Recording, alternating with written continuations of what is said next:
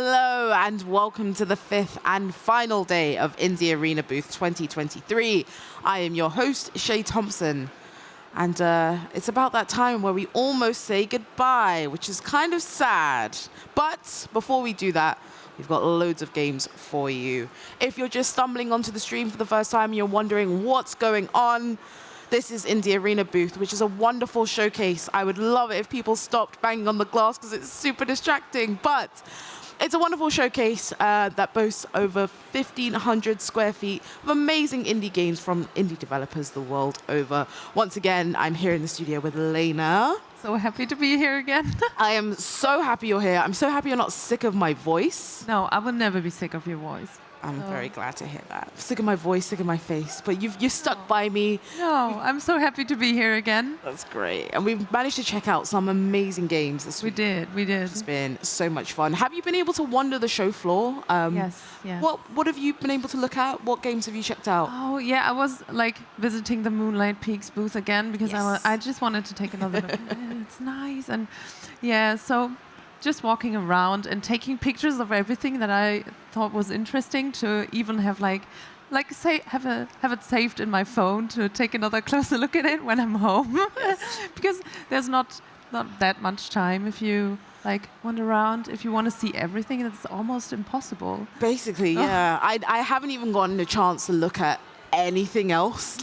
It's a massive fair. I haven't been able to look at anything else in Gamescom. I have been able to wander around in the Arena booth. Have you, apart from Moonlight Peaks, is there anything else you've checked out that you in the business area during the first days, there were also really nice games that I took a look at. Yeah. But yeah, mostly I just love spending time here around this booth. Because everyone's so nice, and all of the devs are so generous with their time and willing to explain all of the different features of their games, and it just makes it a much more personal experience, right? Exactly. It feels like friends and family meeting, basically. Exactly. Because everyone's so passionate about their own projects and their own games, so I love that. Yeah. Did you play anything that we didn't play on the stream at all, or was there anything new? No, I took a look at. I think you played that one, Closer the Distance. Yes, yeah, we did. I thought it was super interesting. I saw it a few months ago on Steam. I was like, oh, I'm gonna take a closer look at it. And then I saw that it's also here, and checked it out and like it. Yeah, super emotional story, and the art style is tremendous, right? Yeah, it looks so good. Yeah. And the fact that it has full voice acting in a game like that, so it's half life sim, half management sim. It's doing a lot of different things, but it does them very well, right? Yeah. I'd say we should take a look at the schedule and see what we can expect from today's event. So we're starting the day off strong, like we have done every single day. But the theme of this gameplay block is build me up before you go, which I feel is pretty self-explanatory. It's it is. All of the sort of different quirky builders. I don't want to say just city builders because they do a lot of things other than that. So we're starting the day off with Wandering Village. You were pretty familiar with this one. Yeah, I played that one already. I love it. It's the Onbu, so the creature in the game. I just love it. It's so cute. It's adorable, and there's some new stuff in the game, and I hope we see that later. So and we will be checking out later on today. Yeah, that's a really great one. Sort of symbiotic relationship that you have with the Colossus. It's fantastic. Then we're checking out Dwarf Fortress. I'm really interested in that one because I haven't played it yet. I'm super interested in it, and let's see how it works. I know. Figure out how. Yeah, we're going to be seeing some different things in there that have made the game a bit more approachable for new players like myself and yourself. Yes, exactly. So yeah, hopefully we'll be able to discover that and learn it as we go, which will be really fun. Then we're jumping into Circle of Kosovan, which is pretty cool. Mm-hmm. Then we're talking to the devs behind Pioneers of Pagonia, which I'm really excited for that one. Because I really love city builders. And I'm really looking forward to that game. We're going to be chatting to one of the devs. We're going to be able to pick her brains and see some exclusive gameplay that has never been showed to the world before. So that will be a super exclusive look. So if you want to know more about that, make sure you stick around for that interview. Then we're checking out the wonderful looking Rekka. I don't know if you've seen this, but kind of getting a little bit of Witcher vibes with the building element. A trailer, yeah. looks like the kind of games I really love. Yeah. Like with witchcraft and Yeah, exactly. building stuff. So, yep. So that'll be really cool. And also the music in that game is fantastic. Also, you've listened to it? Yes. Oh, Yeah. Really excited. Exactly. And then I believe that's everything for that portion of the day, minus some interviews. We have Lena LL Cupido. I'm always, because there are so many Lenas, and I'm just like making sure I reference the right one. She'll be back doing some more interviews, chatting to more devs, and it'll be a fun time. Yeah. We'll find out so many interesting things today. Oh, about so many 100%. different games. I love that. Yeah. Great. Sadly, no bunny ears or cat ears. I don't know if you saw that. I as saw part of it. yesterday's Yeah, stream. I even took a picture of you. It was really cute. But yeah, that was just an exclusive for our animal-themed gameplay block, which was a ton of fun. Just want to say, as people start to kind of pile into the chat, welcome back. I'm seeing a lot of familiar names. Thank you so much for being here, sticking with us throughout the entire week. If you're new to the stream, I'm not going to hold it against you. You know, we're just happy to have you here. Happy to talk about loads of fantastic indie games. Remember that you can ask questions to the devs in real time, so please make full use of that function. You know, we don't really get that opportunity year round. Yeah. So yeah, make sure you ask all of use your, it. If exactly. there's any questions, yeah. Especially during Pioneers of Pagonia, because that will just be an interview. There won't necessarily be real-time gameplay. We're looking at like an exclusive gameplay trailer, which is 60 minutes long, which you'll have all the time in the world. I'm really imploring people to use that time wisely if you really love city builders, or if you're curious about them. You haven't played many of them like myself. Yeah, I already see some people in the chat that I know from my chat, and they are into city builders as well. So I guess there will be some questions from chat today. I hope so. I hope so. Well, that brings us to the end of our sort of introduction. Unless you've got anything for me. No. Yeah. Like, is there like later on in the day? Like, are you excited to do the second half of the day? Are you a bit scared of it?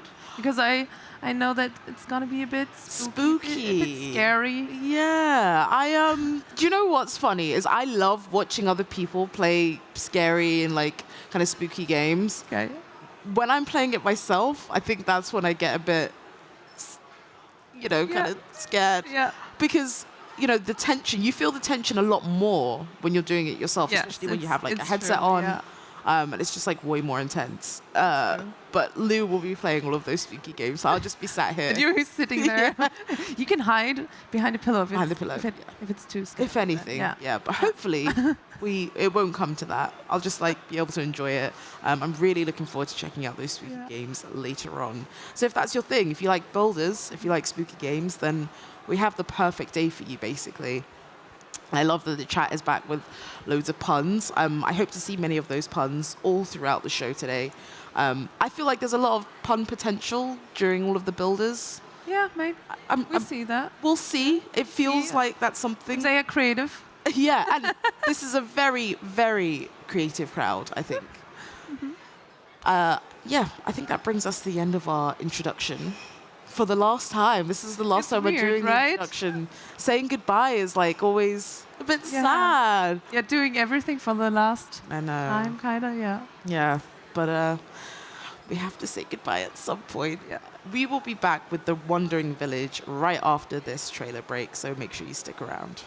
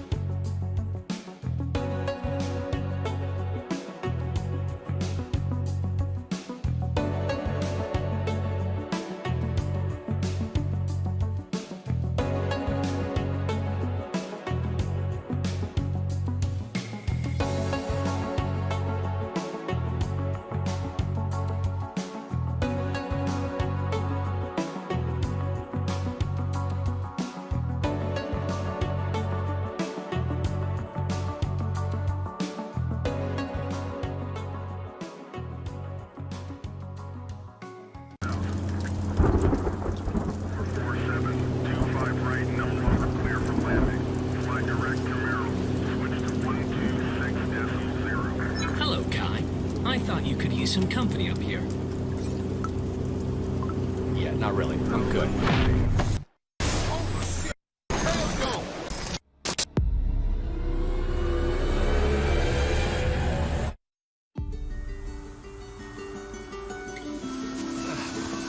Donovan? Donovan, you copy? Hey, drone, wake up. Oh, hello, sir. I must have unexpectedly powered off. Yeah, so did I. I do want to help in any way I can, Kai. You can help by staying out of it. Oh, get out of here! Hello? Kai? You out there? Oh, thank God. I thought I'd lost you. Was that Donovan I heard on the radio? What, you're spying on me now? I got it covered, Boy Scout. Landed by some big-ass silos. A power station, maybe? Wait, power station? Out here? Hey, Donovan. Donovan, you copy?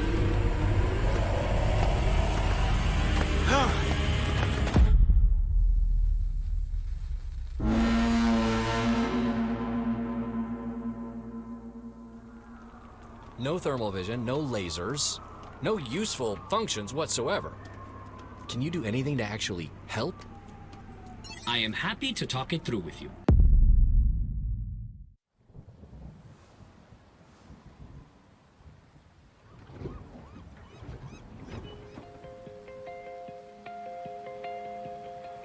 I know things have been hard since I've been gone. I didn't plan to go so soon and leave all of you behind. One day you're just gone, and everyone you've touched is left to pick up the pieces. Everyone in Yesterby is having trouble finding those pieces right now. I need you to be there for them, as I always was for you.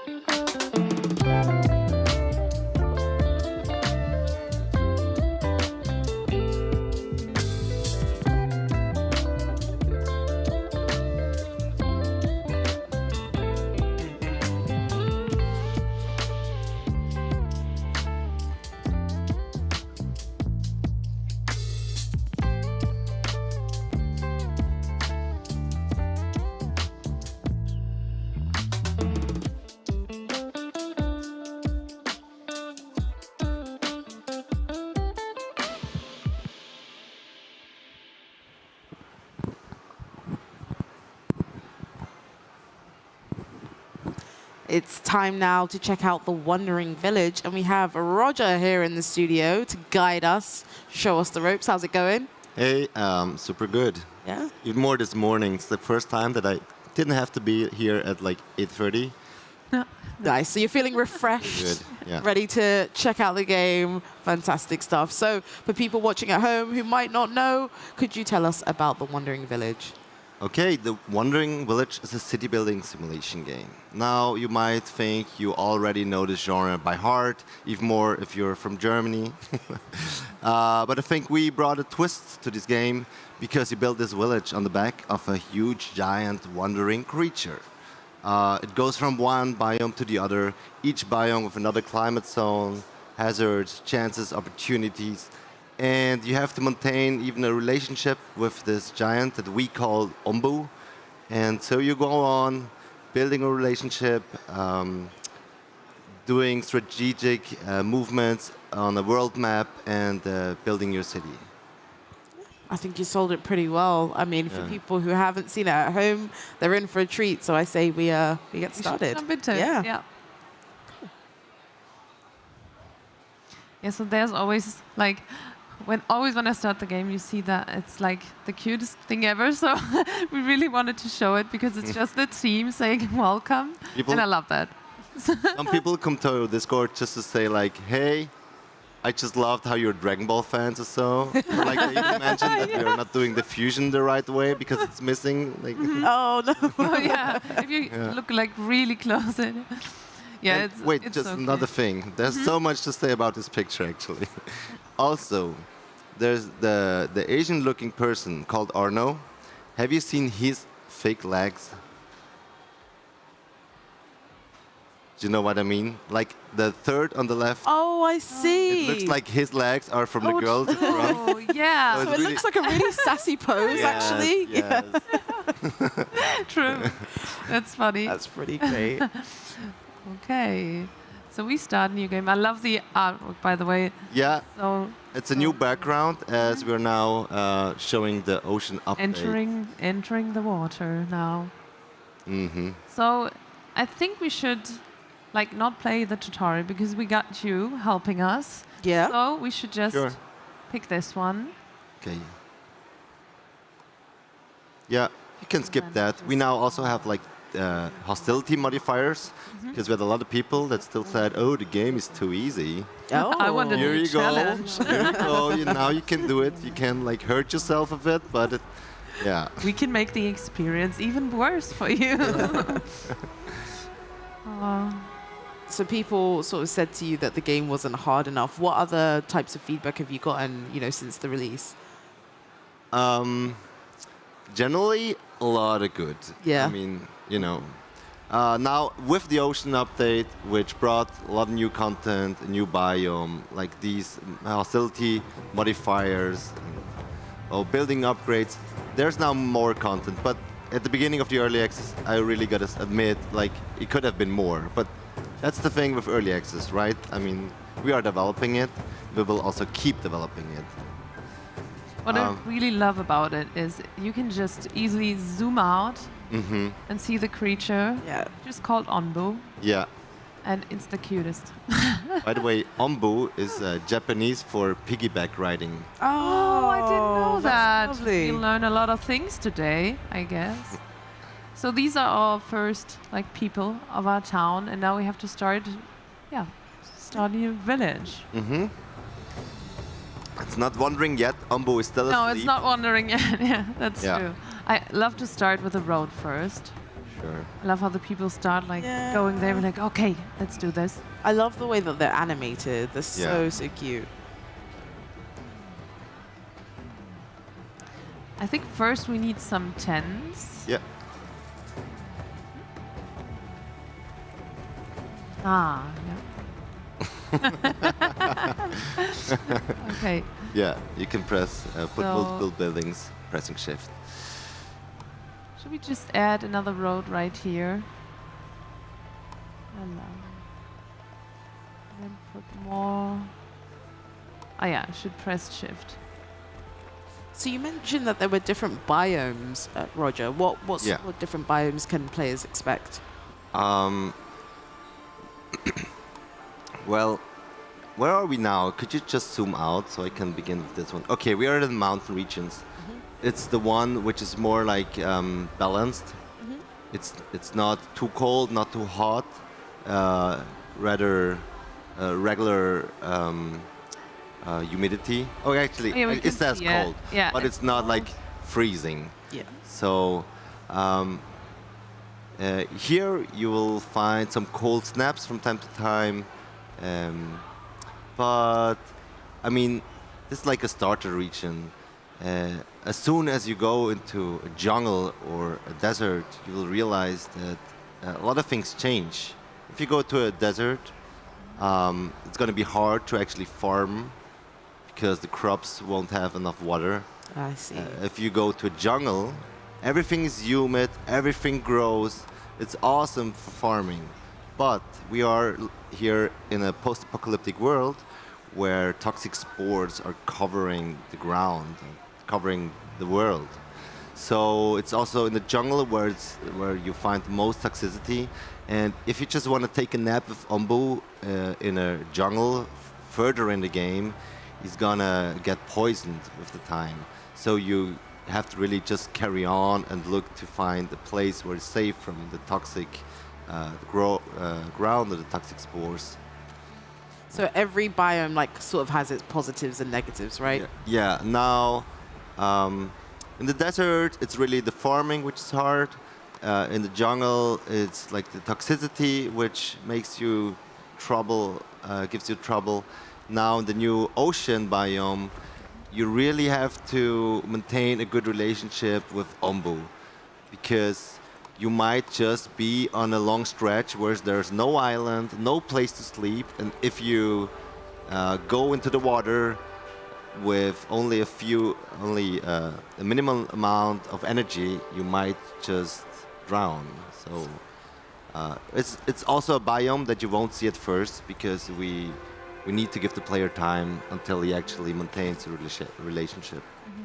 Yeah, I thought that was really interesting about the relationship that your villagers have with the Onbu. Because when I first played it, I was like digging at those like Onbu spikes. Right, and then I just realized I'm hurting the Onbu, and I didn't want that. Yeah. So that's something that players really have to take care of, right? Yeah. You better do that when you already have some Ombu doctors taking good care of him, so you can like at least you take a spike, then you pat it, so it it evens it out. It's more like at the vet when you bring your own pet to the vet. Yeah. It's like it's good to have somebody there to take good care. Yeah. And so what are you up to at the moment, Lena? What are you? Yeah, I'm just like, we need some wood. We need some wood to build new buildings. Then I feel like we need some stones. So Right. we should also just collect some of the stones. Let's take all of those. Just the thing, I don't know if you like to play that way, but you can also just fast forward, so it goes faster. We should do that. So maybe, yeah. Because hopefully we see the ocean. I don't think that you will see the ocean with the time we have. That's for the people at home who really have all the time in the world. So could you talk to us about the ocean update then? Yeah, as mentioned, you have to take good care of Ombu because you shouldn't drown, right? But what's more, we do have now research building, excuse me, you can now upgrade some buildings. You can have this hostility modifiers for those who just haven't had the difficulty they wanted because they just came from Frostpunk or another punishing game, while we thought we have cozy players, but still there's a lot of players who just like to have the hard challenge.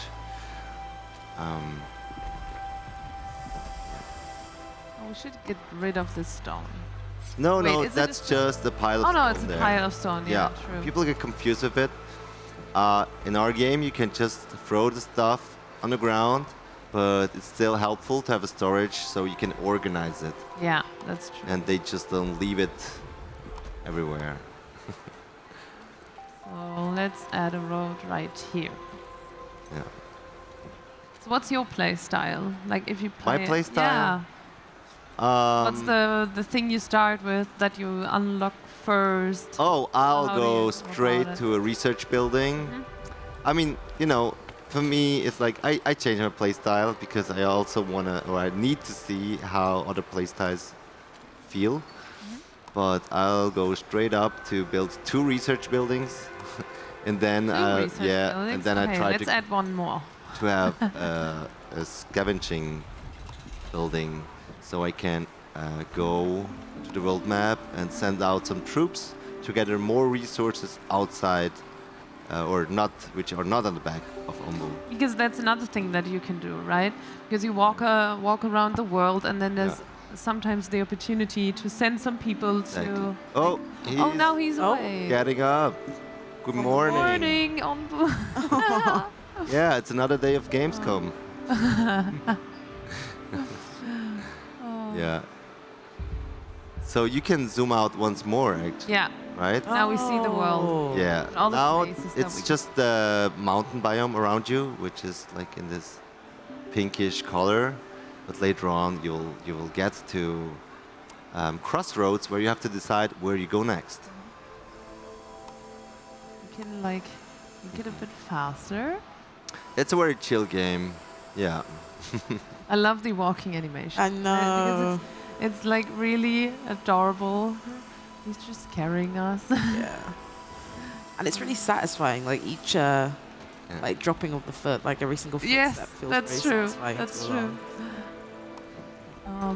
The Oh, berry. you're missing on building- resources. You need some more wood. Yeah. Also, look, I would not do that. Could you put it, like press the X there? Yeah. Yeah. For the berry gatherer, it's important where you put it, as have another efficiency. Just set it, True. Yeah. put it on Right. your mouse again. Yeah. And now where you find the most berries There are around there. some more. Yeah. You Maybe we should just put it. see one down. Now it's already on 45%. Oh, I see the Five. efficiency, right. Exactly. Is there a better way? Maybe right here. So Yeah, maybe that's we good. Should just get rid of this tree. Yeah, they would do that automatically as well. Yeah. Oh yeah, then we can just like put it there. Yeah. 67. 67. That's. Now you see That's that. better. That's really good. But we can't like enter the building then, right? Because there's. No, you can just set it there. That's good. That's good. Yeah, yeah. Okay, we put it there. And there will be more berry bushes that will grow with time, and you'll get with Oh, we're good. this starting place, you'll have 100% efficiency very soon. So then we still need a road right there. Actually, the berries are like your how to say your fallback food. So it's great to have this at the beginning. Because if you enter desert, like that's the way to go. And you won't always know where you end up, like in the different biomes, right? Because it's all. Yeah, I mean, it's a procedurally generated Yes. world. It's infinitely big. Now in early access, there's just like a soft ending, then you can continue.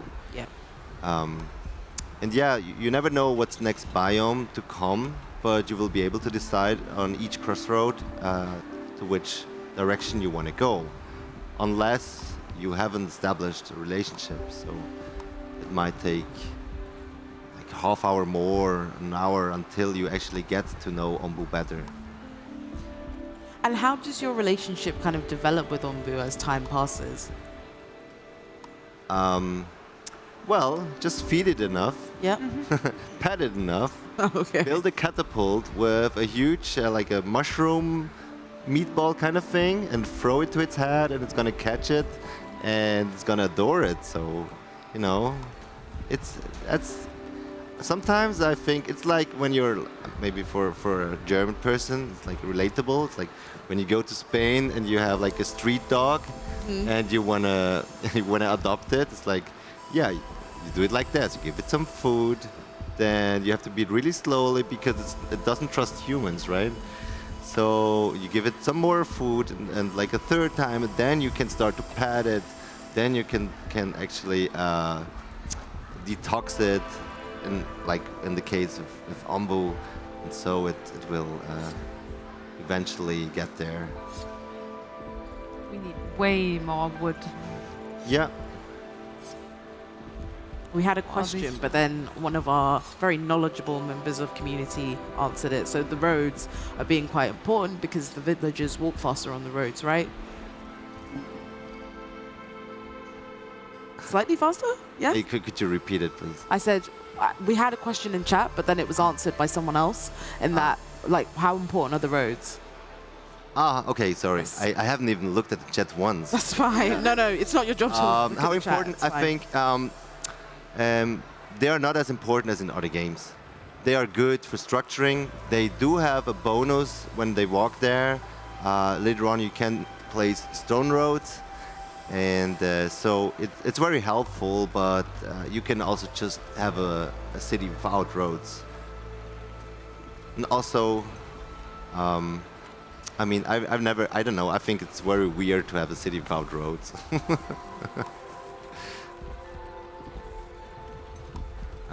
But they're also free at the moment. You know, it's just the dirt roads, so it also doesn't cost you anything. We should just Oh, add some more, right? You just got a notification on the right side of the screen. That's true. Oh, Oh, and we and also another unlocked one. something. Yeah, you could build the hornblower. That's the way. That's how we can tell Onbu what to do, right? Yeah, exactly. Sounds good. Using acoustic sounds nice. signals. Because I thought before that we can't really tell Onbu to go left or right. Exactly. So- You have no means to communicate with him without the Yeah. hornblower. So, but now, and we also got the scavenger heart. Oh, you're mentioned- fast now. Yeah, you mentioned you really Yeah. love that, so we should Yeah. place it somewhere here because Exactly. we are not allowed to like Yeah, place it in. scavenger the- hunt needs to be placed On the- around the edge. Makes sense because they want to go like somewhere else. Why should they start in the middle of one? So what does the scavenger hut do? You can send out troops to the world. Could you please zoom out to the world map? And so here you have several places. All these places you see, you can send out troops and gather the different resources. In the forest, you can get more wood. As you see, you can just hover over it. Yeah, we and could just see send what you like get. someone there as soon as we have the scavenger, Yeah. hut, which is really nice because Yes. sometimes there's a lack of resources to, and then that's a good opportunity Exactly. to get You more. there are also some places where you can actually get knowledge, which you'll need to further research some stuff. So you're actually also looking for knowledge of this lost world. And you can do that by sending little parties out. Awesome. And from time to time, you'll even meet some people, and so you need to do some decisions where you can help other people who are in lack of food or just in some situation, and then you might help them. Oh, we just got the horn blower. Yeah, the hornblower also has a specific region. You need to put it right next to its ear. Yeah. So you can So actually hear actually it. Yeah. hear it. Yeah. So what would you prefer? I feel like this is nice to get Yeah, when water you're in coming the to a desert, right? it helps somewhat. Why don't we open up the research tree and look what we have? We should do that. So we have 4 different tabs. This one is for the village. I think a village doctor is very useful, but you didn't even build a herbalist for now. It's still a good thing to research, I'd say. We should do that, and then Yeah. also add a herbalist. Yeah, but we can also look at the farming, what we have else as options. If you see on the top, yeah, exactly. So here we could do some upgrades. Oh, also an upgrade that I love is for the air well, is the automatic collector. So it automatically collects. That's And very you have helpful. people work, more Maybe free we should workers. like go for that one, Yeah. right? Yeah. Because that's really. And cool. let's just have another look at the Ombu tab. For people that know city building games, that's where you will find most novelty. So, Oh, nice. yeah.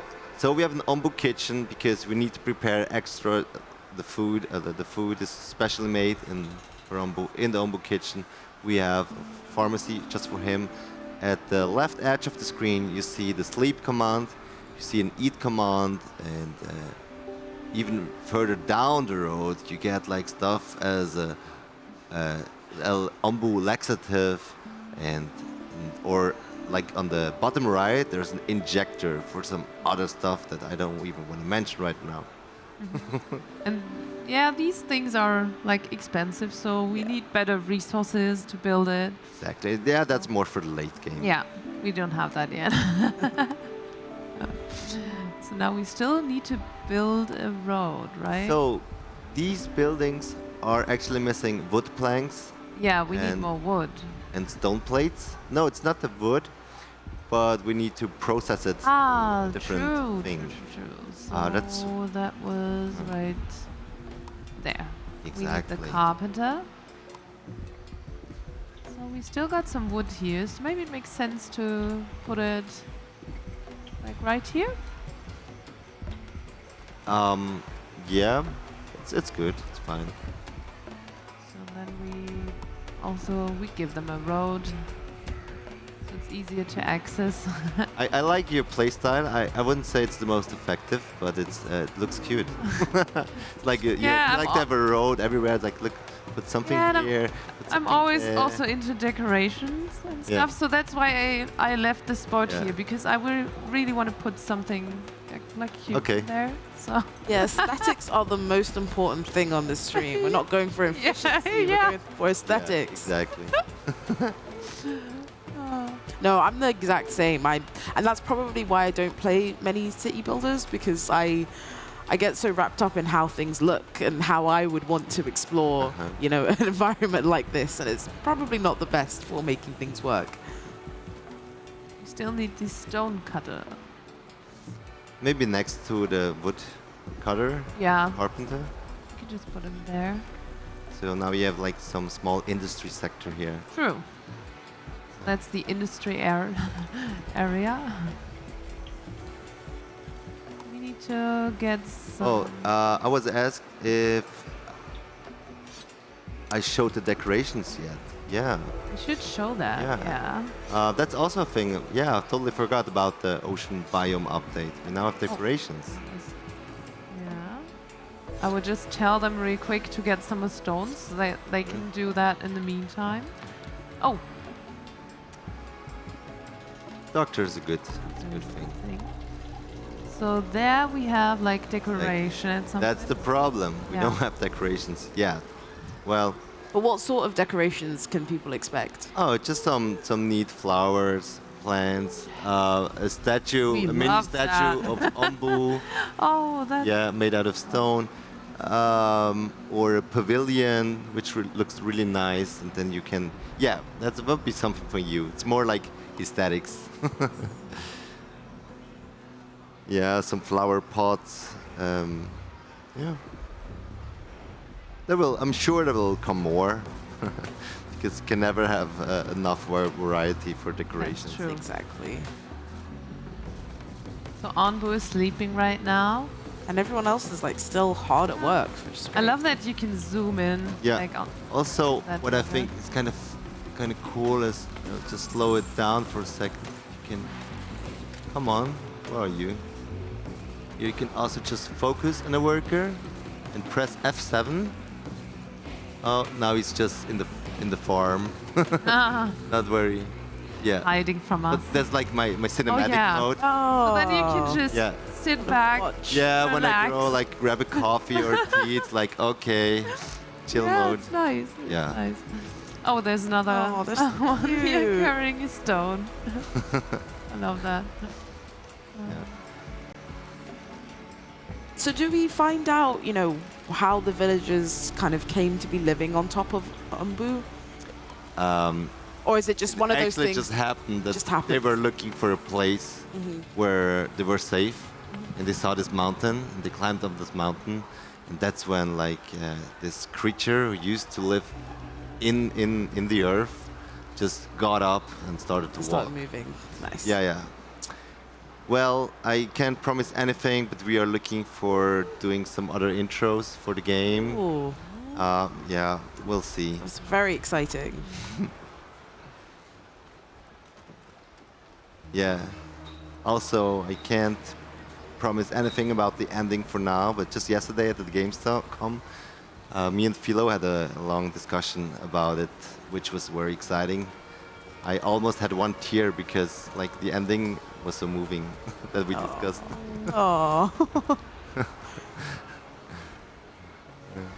I'm sure people will really enjoy that. You've got a lot of fans and a lot of curious people who popped into the chat to see the game. Right, so what are you building now, Nina? I just put the herbalist right here because I thought it looked like With the funny. spikes. Yeah. So yeah, it's really, for me it's also about the aesthetic, Yeah. as you can see. Yeah. So do we have enough stone, by the way? There's some more stone. I think we got this, right? Maybe we should like get these. So this is how we can feed Onbu, right? Exactly. Mushrooms, we Exactly. can, if we process them, we can Yeah. create food for Onbu. I really want to Oh, take another look sleeping at again. the world Oh. map.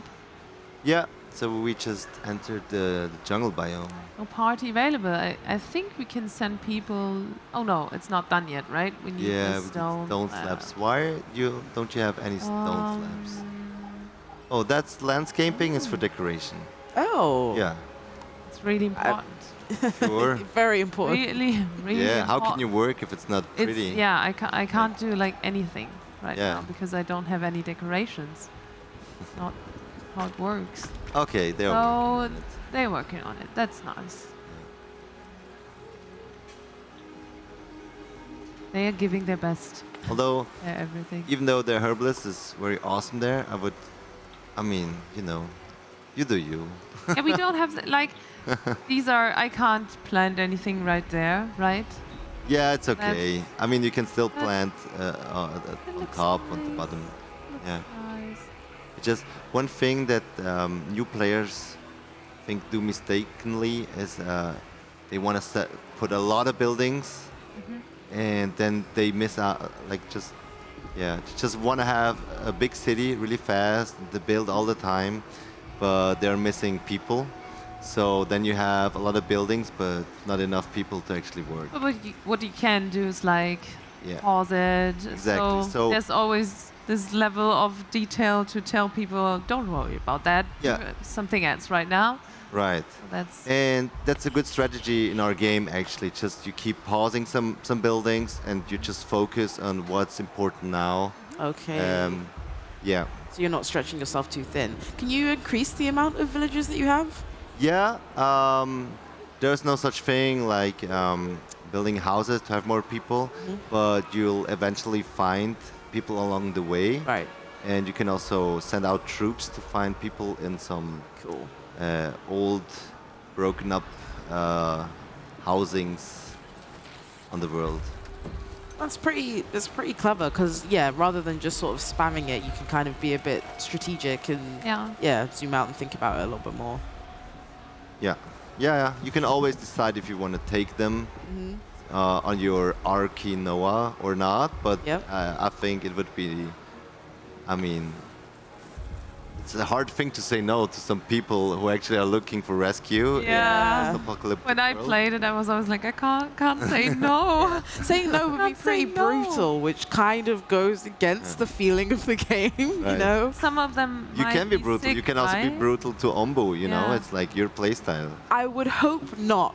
I would hope people playing are not. Yeah. That just made me think. Actually, we should take a statistic to see Yes. how often you rejected people. Uh-huh. So we can measure against like how nice are you to Ombu and how nice are you to the people, and then you get another ending. You know. Ooh, that's Yeah, pretty. that would be interesting. That would be really interesting. Yeah, how often do people kind of harvest Ombu spikes, things like that? Brutal. Oh, now we got the village doctor.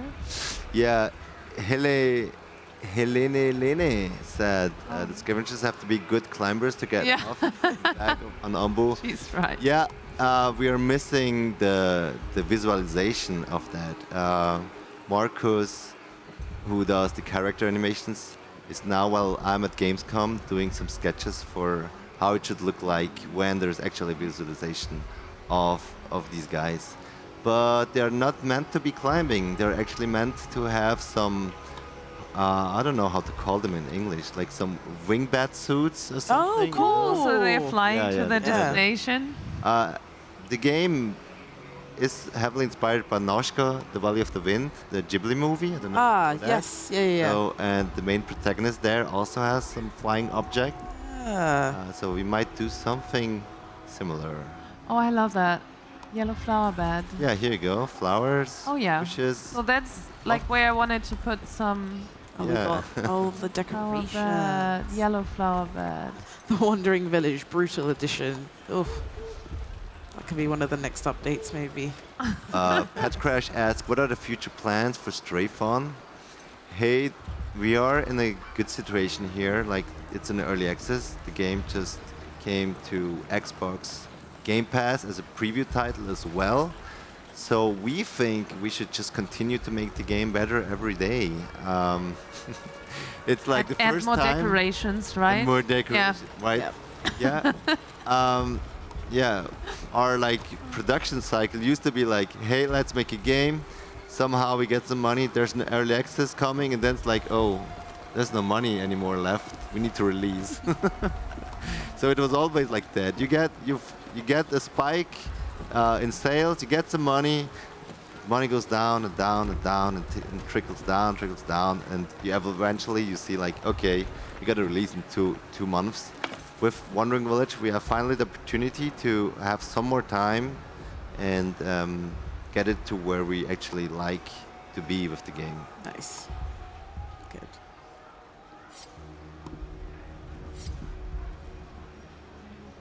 And I feel like with this type of game, you're always like able to add more stuff if you want, like Yeah. biomes, Right. It's just like a new biome. buildings, new upgrades. It makes such a big difference if you have So- like 3 biomes or 4 because Yeah. the diversity. So already way much bigger. Because with 3 you were always in one biome and you could choose between 2. And now like choosing between 3, like okay, the chain of possible biomes one after the other are way bigger now. But other future plans for the game itself is maybe work out what we do with the ending, even though I think that will come later in the pipeline. We are planning to do a small update in 3 or 4 weeks actually. Another one, because it's going to be 1 year in early access, so we need to celebrate. And that's why we'll have a community building where you can like have a small fireworks simulator and celebrate Ombu's birthday every day. Oh, that's so lovely. Yeah. Where will people be able to do that? When? Yeah, when and where? I mean on Steam, Yep. sure. Also Xbox, and in a couple of weeks. So Good. it's Well, not gonna take long. nice. I hope I didn't spoil anything I shouldn't have said. But yeah, let's go on. Well, it's out there now. Should we send some people to maybe a forest or? I think we There's a village on the right. No, on the right. Oh, right there. Yeah. So maybe we should Oh, send some people get some more there. people. Yeah, Yeah. that'd be cool. Now let's see if we find something interesting.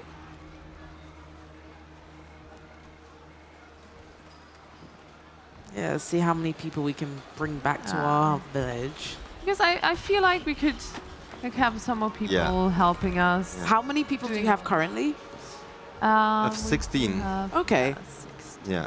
And everybody's working. Everyone's working. There's no one idle. Everyone's Yeah. No To one's work. having a good time. Everybody's working. I feel like they are like there's so much work for us.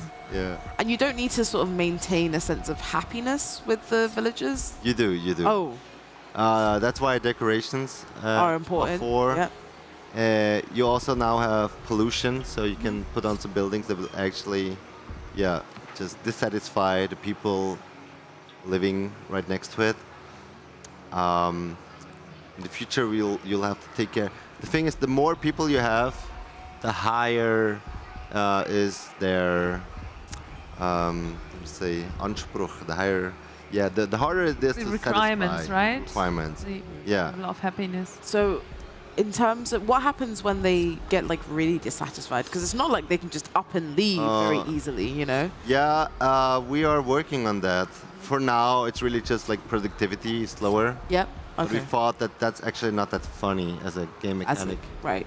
So we are working on that. After the small celebration update, there will be a population overhaul and the villager need that will be polished. Wicked. Yeah. Just before we say goodbye, we got one last question in the chat. Since the space on Ombu's back is limited, what do you do when the village is really big? Look, we're in early access for now. Like the late game is not so well polished, right? It's still pretty rough. I can see how in the future we rather take away some stuff instead of just like putting a lot of more chunks. I mean, it would be a possibility to have more like some stuff on the sides of Ombu, but we actually take it as a feature that you have limited space rather than as a limitation of the gameplay. So I think by like having earthquakes and other stuff, we can just like take away a part of your city, and so you always have to keep adapting and finding new solutions to maintain your city. And I feel like also upgrades for building might be a part of that because Exactly, we also have upgrades. they'll be and more efficiency, productive you're right, or yeah. efficient. Well, where can people find more information about your game? I know you mentioned the Steam page. Are there social media pages that you want to shout Hey, out? we are everywhere, I guess. Yeah? Our TikTok is going strong.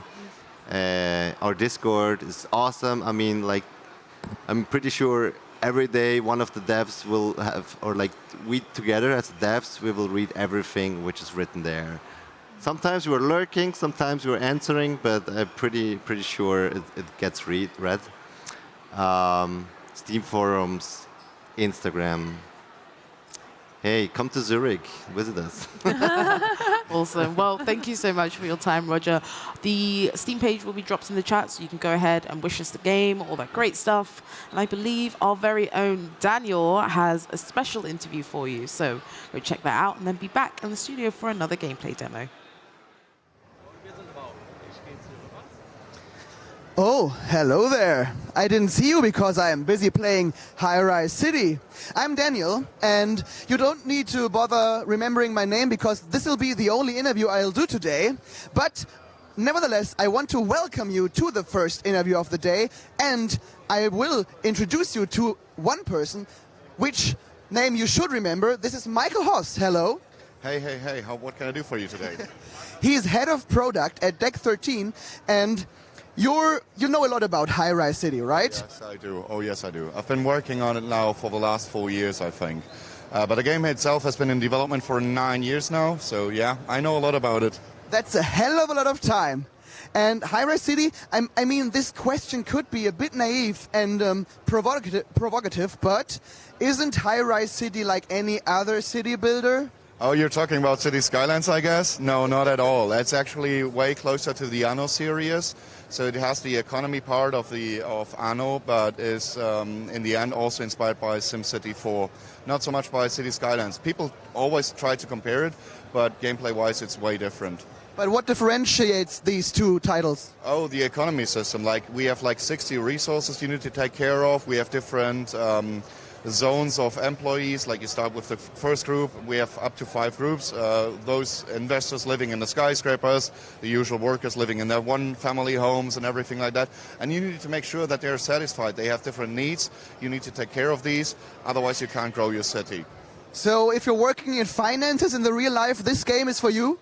Either finances or economy, but if you're looking for like a very complex simulation which takes everything into consideration from needs such as building firefighters or building sheep farms to produce wool for clothes and everything, to mind the industrialization, to mind noise and stuff like that, or pollution, High Rise City might be your game. You just talked about the game being detailed and complex, but how big is the game exactly? What can players do in High Rise City? So I've brought a save game with me, which is roughly a city of 7 million people. At home, I have a city with 17 million people, so you can build quite huge cities. And if you're into that stuff, go for it. It's currently available in early access. It will release on the 4th of September, and the release update comes with tons of new features. Some of them which I am allowed to talk about, some of them which we will keep a secret. Like what I'm allowed about to say is like we will have power lines and electricity lines, so you have to take care of that in the future as well. New are also supermarkets, so people will want to go shopping at some point. And there's also something we call the New Game Plus, which is rather new for a city builder, I guess. But what can players expect from this New Game Plus? What will become more difficult? New Game Plus is based on a new building we'll introduce. It is a multi-staged building. You have to build in 3 stages. I'm not going to reveal what that is. Like, it has a certain function, and it's one of the coolest things I've ever seen in a city builder.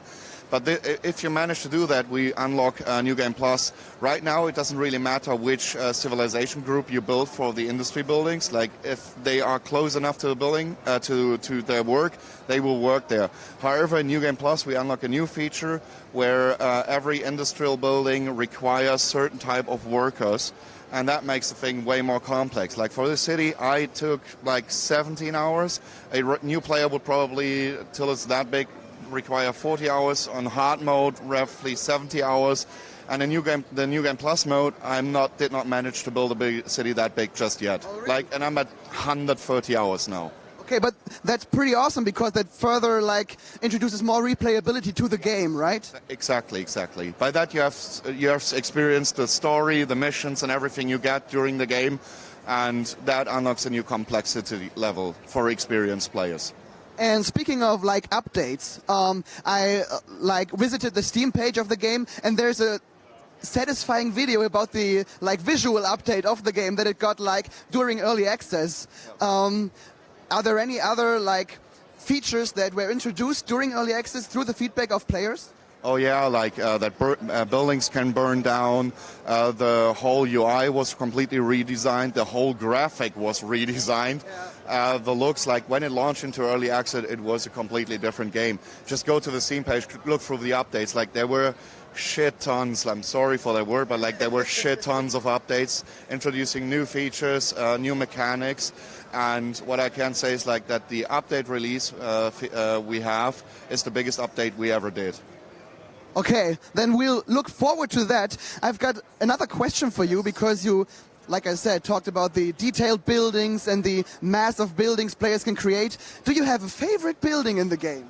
I do, and the camera will now come close by, as I was informed. I'll give you a short rundown of how big my city is I built before the show, and I'm going to show you the detail level you can expect from High Rise City, if that's fine. Okay, of course. Go ahead. Let's just swap places.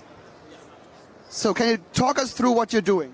I'm just showcasing how huge my city is right now. If you zoom that out, this is a specific camera mode, but so just you get an idea how big it is. So now let's go in. I'll turn down the speed a bit that you can enjoy the full details. But if you want to know how detailed the game will be, I think that shows a lot. So if you want to create your miniature wonderland, feel free to do so. All these people also have shadows. And this PC is not even that strong, so yeah. What do I need to say about that? Yeah, well, it talks for itself, right? So people go about their daily lives, right, in the game as well? Pretty much, yeah. Everyone has a designated workplace, and there they usually travel either by car, by public transport, or whatnot. Okay, I see. Before you turned off the UI, I think everyone in the city was pretty in a bad mood. Or are they satisfied right now? Most of them are not, because the safe game is now running for a while, and I didn't do anything about it. So compared to other city builders, you have even micromanagement in the late game content. Which means that you will always need to take care. Right now, I'm lacking vegetables, for example. We have around 60 resources you need to take care of. And as you can see, This save game is ruined by now. Like, I would need like a few hours to fix all that, like to produce more resources so that everyone's happy. Poor people, the city is fallen in utter chaos. I'm glad we're in Cologne and not there. What is your city called, by the way? Oh, I have no Adelaide, actually. I just picked a random name. You can name it however you want. It doesn't really matter. Okay, I see. And do you have a favorite feature in this game? I have, but I'm not allowed to talk about that because that's something we will reveal on the 4th of September. Okay, then people can look forward to the 4th of September. And is there anything you want to add further for the people at home? No, just like there's a demo on Steam right now available. It has like 40 hours of content. Feel free to check it out. Feel free to put the game on your wish list. I can only recommend it. Like Michael said, wishlist this game and wishlist like every other game you see here at Indie Arena booth because it helps the developers out a hell of a lot. And now I give back to the studio. The developer's curse is having all these really cool things to talk about but not being able to share them. We were watching that interview here from the studio and I was like, I really want to know. And then it was a rug pulled from us. Well, in any case, we're here in the studio to check out Dwarf Fortress and we have Tan in the studio with us. Welcome. Hello. Hello. How's it going so far? How's your Gamescom week been? Well, it's been a long and trying week, but I've met a lot of people and I've had a great time showing the game and talking to fans for many hours. Oh, that's wonderful. The fact that you're still standing, you still got a lovely smile on your face, is a big feat. So you should feel very proud. I am. One more day. One more day. We can do this. Yes. So, to people who are watching at home who somehow haven't heard of Dwarf Fortress, could you give us a brief overview? Yeah, Dwarf Fortress is a settlement management game where you have a group of dwarves digging into the side of a mountain, and the typical dwarfy things ensue. You make treasure, you run into goblin trouble, magma trouble, even water trouble, and eventually you die. And the legend continues because the game really aspires to be a fantasy world simulator. You can continue the history of your world after your first game is over, and before you start, looks like we may be seeing that here. The world is generated with hundreds of years of history, and you just jump right in, and you get to see all of those characters, interact with them, yeah, it's a fairly intricate little critter.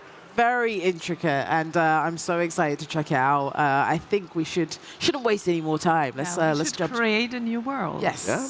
Yes. Let's go ahead and do that. Okay, let's do it. So there's like loads of opportunities to customize it. Yeah. So This is the barest minimum amount of customization. If you click detailed mode down at the bottom, that's not even the detailed you mode. don't. You have to get through this little introduction first. You don't necessarily want to do that, but that's there's a little scroll bar over on the right hand just side. A little scroll bar, like you're just a little. If I look at that, like that's amazing. My brain is melting in like real time. Who loves like to customize their own like world or setup, that's like. But we don't need to do that. We can go back to basic options. Yeah, we go back to the basic options. So what would you suggest now for a quick like? Yeah, this is quick, so we'll just go with 100 years here. You can see that you could do 250 or 500. Well, and you that's could even do just 5 years. Yeah, just 5. If you want to have a lot of mythological creatures running around, because what'll happen is you'll have like dragons and so forth in the world, and people like heroes that aren't you will take care of them over time, and so your world will become more of a sort of political world without like big monsters if you go into like 500 years. Or the necromancers will take over, that kind of thing. That's interesting. So we should just create our world. Yes, I think that's a good idea. Perfect. And there's a lot of modding opportunities. It's loading everything in the game, even dwarves, is just in a text file. And you can get rid of them if you want. Wow. Or there are a lot of really interesting mods. So it's running through the history now pretty quickly, but it's showing the sort of most important historical events that have happened, little snippets.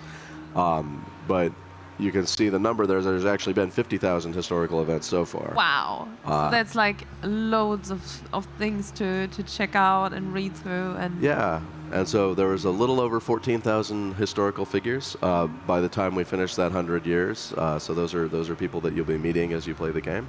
The ones that are still alive, because some of them are passed on by now, and we can just kind of play now. play now. So it has to save it, and yeah, I mean this is sort of the legacy text craft here from the old version, these save screens and stuff. But we'll get to the graphics soon What's enough. like different from the old version then? Yeah, I mean the main thing we did was add mouse support, add graphics for everything, and then we did some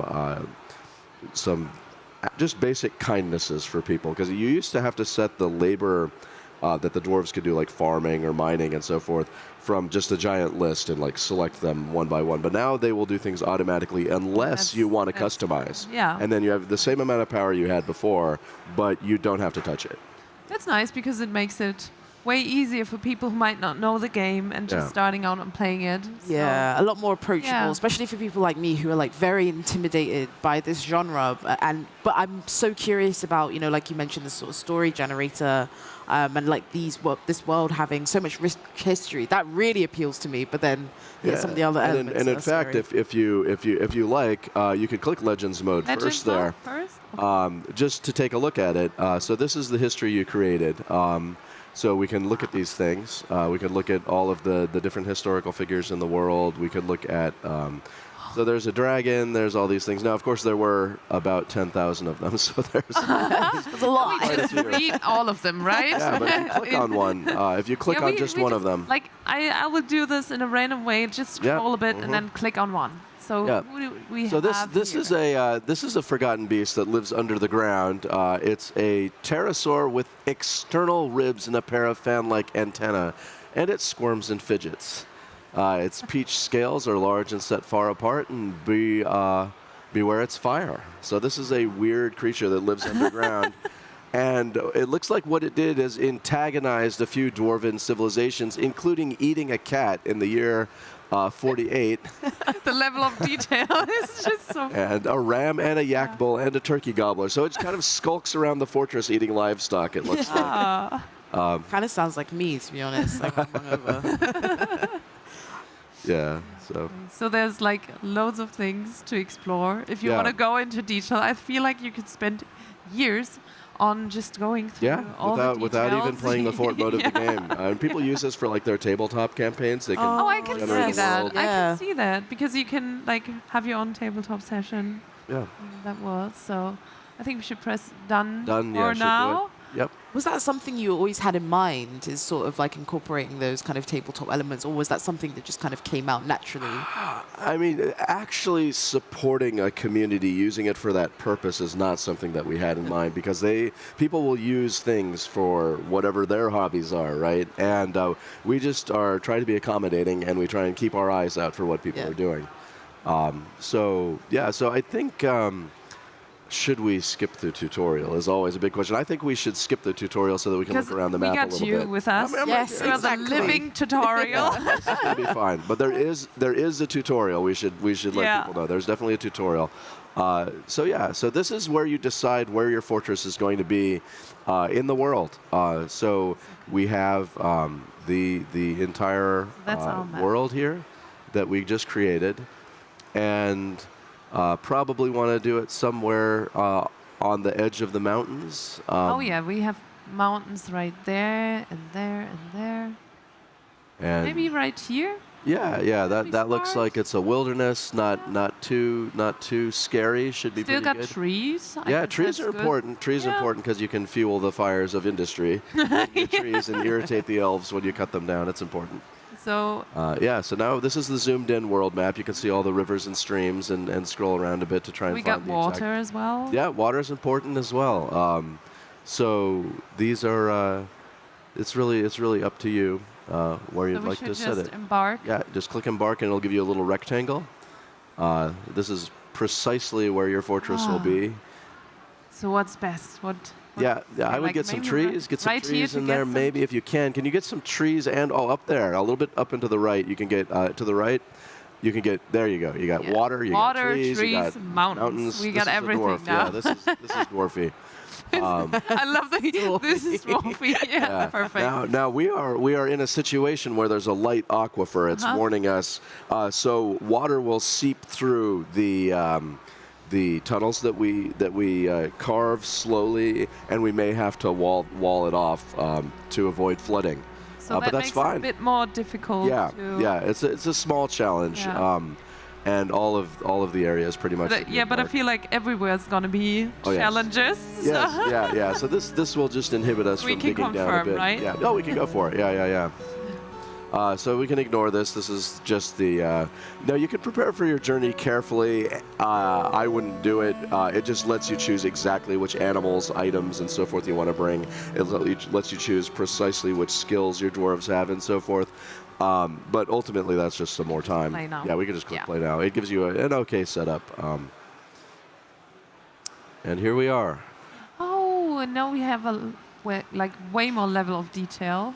Yeah. This is. Oh, and I can already see some animals. I love that. Yeah. So the thing to get used to here is that we're seeing a horizontal slice of the map, and you use the mouse wheel to go up and down. So we're up in the treetops and then down into the earth. And there are about, 150 of these slices. So you really make a vertical forward. But you can just think about it like Minecraft, the way that things are laid out. Okay.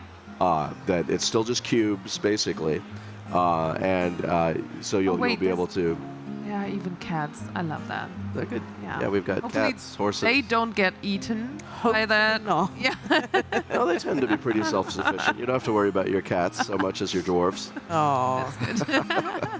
So how should we start then? Yeah, well, I think What are the most important buildings that we should build, like, right in the beginning? Yeah, I mean, basically what you're going to want to do is get your dwarves a place to rest, and that involves digging into the ground and then building beds for them, which will require a carpenter shop.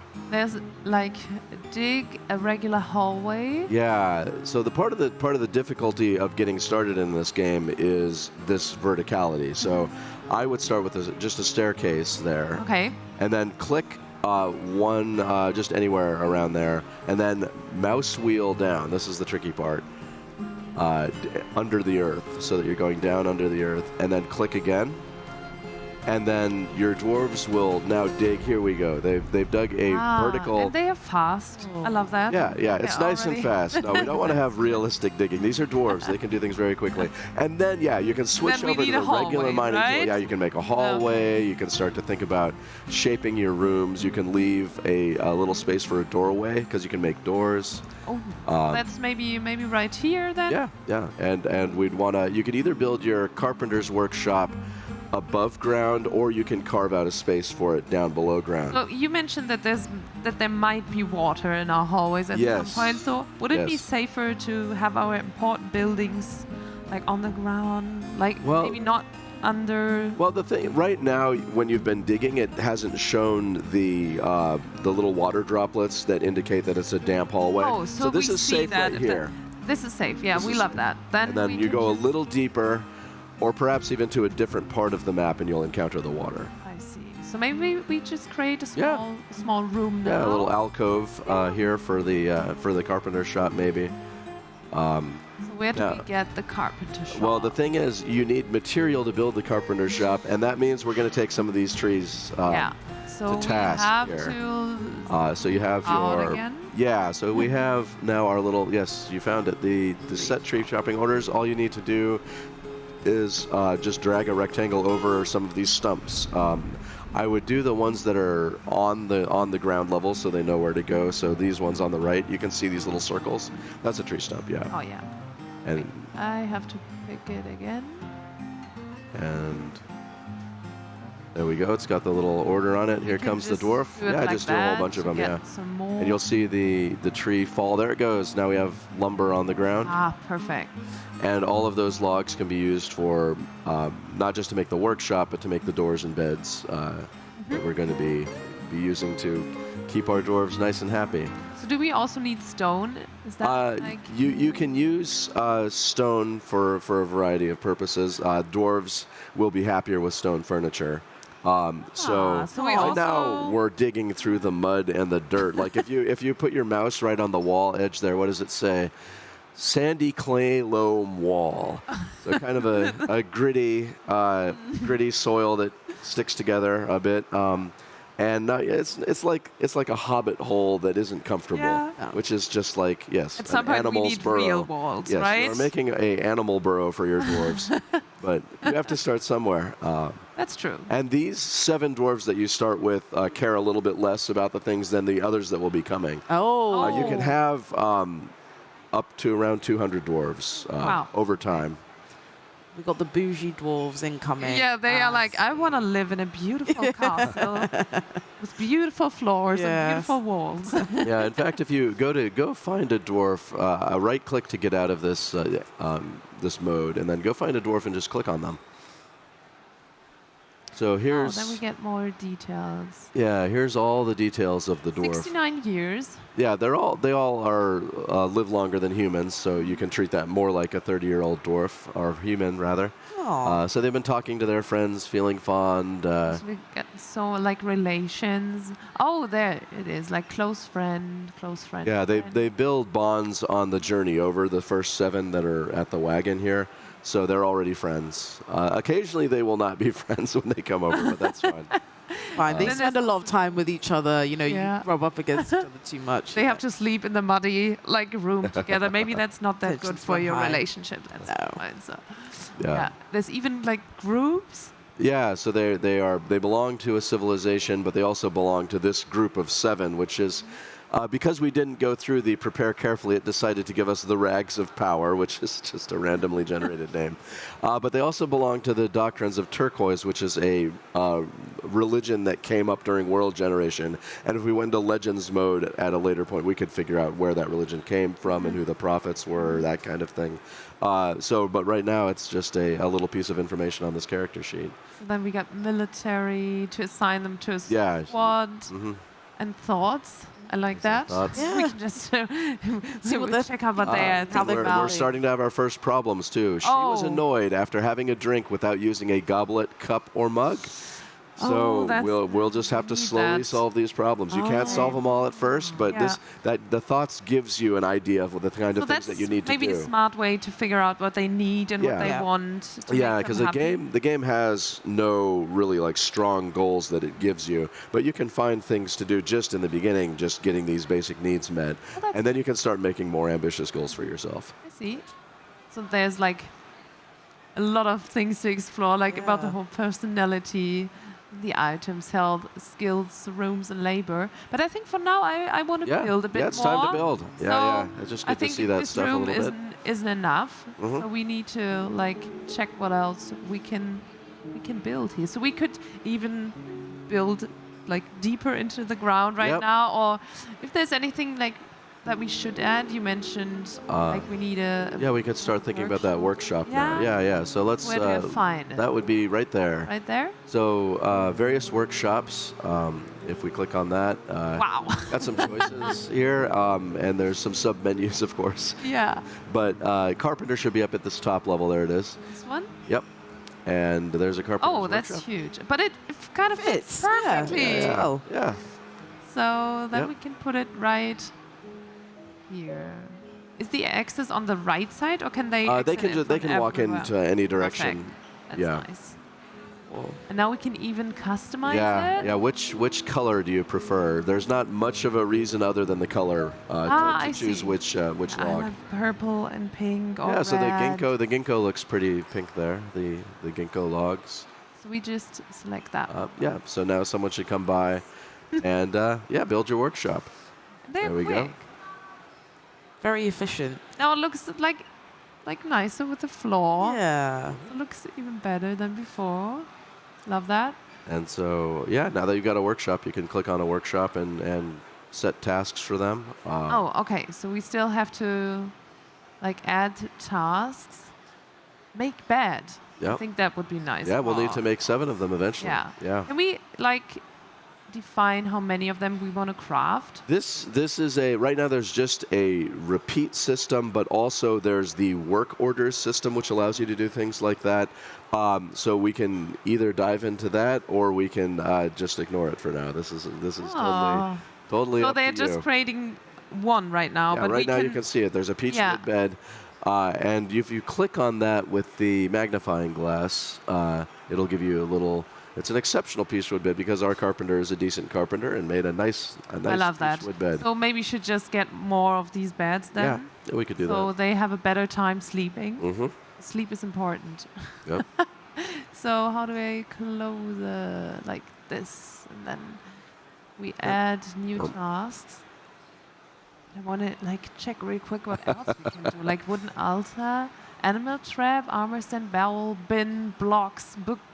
Yeah, you've gotten all the way through the letter B, and we. Yeah. So there's Wow. like so much things like chairs.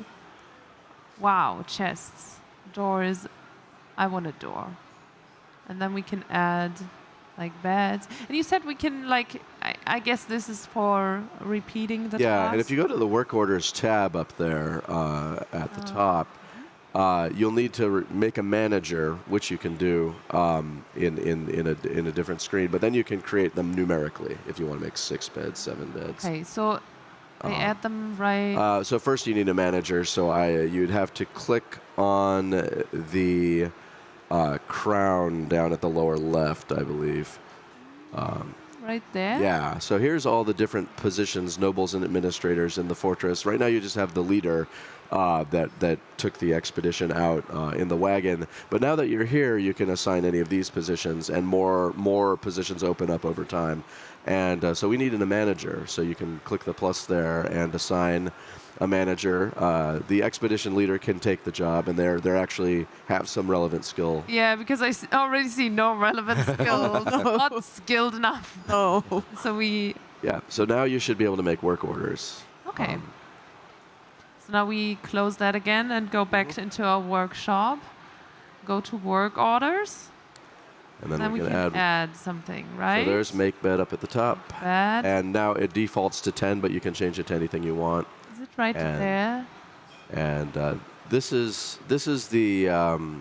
where you set, see it says a one-time order. You can set conditions. You can make work orders linked to each other. You can make them repeat. You can make them monthly. You can make Such a level of detail. Yeah, and you don't need to engage with any of this. If any of this looks intimidating, you literally don't need to do any of this. I feel like it's nice because it's a game where you can just like play your own, have your own playthrough, and then like learn more. And there's always more to explore and to go deeper into it. And So losing I love is that. fun. Like it's I fun. love that. Our motto is losing is fun because, like, even if you're not engaging with all of the systems, and eventually your dwarves, tragedy comes to pass. It's fun. It's fun to watch it all fall apart, and then you can continue on in the same world. And any dwarves that survive can come to your next fort. So there's lots of. There's lots of. Payoff and continuing through instead of just reloading an old save, but you can also do that if you want. I love that because it still feels like I love the idea of also failing, but not completely, because maybe you can save some of your dwarves and then build a completely new city, and I love that. And there's always to learn opportunities to learn more and get better at it by failing first. Yeah. So it doesn't feel punishing, the fact that you can just kind of pick up where you left off and kind of cart everyone along is great. Yeah, and you don't lose the complete world. Yeah. And the things that are happening are being recorded in Legends mode right now, so you can go back and look at the history of your fort. Yeah. All of the important events that have happened. So you can all even of your learn dwarves. from that, right? Yeah. By checking out what exactly happened. Yeah, some things that you might not have noticed as well that were, because once the game gets bigger, you're not going to notice everything. And really, this is our goal is to make a sort of storytelling engine, like a co-author with the player.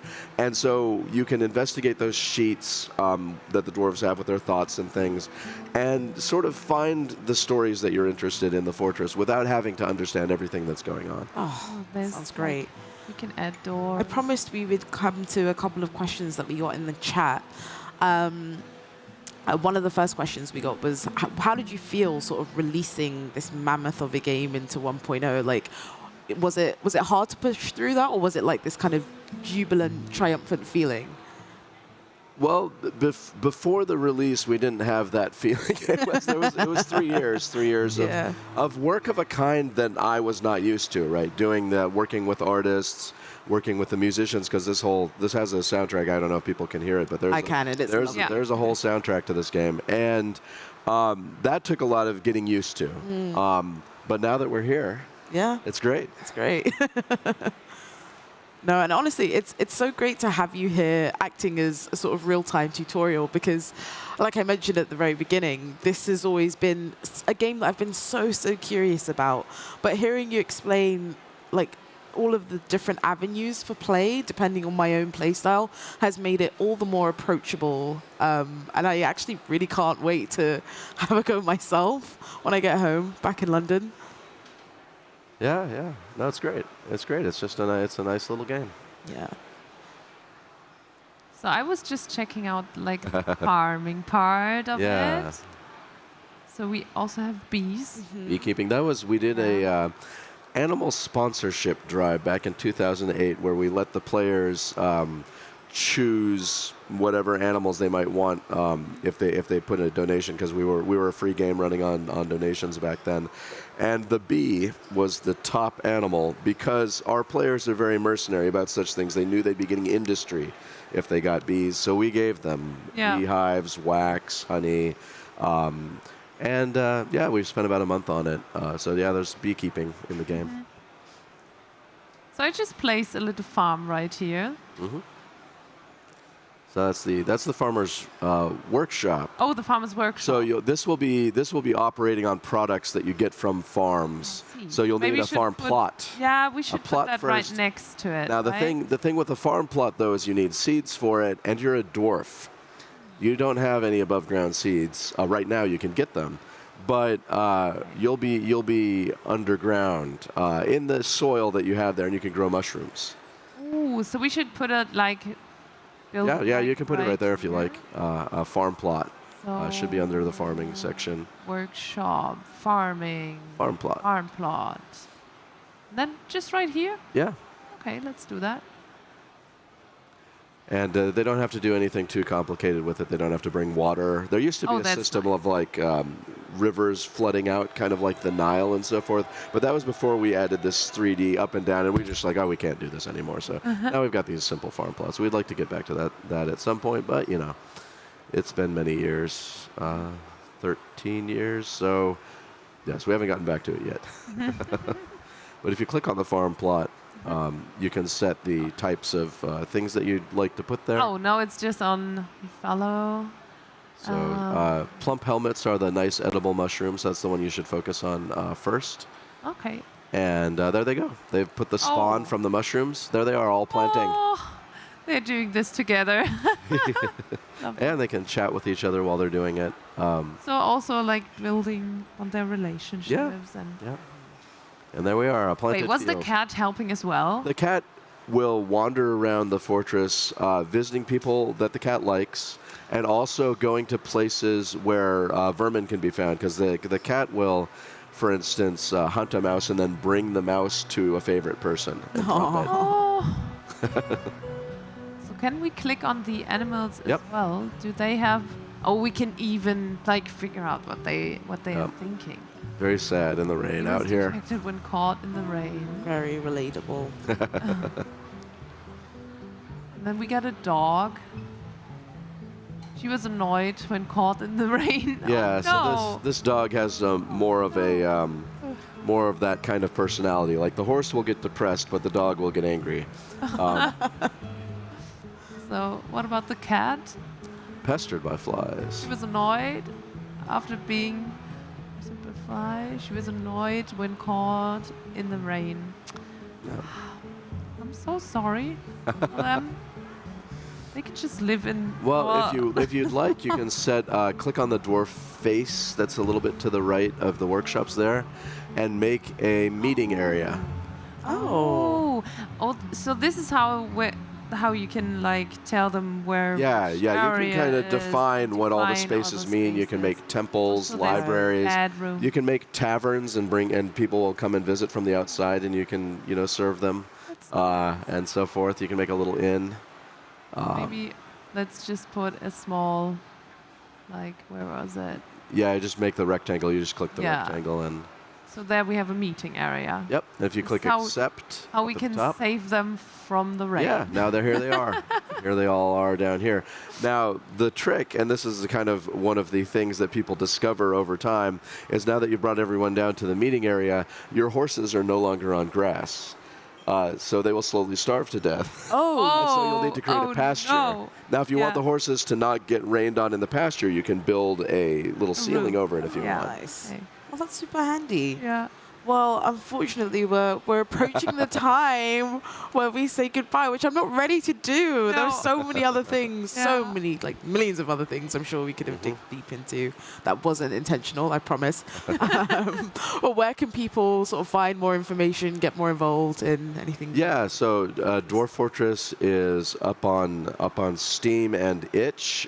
We have the Kitfox is our publisher. Kitfox has a Discord where people can come and ask questions. Very useful because you're probably going to want to ask questions. Yep. We also have our own forum at bay12games.com. That's another place if that kind of format is more comfortable to you.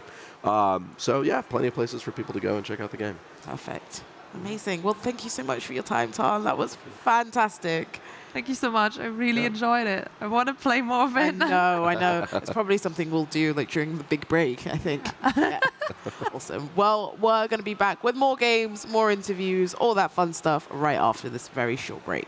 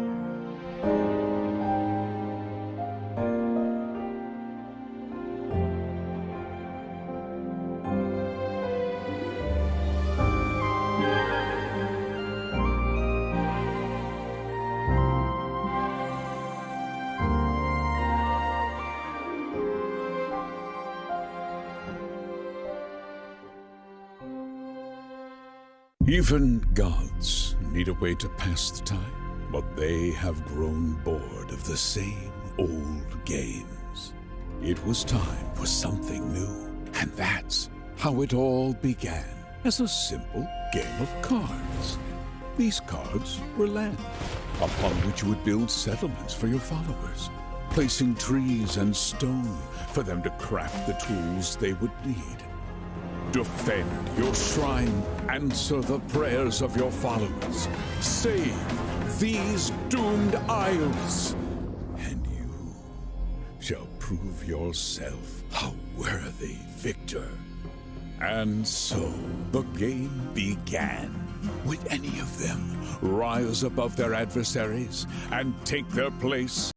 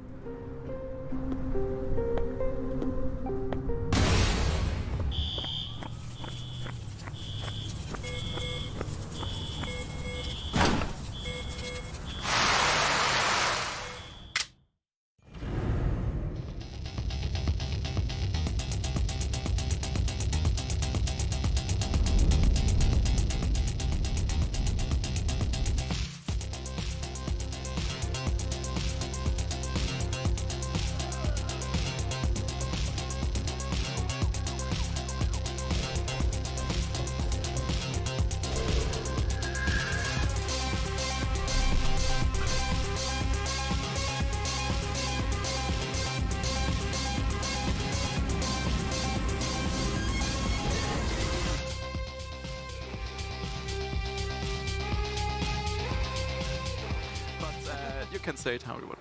Sweet. Hello and welcome back. It's time now to check out Circle of Kozoven, which I say with my very British R's, but I'm sure our dev in the studio will be able to do a much better job. We have Andrew over here. Thank you so much for joining us. Thank you for having me here. So, what can you tell us about Circle of Kozoven? Circle of Kozoven is firstly your classical survival settlement game, but the focus is really on the nature. So everything you see in game is being simulated. So the animals, the humans, of course, but also the trees, and every plant has its own needs and wants to really eat, drink, sleep. They even cuddle if it's cold. And yeah, so out of that simulation comes like your little ecosystem, and you are in there with your village, surviving. And later, you need to balance kind of village and nature, so you get enough resource from it. You are dependent on nature, basically. So yeah, you have to hold that balance, and it can go out of hand very fast if you don't do it. We have to be careful. Have to be careful. That'll be playing in our minds as we jump straight into the game. So let's do that. Yes, just started up. It's a difficult game to show in a half of an hour, but we'll make it work. Yes, we'll make it work. It's a beautiful artwork. Yeah, and I like that it's already like telling us that nature is an important, is an important role. Yeah, and you already see the opposite sides of kind of nature and humanity. Just the first one, yes. Kozoven. Pick that one. If you want, you can skip that. That's just for an introduction. I think we skip it for now. Yeah, we skip it for now. On the right corner. Yeah. Perfect. So now you are in Kozoven. You can steer your camera with yeah. Okay. And somewhere are your little humans in there. Oh, I found one. Yeah. Right there. And I love that we can zoom in like a lot. Yes. So they really do everything because they want something. We don't have programmed it like just wander around. They wander around because they search for food, because they want to drink. Or the sheep want to find each other because they want to move in a group. For the wolves, there is kind of like an alpha wolf that says where to go. And yeah, now we have arrived in Kozoven. We were sent out to build this village, and we need some basic stuff, like a forest stump. Can build it with the and then the like the wood chopping. Yes, this one is also super important because the gatherer's shack, you collect like kind of like grass and vegetables with this. Sounds important. Sounds important, so yeah, you can build that if you want to. Yeah, we should. The green things are things that's That interesting we for. can collect, right? Yes. So that looks like a good spot to put it. Yes. Perfect. Let's just put it there. So now the villagers will come and build it for you. Do we need a road for them, or do Not they just necessarily. You can if you want to. They are a little faster on that, but you don't really need one if you don't that we want. can like build Yes. a road? And as you mentioned, we don't want to destroy nature. Yes, I mean this We can stage there's destroy plenty of just nature. a little bit, Yes. but I would just build the road like that, so we don't need to destroy everything right in the beginning. Oh, now they're starting to bring all the resources. Yes, now they are. Yes. You mentioned the foresters. Yeah, because now you need wood to want build that. this one. Put it somewhere near trees. How many trees do we need for that? Uh, Is that enough for It's the kinda beginning? enough. I think for our half an hour it will be enough. Okay. But later, of course, you need more wood. Then you have a problem. The simulation goes as deep as even the bacteria in the water is being simulated. That's why the fish wow. are moving, because they have to eat the bacteria. Oh, okay. Yes. We even have a dirt simulation. Your people can get dirty and throw their dirt away. And yeah, they don't like to be dirty, and then you have to get rid of that. That's interesting. Okay, so here we see the activities. Yes, they are gathering basically everything right now, and the first priority is to gather wheat. Oh, nice. We can shift it around. Yes. Yeah, you can manage Yeah. anything basically. Now we need a straw hut because they want to live somewhere. It sounds good. I Yes. guess it's the community. Yes. And then this one. And we need around 5 because we have 10 people. Can also put it a little bit on the side if you want where to. do we want to? Maybe on the left side there. Yeah, it looks like a nice area. And there we have the animals. Yes. So we have sheep. Yes, and 2 sheep already found each other. Oh. Or 3. 3, and there's a. There is one other coming. And you will see they soon will try to steal your food. Oh, that's not so nice. No. Okay, but first we gotta build like the huts that we wanted to build. Yes. Right there. Just look So for they the... have the entrance on that side. Can Yes, we, like, and if you are rotate blocking the them? entrance, they can get out and starve. Oh, that's mean. Yeah. I don't want to do that. Yeah. Wait, I didn't close it. So they are now living right next to each other. I hope they Why not? kind of like that. Yeah, there is also a social system. They want to hang out with each other. Oh, then that's good. Yeah, I think so too. They live close to each other. Yes. They like to have I hope they like each other then. Sometimes. No, Do they have their own relationship with each other? not yet, but so basic things like they want to speak to friends and be with each other, but there is not like, I hate specifically this person. Okay, so what else do we have here? We have a Fireplace, super important for socialization. Oh, then let's put this Over there, right yes. next to it. Yes. It's also the main hub for eating. So they will bring any food here. And it looks cute. Yes. I like it. And also for warmth, because winter is coming and Oh. it comes not that fast. If it's too slow for you, you can always speed it up on the upper right corner. It goes up to 300 x. Then it's super slow. Fast. And let's do it like 10 times and Yes. you just scream if I have anything that Yeah, goes yeah. like really No, well. everything is Lacking like laid back. some resources then. Yeah, you have fulfilled all the first needs now. On the right side, we see we now need simple stonemason, hand mill, and so on. So where can we find Yes, this one I think. production? And the first one is the bakery. We need that too. But do we need a farm for? At the moment, the gatherers hut we placed will take care of farming. That's So nice. it's like, do you have played Anno? Of course. So in Anno you have the your people want more things over time, and so you can build more things. It's kind of the same system. You already see the different stages of the population there. And yeah, it's basically a mashup between Anno and, I don't know, Banished. Okay, I see. So then I want to put a bakery somewhere. Yes, why not? Somewhere near. Near the villages, right? Yeah, near That'd the be nice. hand mill, if you have already placed that. Oh, don't I know. have. Maybe we put the bakery right here, so it's. Yes, yes, yes. So make it's that what kind of is our small city center somewhere where we have like all the supplies they need. Yes, that makes sense. So let's put the bakery right next to it. So it's a One very sheep is short way. now one sheep is stealing your food. Oh. But you stop can't do that. anything about that at the moment. Because they're part of the village, so. Yeah. But the villagers will shoo them away if they see a sheep stealing, and the sheeps are learning that they can't go there then, but they also do it again if it's too long ago. Then they forget about it. Yeah. Then it's dangerous. Now some other sheeps are coming. They're eating your bushes away. We had someone in the chat ask, where does the name Circle of Kazovan come from? That's a super difficult question. Until December, this one was a solo project, and the solo dev of it then. Kurt Zoven is insider with his friends for sustainability and his way of living, basically. I see. So, quite a deep meaning. Oh, that's great. Like, I'm sure the person who asked that question will enjoy that answer quite a lot.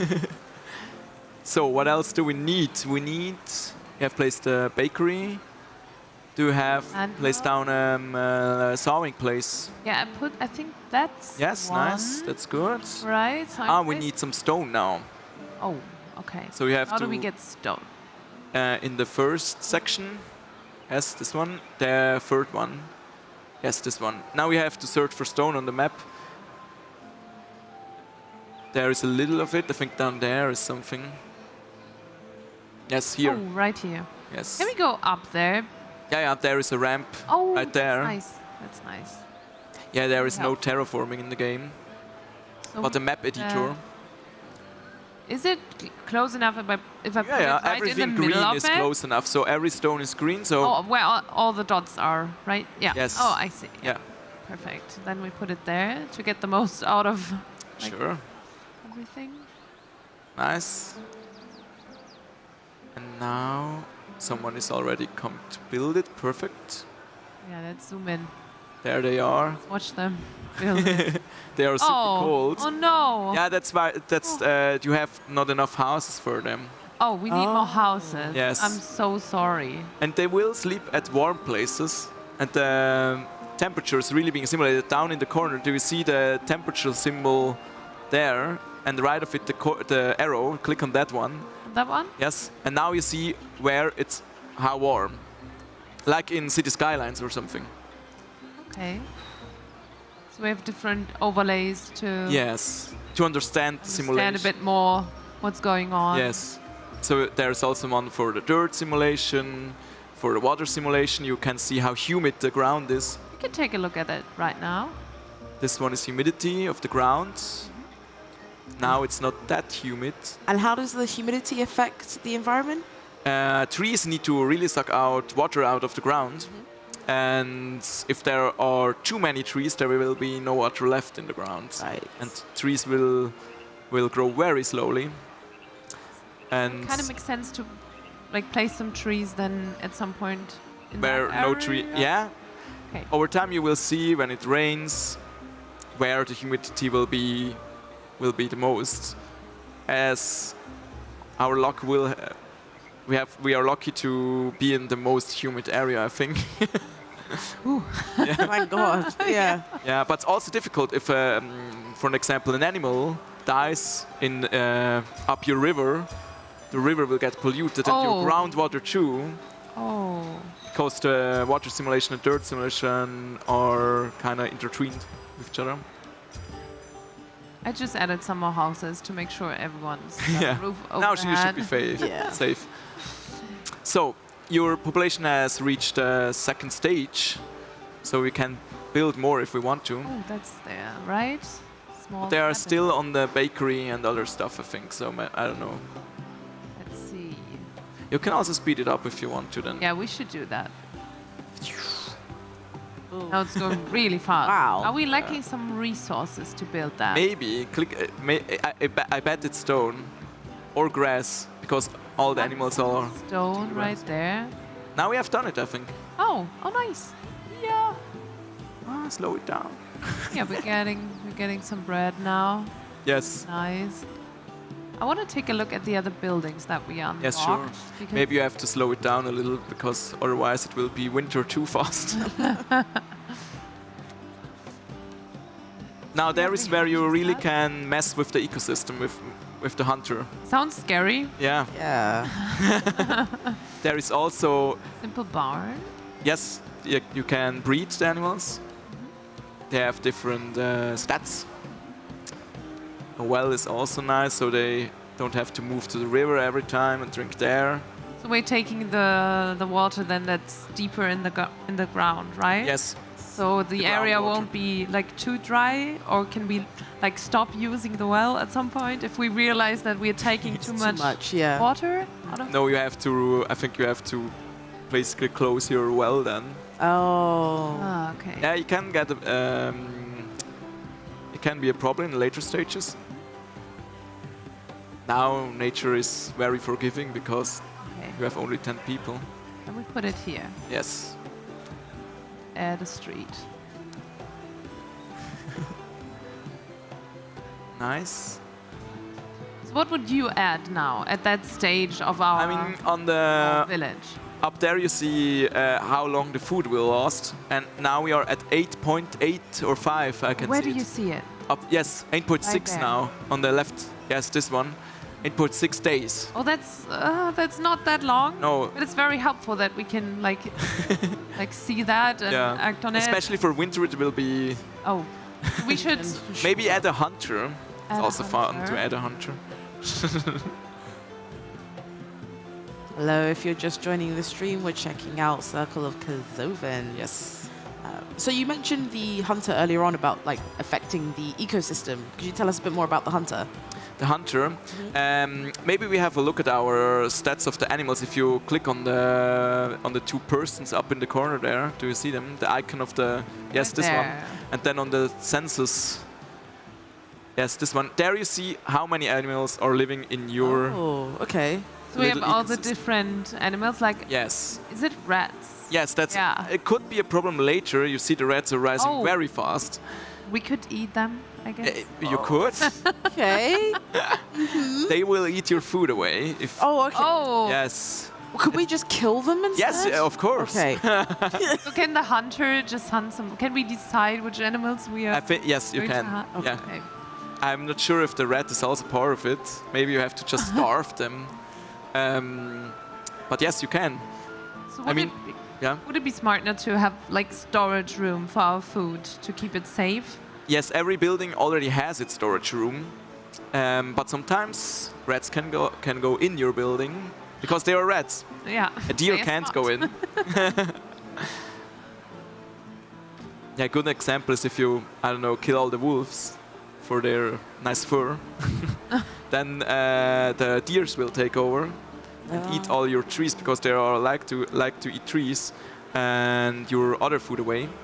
And then you have to get rid of this problem, and you can do it with different ways. You can do it with the hunter, just kill the deers, or you can reintroduce the wolves to your ecosystem and try to repopulate them in your area. Wow, there's so many things to keep in mind. Yeah.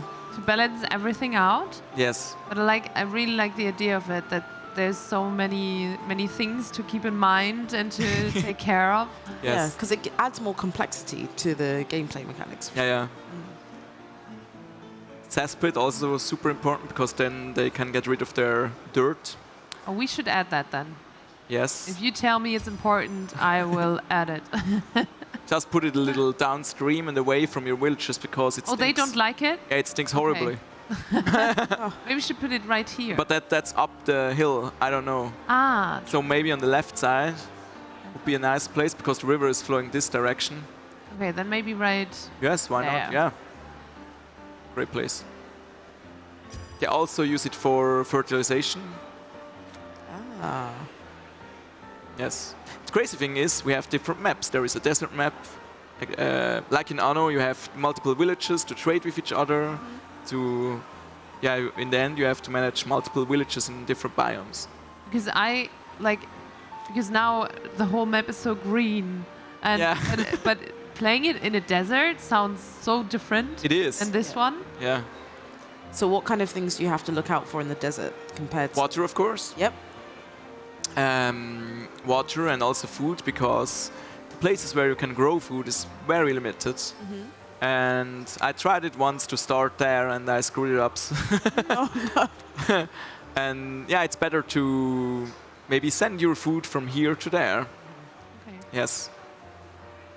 Well, it is reassuring to hear that you screwed it up. Yeah. Because it means that if it happens to us, it's not that bad, you know? No. It's part of the game. Exactly. And we can already, I think that's really interesting, plant like different things. Yes, maybe some vegetables. It's the down left one. Yes, this one. Not bad. Is there like any place where we should put it now? Near the Gatherer's Hut would be nice. Later you can put up a greater Gatherer's Hut, or more like, I don't know, a farming station. So we could put it like right here. Sure. So that makes sense, I guess. Let's just put more of them. Can we put them right next to each other? Yeah, so sure. they can still access it, right? Perfect. But sheep will also like it. They will, especially in winter, they will love it. They will, at night, they will eat all your vegetables away. So there's already... There is already one sleeping. Waiting. It's waiting for our vegetables to grow there, to be the first one to eat it. Yeah, there are always people playing the game just for the animals, to watch them. Oh, that's see what nice. they do. Yeah, you can basically also build a village to help the animals then. Yes, sure. You can also just run the simulation and look what comes out of it, basically. So we can even rename the sheep. I love that. Isn't that? Yeah, we can rename. Yeah, you can rename them. We have a Twitch integration where the chat will be renamed. Big thumbs up. I was gonna say. Also to animals, I love not that. only to humans. That's nice. That's nice. That's really nice. We got a question in the chat. So, the challenges, what kind of challenges are there trying to make a detailed game without overloading the game with different hard-to-read menus? Yeah, the difficult challenge about it is, I think, to show the simulation. There is so much going on. I told you about the bacteria, and you never would know it if I don't told you about it. Exactly. And that's super difficult problem to show everything, basically. You wouldn't know of that the sheep are cuddling with each other when it's cold. I mean, you can see that in some stats. Yeah, there are. Oh, they were cuddling. Yes, but now one was hungry, probably. There's two more. Yes. Or for an example, they always sleep in bushes because it's more, it's warmer there. We tried to get rid of this problem with the overlays, for an example, or with the icons that you can see someone is stealing from your food, with such things. But you can imagine there is basically, you can add things forever. Wait. Oh, that's a hair. Yes. Okay. So is our... Wait, what? Oh, it's not finished yet. Of course, it's super difficult to decide what do you want to add, because you could add endless simulations. I mean, you had the Dwarf Fortress guy before here, and he added the simulation of the eyes, I think. Yep. So we would never do that because it takes so much time. Of course. Yeah, so you have to decide what do you want to simulate. So we're not ready with the hunter's hut. Yeah, maybe we have to speed it up for... A bit more stone. Let's speed it up once more. Should we check? In this stage, you always also have the problem that you have too many jobs for... Yeah. And I'm always the one like placing all the buildings, and then I'm sitting there like waiting. I need the resources. Yes, for but with the 300x speed, it's that's it's good okay. for people like us. Yeah, yeah. It's also so different if you played the first time, and then again you speed up. Now I play nearly every time at 100, I think. Oh. Yeah. Now we are in the fall, and we only have food for 1 day. Oh, that sounds awful. Yes. Maybe you can build a fishery, because I think there are plenty of fish in the river. Do we see them? Yes, you can see them. I haven't saw any now. Fishies, where are you?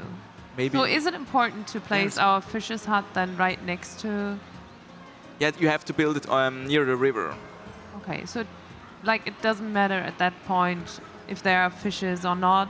The fishes will swim through. They will really swim through, and then they will catch it Okay. if they are there. Okay. So it's kind of a luck thing. And if you have too many fisheries, the fishes will die out.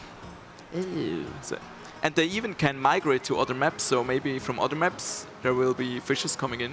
If they like it more here, you don't know. There is one sleeping. Do you see this one? Oh. There is one fish sleeping. And yeah, so the maps are really connected. If you screw up your ecosystem here, the animals will migrate to other maps. Oh. So you're not completely locked out if you accidentally No. wipe out an animal species. That's good. I was going to ask. Really good. Yeah, that is really handy. I was going to ask. So, what's different about fall now that we're in a different season? At fall, obviously, your plants won't grow because they're making them ready for winter, basically. Yes. And that's a huge problem, especially with grass, because in the earlier stages you need grass for so many things. For the straw hut you need grass, for your animals you need grass. And yeah, in winter you will always have a hard time to build anything because the sheep will eat your grass away and it's not growing back. Yes. So it's a huge problem to have enough grass, ironically. Okay, I plan now the Fishery. fishery. Super. We have some like raw wood that we need for that. Yes. Also branches. Branches, sure. Branches are being gathered at the gatherer's hut and the wood. You see at the wood stump there are not many trees left, so maybe we build another one. Oh, that's true. So we need to build another. Yes, but in a more dense tree, I think. Yeah. Dense woods. Can we go up there yet? Yes, maybe. Oh yeah, right there. Perfect. And of course the weather is different in fall.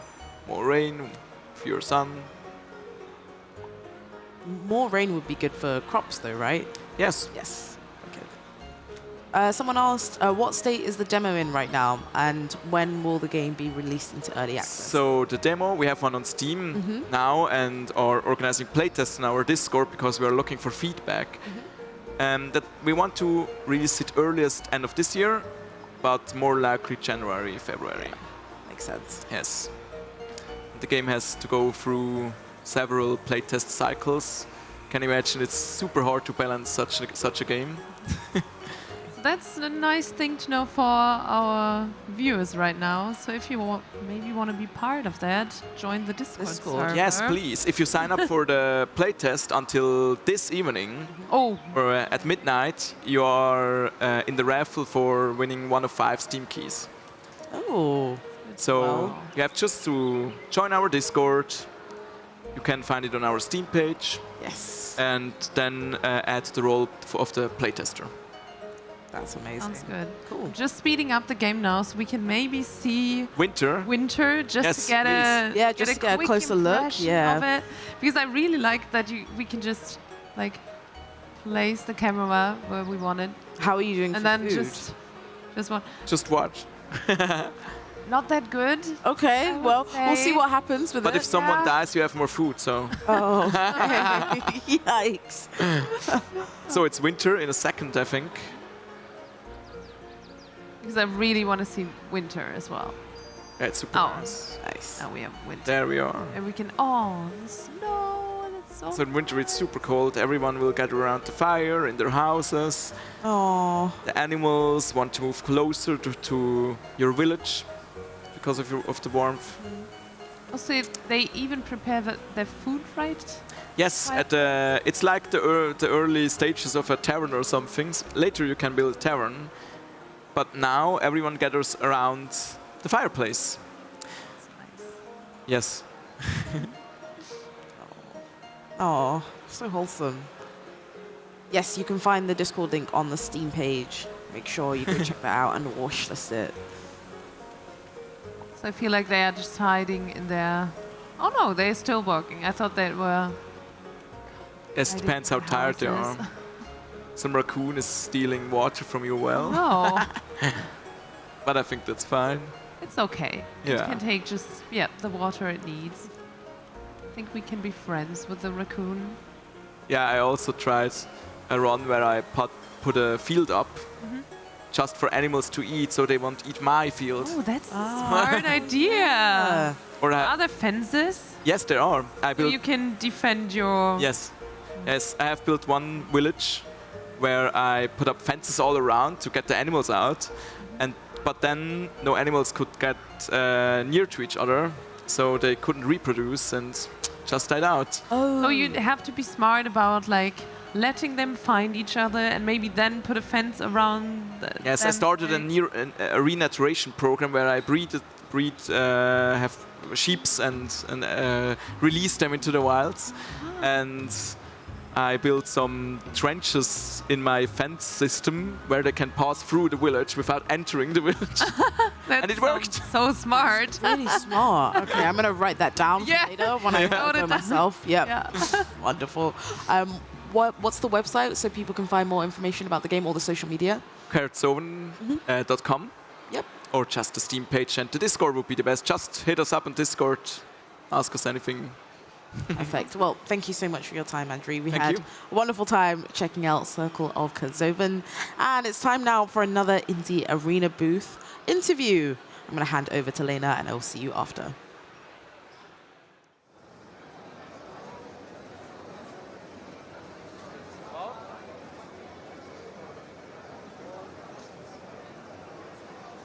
Hi, we're doing dev interviews right now, so we're gonna go and talk to the people from the game First Dwarf, which is a base building game, but also an action RPG and an adventure game with a dwarf and a dragon. But I don't really know, so we're gonna interview the dev. Hello! Hello, nice to meet you. Nice to meet you too. So you're telling me stuff about your game, right? But before you do that, I want to know what was the most unexpected fan encounter here at the Gamescom booth? Well, there was like a lot of unexpected things that happens to us. The fans were there, there were some cosplayers that were playing our game, and it was super cool to see them there. Okay, sounds great. Your game is about a dragon and a dwarf. Yeah. How did that happen? Well, we wanted to do something different with our Driftland Fantasy because we have other game in the same world, and we thought that it would be great to have cooperation game. So we thought what can be played there, and we were thinking the dwarf can be good and the dragon will be great. So here is the dragon, which her name is Ragna, and we got also a dwarf and his name is True. So you think in the reward, a dwarf and a dragon would be really good friends? Well, the relationship is hard to explain. There are some I would say Ragnar is so curious about the world, and sometimes she's joking about the True. However, True is like a hard dwarf, and he only wants to hold his hammer and smash rocks. So he is he don't get it to himself, the words that Ragnar says to him. Okay, so that sounds like they have a relationship. And how important is storytelling in this game? Well, the storytelling in this game is really important because the story of Driftland is super big and super complicated sometimes. However, in this game we want to show players the story about Escaims, about the dwarves that are coming to these floating islands, and we want to introduce story about the old nation that was living there before like some accident happened. And this nation was a Skyrim nation, and they left a lot of technology behind them. So yeah, there is like plenty of like development through narration, and plenty of gameplay that that is, I would say, that it's Zelda-like, because when you explore the game, you will find different story beats. So yeah, there is a lot of narration, and this is like huge part of our game. So is there also like, is it an endless game, or do you have a certain goal? Like if you build your base, then it's done, or what's the goal? Well, our goal is to explore different islands. We are planning for having at least 12 islands. And the main goal is to defeat some enemy that cause all the problems on these islands. He is like possessing animals and making them sick. So our goal is to I would say play against him, and sometimes be aware, because he can play tricks on us, on players. What's the biggest difference between playing the dwarf and playing the dragon? Well, the dragon is Ragna is very clever dragon, because she spent her whole life in the library, and she was studying the Skyrim, all the Skyrim text and other nations' text. And our dwarf is an engineer, so he's like more into creating stuff, fixing stuff. And these are the biggest differences between them. However, they are fulfilling each other, because what dwarf doesn't know, Ragna is going to help him understand. And also sometimes Ragna don't have abilities to fix problems, and the dwarves comes in and steps in. Sounds perfect, to be honest. You talked about that there's going to be enemies and animals that are possessed, and I was wondering, is it because you're building bases, are the enemies coming in waves, like in a tower defense, or are they coming randomly? Do you always have to be prepared? Well, the goal for the player is to, of course, explore the island, to build a colony there, and also to protect this colony. So when the player builds the defensive structures, like defensive towers, walls, spikes, and stuff like that, he is making this colony safe.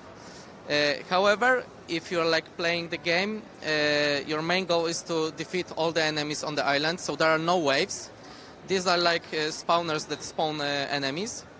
And when you destroy all the spawners, and you make sure that this island, this current island that we are playing on, is fixed, there are no possessed objects or buildings or animals, there won't be any of the problems later. However, when you go to the next island, you may be called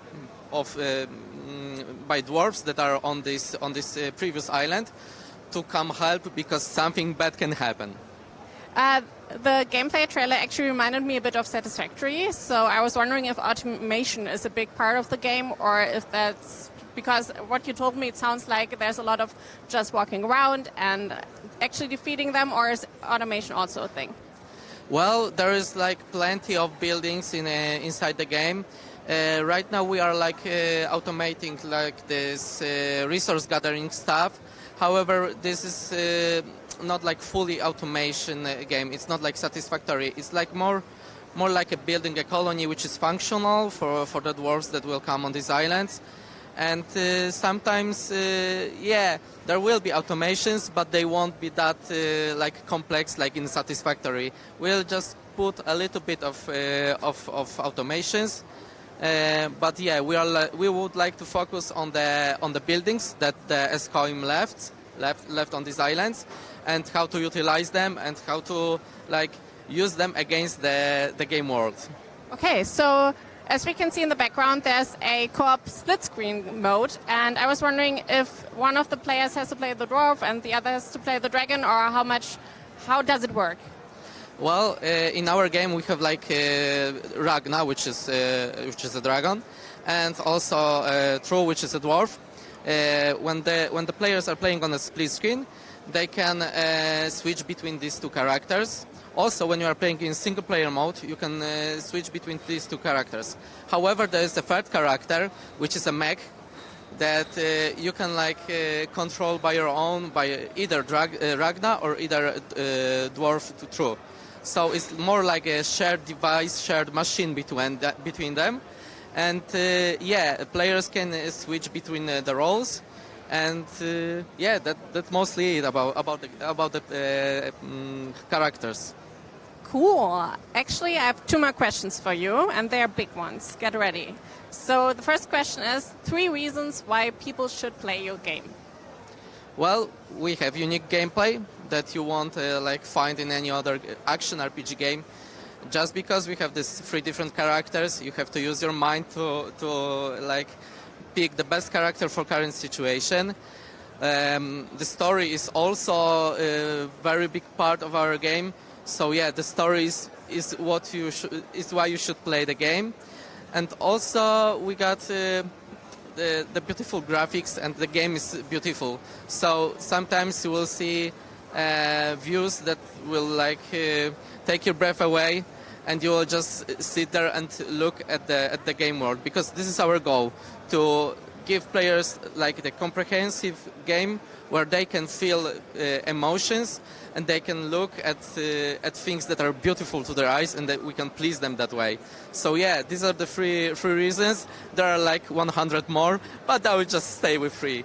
Okay, there were 3 great reasons, and now the most important question: are you more of a dwarf or a dragon, and why? Myself? Yes. Well, I have a bird, so it does something. Yeah, I'm more like a dwarf into this game. Because I like the straightforward approach of the dwarf to things. However, our dragon Ragna is also super clever, and she is I feel that she's my soulmate. So I identify like a dwarf, and Ragna is my soulmate. So yeah, I can't say that I'm more. This is the very complex question. I can talk about it in 10 hours, and I wouldn't finish. So it sounds like you're the dwarf and you would marry the dragon. Well, it's not marriage, but it's a very good friend relationship. Okay, makes sense. So where can people find your game and wishlist it? Well, our game is on Steam. It's available to wishlist now. The release date is not set yet. However, when you get to the Steam page, you will also find a Discord link. So if you want to join, this is a great opportunity to help us with upcoming playtests. Thank you so much. That was a fun introduction to your game. Thank you. And that was that for the first interview. And I'm going to get it back to the studio.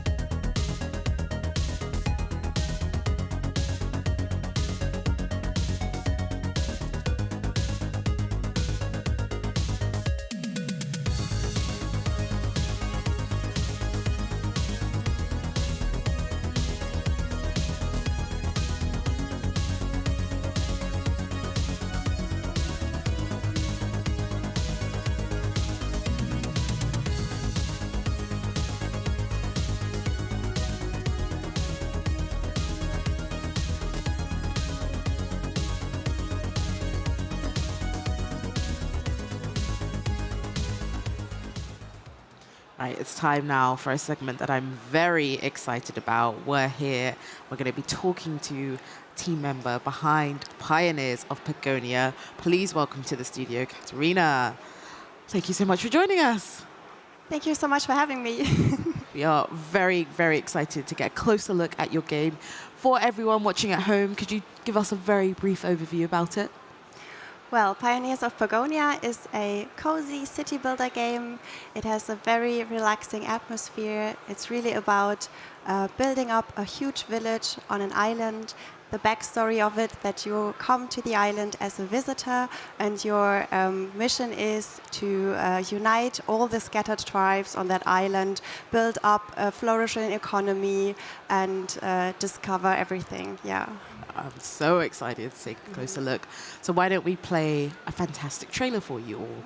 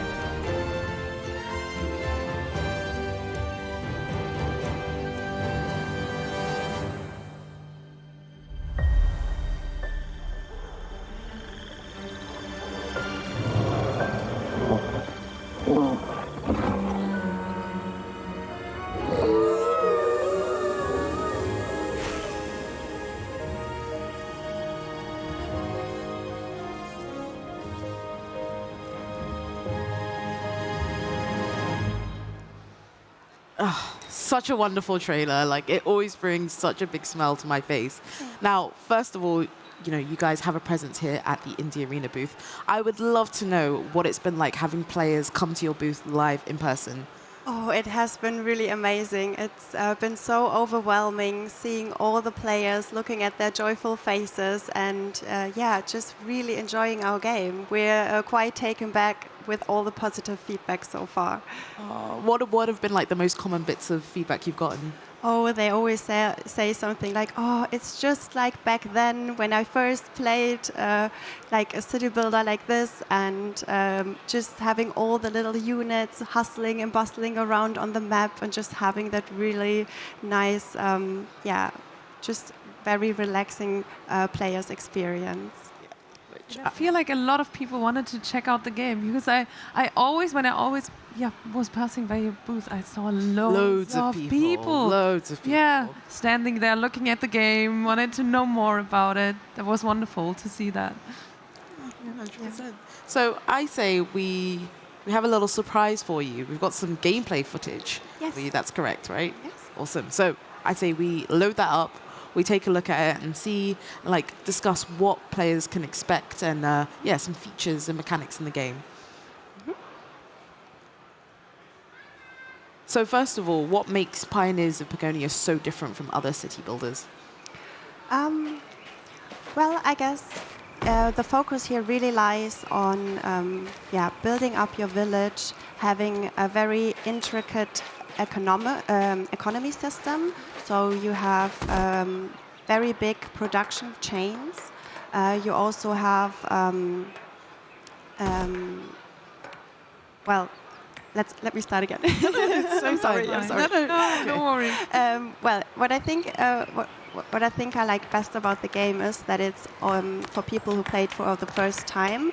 Everything, like here, this is the starting area. Everything starts with stone and wood, and then you gather the resources, and then you make them into the production chains. Like you build the stonemason to make your border stones. Without your border stones, you can't expand your territory. There you see the guards carrying the border stones, expanding your area. You have explorers who can go and explore the island, so you see where you're going, and it doesn't feel too overwhelming when you start at first. But on the other hand, it gets bigger and bigger, and the bigger the island gets, the more buildings you build, the more production chains you have going. I think it's also for some people who love strategy games and really like to get the best, the best efficiency out of their village, because you have so many different resources and products. So it sounds like there's enough complexity there for people who are really big fans of the genre. But then there's also a lot in there for people like me who, I love the look of these games. I love like the scope of these games, but they quite often intimidate me. So knowing that, it's quite easy to pick up is a really big feature, right? Yes, that's what we wanted to achieve. It should be the like a relaxing atmosphere. It shouldn't be like you get attacked like every 5 minutes and you don't have to fear that someone demolishes your whole village, because the focus really lies on being in Pagonia, discovering new areas, and just really focus on a nice building experience. I feel like also the sound is already like really supporting that what you're saying, that it should be also a relaxing game and it's easy to start with. Yeah. Because it's like ASMR for me right now. I'm just sitting here enjoying the whole sound of it. Yeah. It's nice because we hear the people like working in the background, doing the work, and it's really nice. I love that. Yeah, the hustle and bustle. Yeah, the hustle and bustle. Yeah, that's the best word. Yeah, you don't have to order around your Pagonians. They do everything by themselves. Oh. And they, you build a building and then they assign themselves the jobs. You don't have to do that. We really didn't want to have so much micromanaging going on. So they're doing things for you. You don't have to make the Pagonians happy. They will make you happy playing the game. I love that. Yeah. That's music to my ears. So could you talk about what we're seeing at the moment? This is the early game, right? Yes. Yeah. I think like the first half hour, I guess. Mm-hmm. As I just said, everything starts with wood and stone. Mm-hmm. You have to expand your territory. You have to explore the area, and then you see what resources you can gather, or for example, what kind of stones you need. You need copper. You need coal, and you have all different buildings. Like, I'm not sure what's placed there. Yeah, it's some kind of quarry. Yeah, to get all the stone, you build a coal hut or you build a copper hut to gather the other resources. And we have quite a lot of resources in the game. Mm-hmm. We plan for early access up to 70 resources, and every resource is important for the game and for the production chain. I love that. Yeah, because sometimes like you end up like accruing all of these resources that you basically never use because you end up finding a different way to do it. But knowing that every single one of them has a purpose is amazing. Yeah, and what I also really like is that everything is what you see is what you get. That's how we call it. Like all the buildings are designed the way that you can watch them do their work. They have all a work cycle. So. We have seen before the sawmill, for example, they pick up the wooden rod and they put it into the sawmill, and then 2 boards come out of it. I love that. And then they pick up the 2 boards, and then you have exactly the number of resources they produced. Perfect. I love that because it's so nice. You can just watch them do their thing and even count like, how many they produce, how many do I need? How many do I have of that? Okay. And I think that's really helpful and really nice. Really efficient. Sometimes you have like randomly like high numbers of resources, and for me, I love that when it's like kind of simple because you see what you get. Yeah, so, exactly. Yeah, I love that. So we got a question in the chat. Rixdorf asked, will there be procedurally generated maps or is everything handcrafted? There will be procedurally generated maps. That's quite an important feature. And every playing experience will be unique and different. And it's also planned that you can set the difficulty, so how many resources you would like, what kind of terrain types, how difficult the map is to explore, and also how many enemies you will have on the map. Because it's not all peaceful in Pagonia. No. We still need some kind of challenge or conflict. Yes, definitely there will be. So you mentioned the terrain. What can you tell us about the different types of terrain that players will encounter? Yeah, well, as you can see here, you have the two different types of grass. There where you see flowers, it's a very good soil for farmland, for example, so you get more products out of it. And you have the normal grassland. You can still build a farm there, but it won't produce as many goods as on the better soil. There are also more plant. We have a swamp, for example. And there's lots of different things to come in early access as well. Yeah. So we're looking at a wood workshop being built right now. What could you tell us about the different buildings that we encounter in the game? Well, the buildings, everything starts from there because you build the building and then the units go there and take their jobs. You can also get all the information you need from your buildings. For example, you could tell what kind of tools you would like to be produced. You can choose what kind of boards, for example, the sawmill will make. You can prioritize the buildings so that everything that is produced goes there first. And everything is made so you can watch them do their thing and make it very easy, to get an overview of everything that's happening. Awesome. So what we're still seeing is this still the early part of the game? You mentioned before it was like the first half an hour. Are we still in that kind of time frame here? Yeah, I guess it's carried along. I don't see, because the minimap is zoomed in right now, I can't see how much has been explored. But here you just saw the road connection system, which is quite important because every building needs to be connected to the road. Otherwise, you don't get delivered with the resources. I was going to say, Lena is very interested in this part. I really love how you, it looks so organically, that you can make weird roads and stuff. I really love that because it looks so like a natural grown village.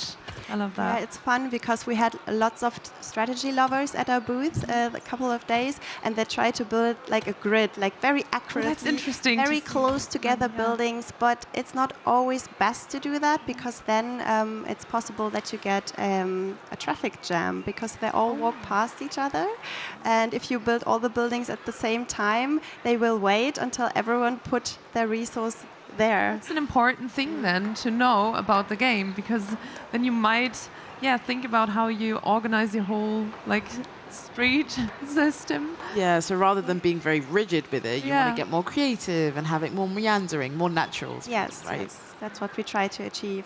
Also, food and population, which you can see here. You see the tavern, you see the tables, you see the dwellings. It's very important. You have the market stalls over there, and you have the cooks going to the market stalls, having their basket, then buying the ingredients, going back to the tavern, preparing the meal, and then deliver it to the table where the Pagonians have their food. Otherwise, your population won't grow because then they are fed and happy and go to their dwellings to produce more little Pagonians. Oh, because you need them. You can see the number on the left, up left side. We plan to have a couple of thousands of units hustling and bustling around. And you really need them because you need your workers to expand your territory and to keep your economy growing. It's going to be a busy little village or even city at some point. Oh, yes. that you're going to have. Yeah, and we chose the an historical setting. As you can see, everything is really a little bit playful, a little bit cute. We wanted to have this cozy, relaxing kind of vibe. But I think what makes us different from other city builders as well is that we have, fantastical elements. As you've seen in the trailer, the big twist at the end, you can encounter werewolves. So it could be that you expand your territory, and then there will be, an enemy, enemy territory, which is marked as a red with red border stones, and they're going to be like the werewolves going around. And if you don't do anything against them, they will come to your Pagonians, bite them, and turn them into werewolves and diminish your population you so carefully grown. Oh no! Yeah, so you have a military system, you have soldiers, and they can be equipped with weapons and armor as well, and it depends on what kind of resources you'll find. Like, iron will be better than wood, copper will be better than iron. So, you really have a lot of possibilities there to make it really efficient. Oh, well, I'm glad you mentioned that if you don't do anything, the werewolves will then come and attack your Pagonians. Because I was wondering if, is there any way to make the werewolves and the humans or the Pagonians live together harmoniously? But they're always going to be in conflict, right? Yes. Yeah. The enemies, they will be at some point a problem because, then at some point you only have werewolves wandering around Pagonia, and you don't want that. You can also encounter bandits, like bandit camps, and they come to your village and steal your resources, which you don't want to happen as well, because you need them to grow. What can you tell us about the other types of enemies as well? Well, there's a lot of things are planned. Okay. Are in a really early stage right now, but I can tell you that you also will find like a dense mystical forest. So you need special explorer units who have a machete to go through the forest, and then you will have spirits and mystical creatures, I will call them. Love that. They don't have a proper name yet, and soldiers will be scared of them. So if you send them, they will run away. So you have to train your magical units, which will be witches or fear naughts, we have called them. Yeah. And they also need their weapons. They need a staff. They need like a certain type of crystal you can find. So yeah, the further you go in the game, the more you discover on the island. The more intricate and the more complex everything gets. I mean, if you couldn't tell, chat, anything supernatural, anything mystical, fantastical, I am so on board with. So hearing this is so amazing for me. I would love to know about the choice to kind of incorporate these more kind of mystical elements. Was that something you planned from the beginning, or was that an idea that kind of came up as you were developing the game? As I'm quite new to the team at Advision Entertainment, I guess it's been planned from the beginning, but I think our creative director, Volker Wertig, could tell more about that.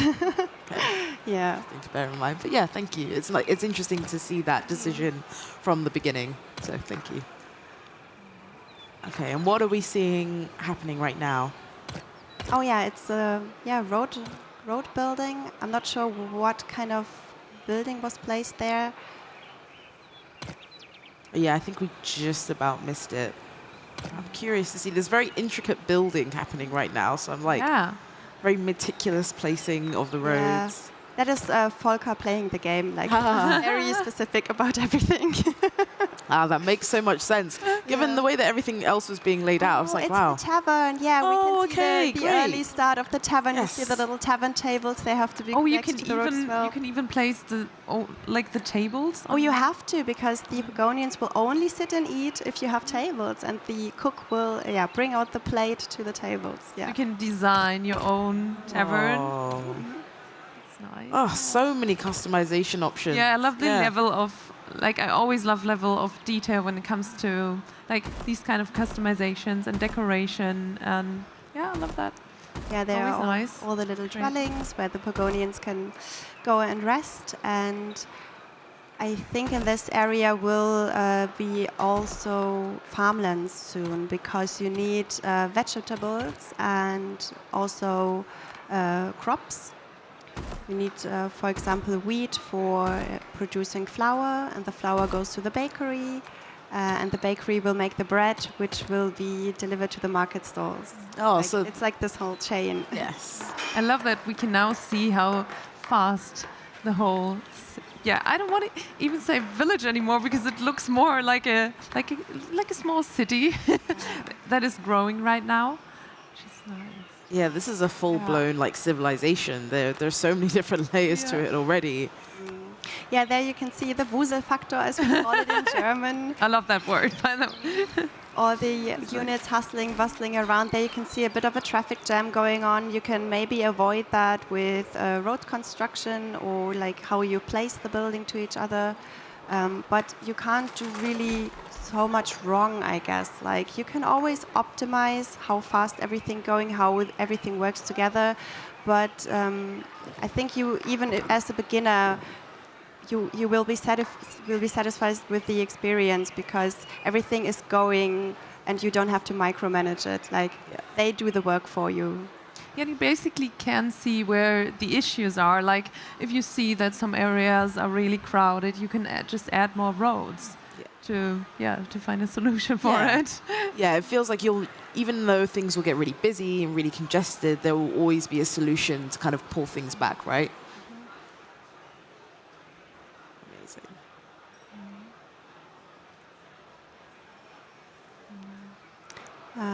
I think we jumped to the beginning again. Oh, okay, I see. Yeah. I see. Oh, so much happening, so much more that I want to know. Well, in terms of early access demos, where can people find more information about the game and what do the players have to look forward to? Well, they have a lot to look forward to. There will be a first public demo at the beginning of October. And the early access is planned for the 13th of December. And we also have a lot of content for it. Like it's 40 buildings, 70 resources, and a couple of hours, like a lot of hours of gameplay you can have because of the procedurally generated maps. Every map will be different. So there's just a lot of variety and a lot of fun to wait for. We also have, for people who cannot wait so long, a closed alpha. They can sign up for our newsletter. You find the info on our website or on our social media accounts. And you have to have the chance maybe to play the game first and give us feedback. Well, you heard it here first, so you better get Googling, try and get onto that alpha as soon as possible. I can see so many people very excited in the chat. If you've got any last questions for Katarina here in the studio, then please send them our way. But I just want to thank you so much for speaking so lovely and beautifully and passionately about your game. I definitely want to make a shout out to the entire team at Advision Entertainment because they've been so amazing. You really see all the hard work they put in, all the effort, and there's just so much joy from everyone working from it, and they're really giving it their best to give you the best playing experience possible. That's really great. It's amazing. Yeah. Do you have anything that you want to add, Lena?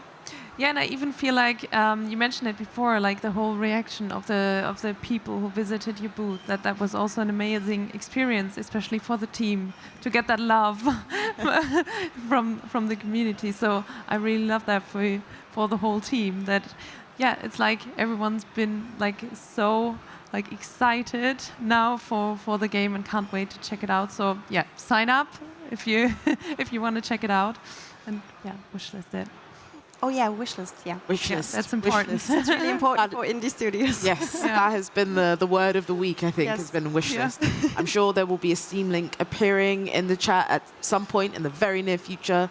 So make sure you go check that out. Make sure you go to the Pioneers of Pagonia website, sign up to the mailing list, find more information about the alpha. Hopefully, fingers crossed, you make it onto there and you can give all sorts of feedback, which I'm sure people, it will be overwhelmingly positive and it will be a great symbiotic relationship for you both. Again, I want to thank you so much for your time here in the studio. Thank you for having me. It's been so great. Oh, of course, it's been wonderful. Right, we have more games for you, of course, more interviews, all that good stuff. We will be back after a very short break. The cycle begins anew.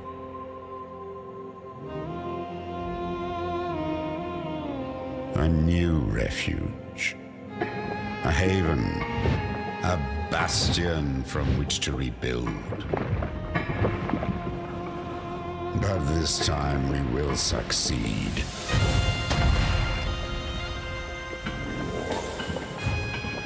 We will build higher. We will build stronger. We will dream a new world.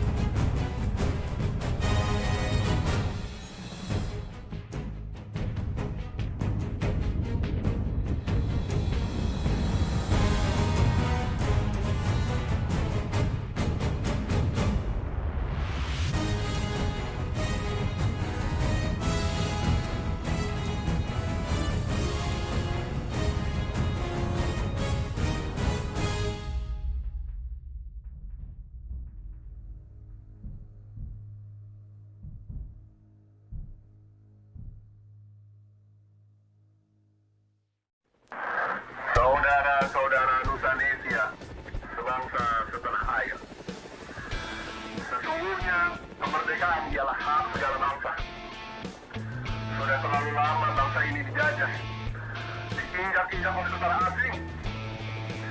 Namun, hari yang kita nantikan telah tiba. Rakyat Rusanesia menyatakan dengan ini kemerdekaannya.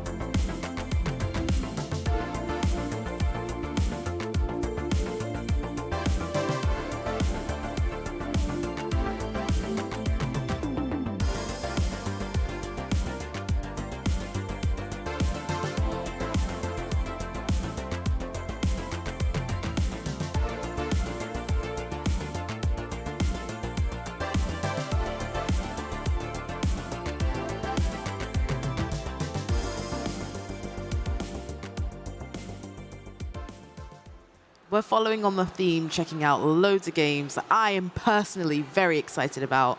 And right now we have Wrecker, and I'm very happy to say we're joined in the studio here by Eula. Thank you so much for coming by. Thank you so much for having me. Awesome. And now for people in the chat who might not be as in the know as I am, could you explain Wrecker for them? Yeah, sure. So Wrecker is an atmospheric third-person adventure game where you get to play as a witch, and you are the apprentice to Baba Yaga. You roam around on your chicken-legged cottage through the world of Wrecker, which is inspired by Slavic mythology and folklore. So good. I'm so excited. Love everything about it. Exactly. Like, just such my vibe. So I think we should get straight into it. Yeah, just take a look at our demo. Just press start and then create new. So yeah, this is the pre-alpha of the game. And our main focus is the atmospheric house building. This really is the core of the game. But also there is a tiny, like a storyline that you can play. But we really would like to enable the players to be creative. If I have to adjust your mouse sensitivity a bit, do you like me to do it? Yeah, Because maybe I think you should do that. So just go to settings, controls, and just drag it down a bit. Setting. Yeah. That might be better. Yeah. You're right. Okay. Now we just turn. Yeah, that's way better. Oh, look Amazing. at that. Oh, the light is beautiful. Oh, gorgeous. That's really gorgeous. So I think... Yeah, and just follow the way in the opposite direction and just Oh, yeah, follow that's the just path. me All good. walking in the wrong direction, like always. Being confused about where I am or where I want to go to. Oh. Looks so nice. Thank you. So in this demo, we're starting right at the very beginning of the game. Exactly. Yes? Perfect. Yeah. So you don't really know what's going on yet. You're just a traveler, and then you go to your first village. Yeah, if you would press space, and then this pop-up will jump. Yeah, nice.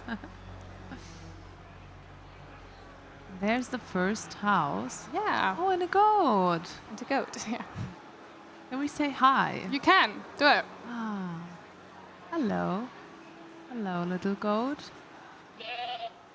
One of my beloved babies has gone missing. Oh, no. I must have gotten through the fence. It must have gotten through the fence. Can you help me look for it? Yeah, sure. Sure, we can help. Why not? I hope we can help. Its mother must be worried sick. Okay. Oh, there's a little one. We're starting off strong with all the goats. I'm about this. Very happy. Thank you. Yeah, so in the world of Wrecker, you will meet a lot of villagers and other NPCs, and they might have like small quests and tasks for you. And at the end of these tasks, you will get a reward, which will usually be like some furniture. And with that, you can expand your house with and decorate it. Oh, that's beautiful. So now, should we look for the goat, or should we just check out more houses? What would you say? Do whatever you would like to do, That's I think, nice. at the beginning. So I know we only have like a very limited amount of time, sadly. So it's always a bit hard for like these calm, like exploration games. You really would like to take your time and just look around. But yeah, I say take a few more moments, and then I can guide you to the next part. That's good. I'm glad you mentioned that, because in these games, especially at the beginning, I really like to take my time and meander and basically just do everything except the plot to begin with. I always get like easily distracted whenever I see a cute animal. Yeah. Because I just want to go there then. Yeah. Oh, we met someone. Read carefully, young traveler. These woods are home to the witch. Those that enter rarely leave, should they encounter the ogress. For she is the bony-legged, the iron-toothed, the mother of snakes and witches. She that travels between worlds. Of course, she has a name, but I don't dare invoke it. You're going in anyway? Madness. Stay far away from her. from her hut then. May your path guide you safely. Ah. I see. Now I feel like I really want to go there. Too. Because they told me that I should be careful. Like I even, like it just makes me want to go there. Like even. Nice. So can we use the boat then? How should we just follow the path?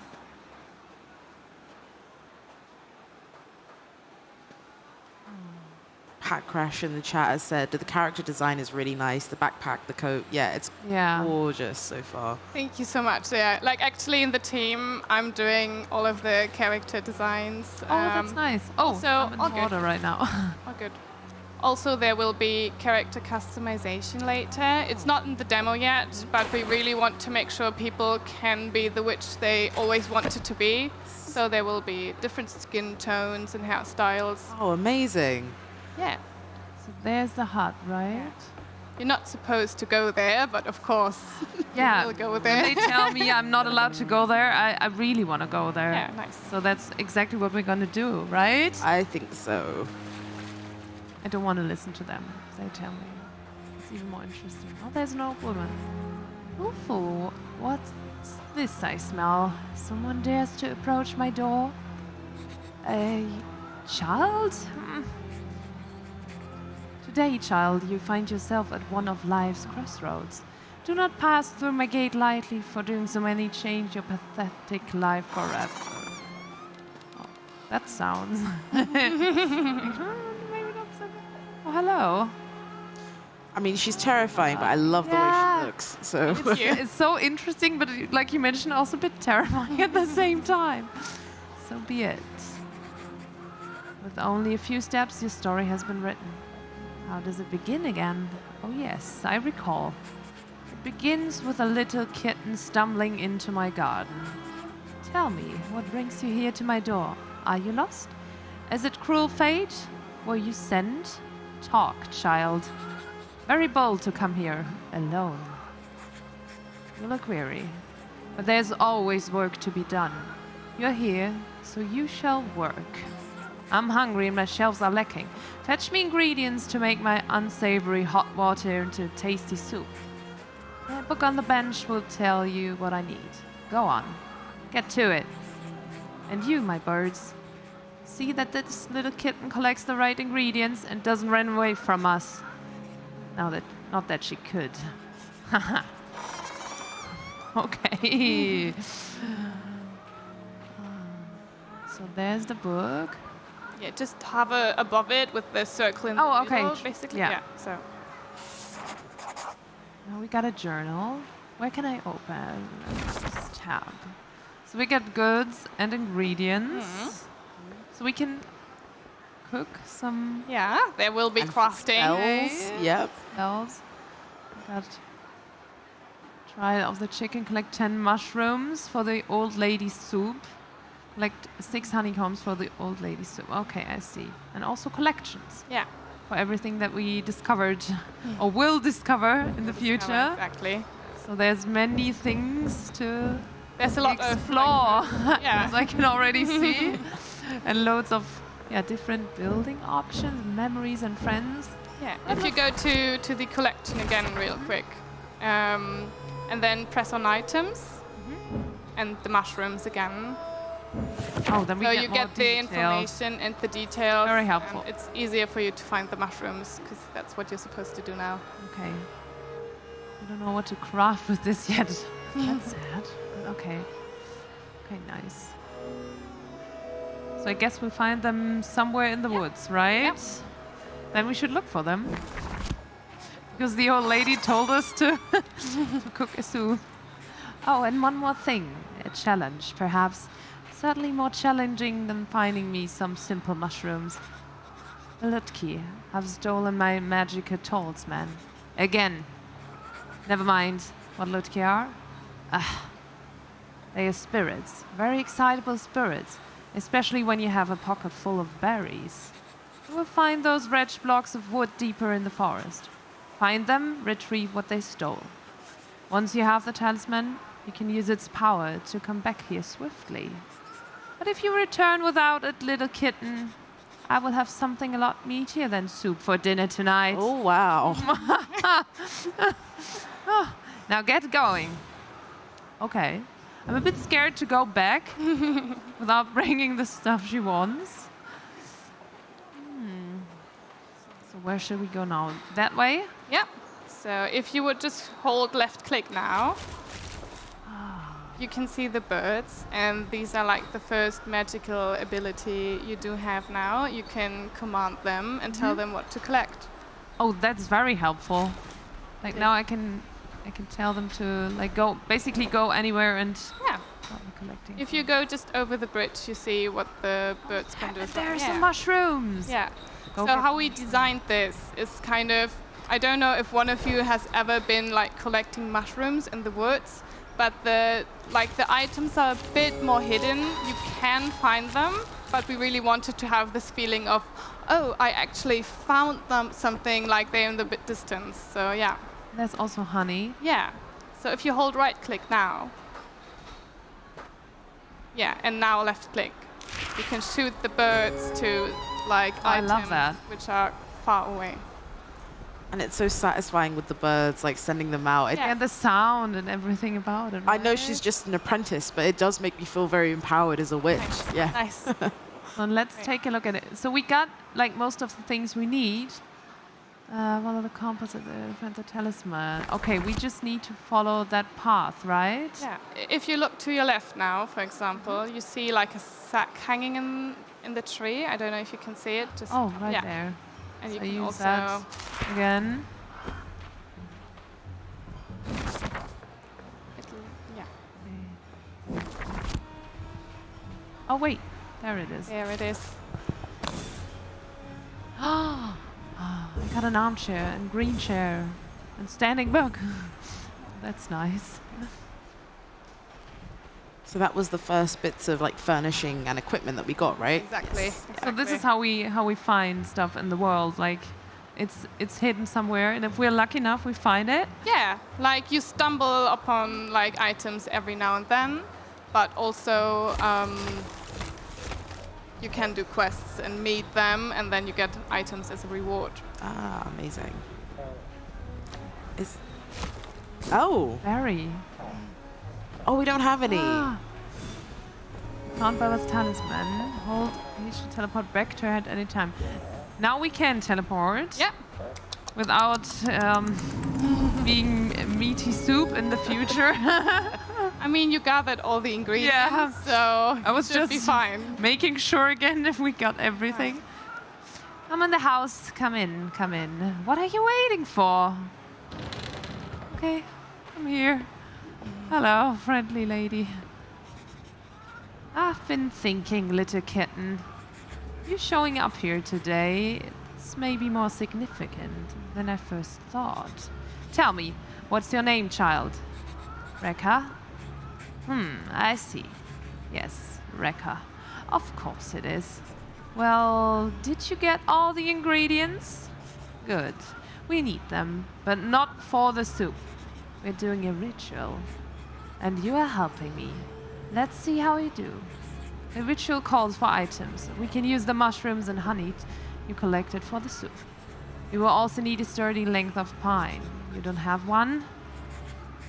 You common folk really have no idea what's important in life. So many uses for a nice pine branch. In front of my hut there's a small island. On it stands a giant crook pine. Snap off a branch and return to me. Oh, and on your return, acquaint yourself with the chickens. The chickens are important. They are important because I say they are important. Get the pine branch, select a nice chicken, and bring them both to me.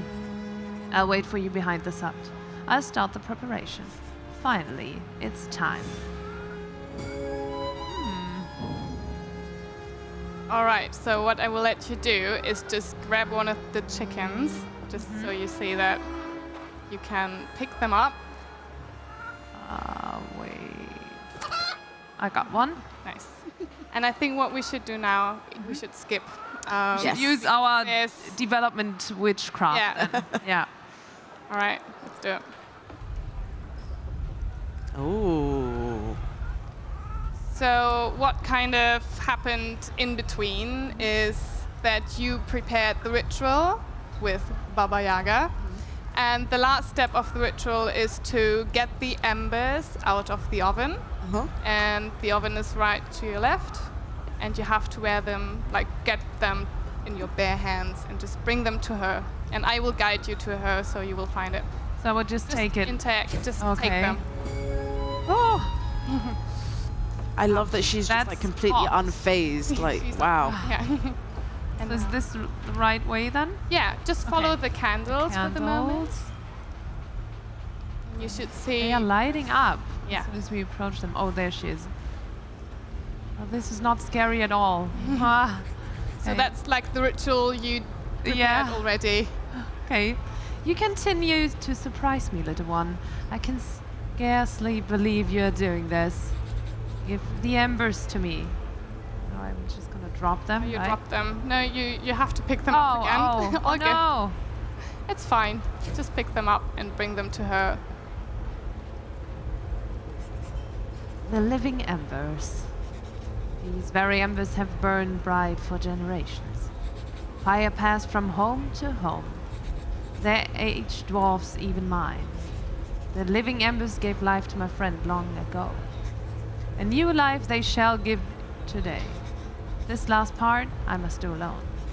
You did well, little kitten.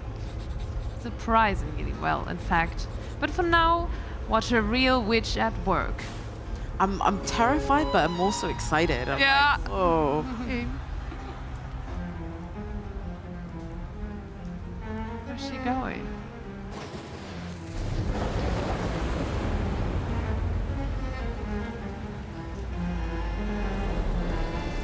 Yeah, these graphics are gorgeous. They're so, so lovely. Thank you so much.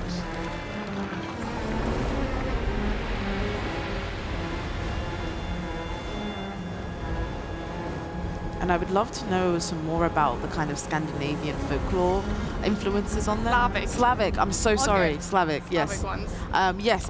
Yeah, because it's not something I'm exposed to very often. Yeah. Could you please tell us some more about that? Yeah, so our studio is based in Berlin. Yes. And we wanted to do something where we could go to open air museums and like do some proper research. And we found out that Berlin actually has like a Slavic background and was founded by Slavic people. And a lot of like places, especially in the eastern part of Germany, used to be Slavic. So yeah, we wanted to go somewhere where we could do the research and visit places. So that's kind of where we got started. But of course, then we expanded more and more into like Eastern Europe and had a look at what like other Slavic regions had. So yeah. Oh, so that's a lot of time spent researching then. Yeah, so we bought a lot of books. We went to museums. We also do have in the co-working space where our studio is located, two lovely women from the Ukraine who also play test the game and give us the feedback, which is much appreciated. So thank you for that. Yeah. Yeah, that's really wonderful because, you know, it's a culture that's not often represented in video games. So, yeah, you want to make sure you do it justice and give it the respect it deserves, right? Yeah, it's really, really important to us to do it as good as we can. Yeah. 100%. And it looks like you've done a really great job Thank you. so far. So. Thank you. The world shall know Baba Yaga once again. Oh, that was exhausting. It has been far too long. Oh, swamps. Hey, are you still there? Can you hear me? I can't. I can't control it. Tell it to sit down. Okay. Hat of brown. Now sit down. You did well, little kitten. So well, in fact, that I have decided to take you as my apprentice. Now, I don't like it either, but I cannot ignore the signs. You were born to become a witch. I've seen what you can do. Not everyone can do what you did. It's who you are. Destiny, fate. Call it what you will, but you cannot escape it. Nobody can. Look around you. Look at what you've created. This will be your house. You will build it yourself, furnish it, decorate it, make it just how you imagine. Cozy or creepy? Oh, I love the cozy. Like the cozy house then. But cozy but creepy at the same time. Right, it's a labyrinth theme. You will live in it and travel the lands with it. I will tag along and eat all your food, of course. I will also take the biggest room here for myself in return for teaching you such wonders. Seems fair. Yeah. Seems like a fair exchange. Sounds exciting? Well, here's some wood. Get building. Thank you. Oh, now we get to the building part of it, right? So on the right, you do have like your menu for the building, and with Q and R, you can, like go to different selections, and that's the building house menu. I see. So there are many different parts that there are we many can different use. parts. Wow. So if you, the floor piece is perfect. We can just start with, you can press E and build the floor. And that's like the house building, as I already said, really is the heart of the game, where we want to enable people to be as creative as possible. And we were really looking forward to see what people come up with, because there's so many options to create your chicken-legged dream house. Yeah. It's so unlike any of the other builders that we've seen today. What made you want to combine this kind of like narrative element and then all of these Slavic references with the builder genre? I think it's just something that really spoke to us as a team. And a lot of us really like decorating and putting an emphasis on the building. You can build the door later. It would be first great we if- need to put the wall. walls. Yeah, nice. So I think it's something that we have not seen in many other games, like having the focus and on the atmospheric house building. So yeah. Oh, that's amazing. And it's sort of focusing on the atmospheric house building, again, gives it another new, unique element. Usually the building element is just sort of humdrum. It's just something you do as part of the kind of gameplay loop, whereas, this is tied to the vibe and the overall narrative, which is amazing. Yeah.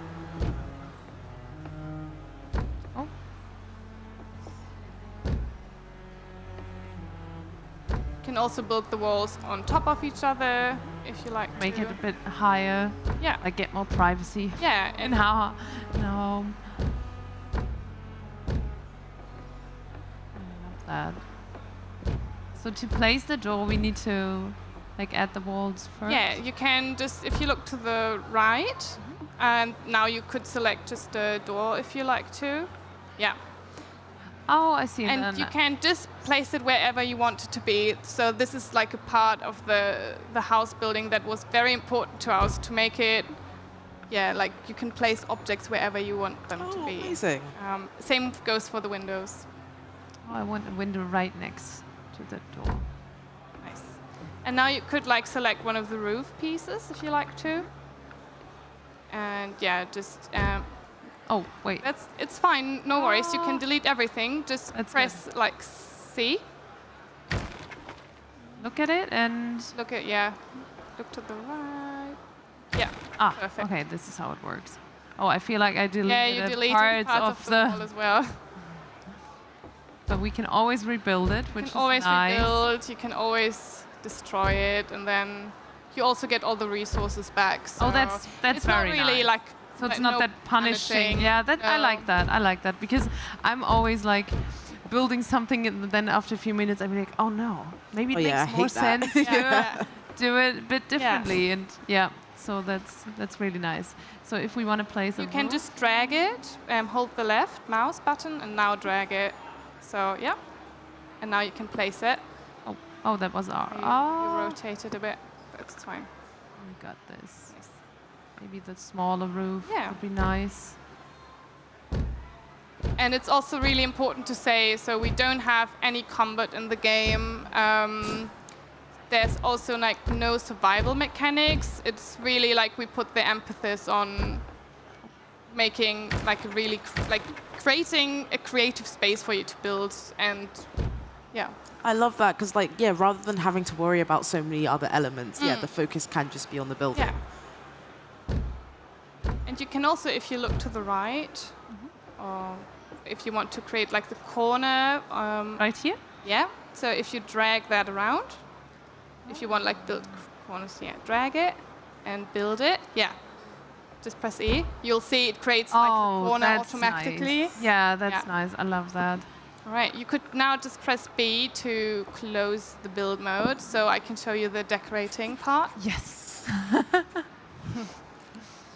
Go ahead and place your channel. This one which needs somewhere to rest.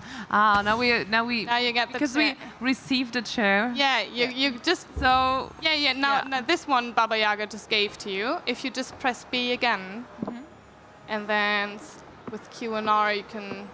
Oh, there it is. There it was. Oh, she has a special. She has a special one, of course. Oh yeah, that looks like a chair for her. As you can see, it's like completely grid-free. So I love that. Really do have the freedom. And if you hold the right mouse button now, you can just precisely place it. Oh, you can get really creative. Yeah. Because there will be, you can have like books and then put a skull upon on a book. So you really can get very intricate with it. Yes. I think this is the perfect spot for her, so she can sit right next to the door. Yeah. So you could just press B to close it. Very good. Go and explore. Get familiar with these mysterious lands. There are many things to find in this forest. The long abandoned carts often hold a surprise or two. I'm sure you will be able to find some new furniture for your house. Oh, I've also added some more things to do and places to visit to your journal. When you're ready to leave, come and talk to me for one final time. All right, I think it's time to go. I can feel something on the wind, a change, no, a beginning. Something big, something important. I can feel it. An adventure. It's out there waiting for us. Shall we find it? Wow. So now you can take a look at the house with the mouse and just see on what you've created. And now we are like walking around with you can walk around with your chicken-legged hut. Oh my god. Oh Yeah. wow. Wow. Playing. That's amazing. Amazing. Oh, the zoom out there was so epic. Wow. Oh, thank you so much for showing us, Rekka. We had such an amazing time, and I feel like I've learned so much about this world and this setting already. Where can people find out more information about the game? So, Rekka, you can wishlist it on Steam, but we also do have Twitter or X. Yeah. We do have TikTok, and we also have our Discord server. So feel free to join. Love you to have you here, though. So yeah. It's funny because when I first saw the game, it was on TikTok because I saw some bits of the trailer. I was like, this looks really interesting because it has the building stuff in it. Yeah. But it also has this narrative. Witchcraft, and the whole world looked so mysterious. Yeah. So I thought, okay, I gotta take a closer look at that. That looks so interesting. I have to also shout out the music. It was when I saw the trailer, I think earlier on this summer, it was the first thing that I noticed, and other people in the chat have been mentioning it as well. I'd just love to know a little bit more about it. Yeah, so we do have like a composer who's working with us on Rekka, who actually is here somewhere.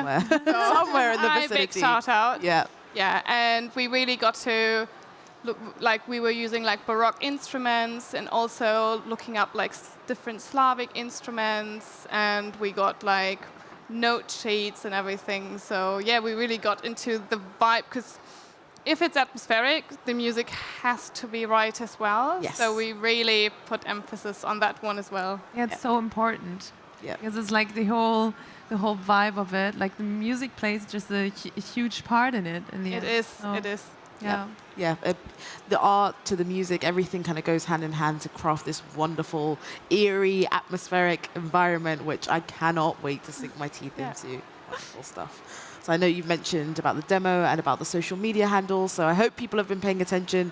At some point in the near future, seconds, I hope a Steam link will appear in the chat where you can go and wishlist the game. That is our word of the week. Go wishlist it. I just want to thank you so much again for your time. It's been so wonderful having you here in the studio. Thank you so much for having me. Thanks for playing. Thanks everybody who was watching. It's been a pleasure. Yeah. Wonderful stuff. Well, that brings the first part of our gameplay blocks to an end, which is very sad. But we have more games for you. Lena has another interview outside of the Indie Arena booth. And I will see you after a break for the second half of our day with Lou. So I will see you then.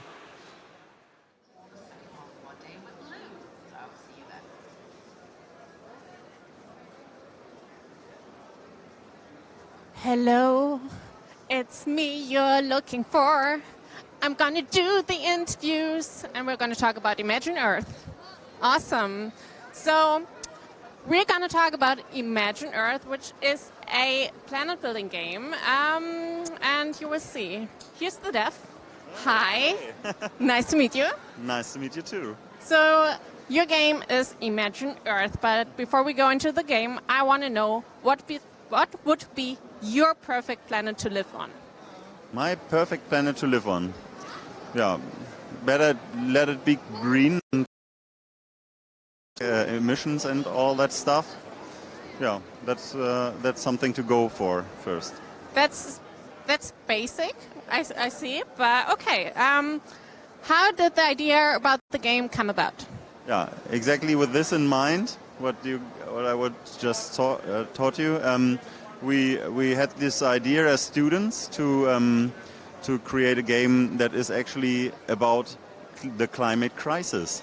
Yeah, that was long years ago now, but it kept us busy, and we were developing this climate crisis simulator that I would love to show you now in the following. Okay, that sounds deep. There's different game mechanics of the economics. Can you explain that a bit? Yeah, it's a city builder first and for all, but I would even say it's a civilization builder. So it's global. You play on a 3D globe on various planets actually. Second, it is this climate simulation thing going on, and third is it's an economic strategy game. So you have a free market kind of unregulated space capitalism in this game. And this is basically because we needed to have a problem on the planet. So this growth spiral, which all the corporations get into if they are settling on the planet and expanding all the time, this is leading then to this late game state of global warming and rising sea levels, melting polar caps, and the whole thing turns this cozy city builder in a climate crisis survival thriller. So a nice turn in the late game here. Okay, that sounds like you put a lot of real-life problems into the game. Has there anything that you would like to implement in the game, but it's just not possible game-wise, even though it's happening in the real world? Yeah, maybe to relate to what the game actually would need, it would be multiplayer. So that these 8 corporations that are now NPCs, it would make so much sense as they were humans. Because then you have a realistic simulation of this problem and why the climate crisis or the collapse is so harmful to everyone, and why humans are still doing it. This is this absurd riddle that players then could explore in the game. Yeah, while they're first competing against each other, and later they have to try to transform their societies in a way that they don't break up with all the basic needs the planetary ecosystem can provide, or couldn't if you destroy it. Yeah. I love how you say the real problems are real humans. I love that. You actually have a share market in the game. Why did you integrate it? The share market, it came very late into the game. Yeah, it's actually because we forbid war to have a constructive build-up gameplay or game flow. There's nothing against others than a bit of sabotaging with geoengineering. But this is also used to lower the share prices of the corporations, and you can buy them up. And that is also in the game because we need a possibility to have to be able to take over pollutive corporations, that they to stop them basically from destroying the world. And then when you own them, you can transform them in a sustainable way. Yeah. Okay, so you said there's no real war, but how does attacking and defense work? What again? How does attacking and defense mechanisms work in the game? Like you said something about warfare. Yeah, to be quite clear about this, there's also a bit of tower defense in the game, so you build laser cannons against asteroids and stuff. There are space pirates coming, robbing your warehouses. There's quite a lot of fancy sci-fi stuff also going on to the game. But I think it's amazing how we managed to meld fantastic game elements that are quite fun and entertaining together with the serious course of the game that we have in the background. Have a perfect and authentic mix of all these features. So, kind of weird question, but how much easier or harder do you think would the game be if the Earth was flat? Yeah, then we have wasted a lot of work making this 3D globe thing there. Yeah, out of a false belief. Yeah. Yeah, that was a funny joke I also wanted to tell these flat earthers, that they are ruining our game in a way here. Yeah. But yeah. Are people actually coming up to you and saying that's not what Earth looks like, it's flat? No, I hadn't have these kind of comments so far, but yeah. It would make me sad having to port this back into 2D. That's the concrete answer to your question, I guess. Okay, great. So your game is started in early access in 2014, which is quite some time ago, and it released in 2021. How important is player feedback still for you, and how valuable is the Indie Arena booth for that? The situation we do now have, that after almost 2 years, it's on PC and Xbox. We will have the Switch and PlayStation versions early next year. And that's why we came back. That's why we are looking for partners in PR and marketing, and also for players to check out the latest version. There will be an open space DLC soon, with the same time with these console releases. And that will offer procedural galaxies, because many people come over and say, hey, the world is not enough, we want this going on in whole galaxies to control and so on. That's new stuff for everyone on every platform. We try to make this way a successful relaunch of the whole project. So you're actually doing a lot of updates for the community, like new content and stuff. Can you tease some more besides the new consoles? Yeah, there is a bunch of very important new buildings coming up. That's a thing. So we will have a new meta game on the meta level. There you can build a space station HQ in the center of the galaxy, and then do trade between all the planets. So far they are all for themselves. You can visit them, but once you have conquered them or taken over the majority on there. But now you can interact between all the planets. This is the fresh stuff that is coming. Sounds awesome.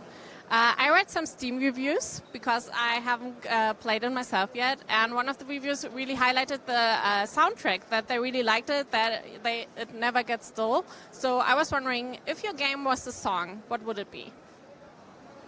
A space opera? So that comes to my mind, but it's a general saying, right? Yeah.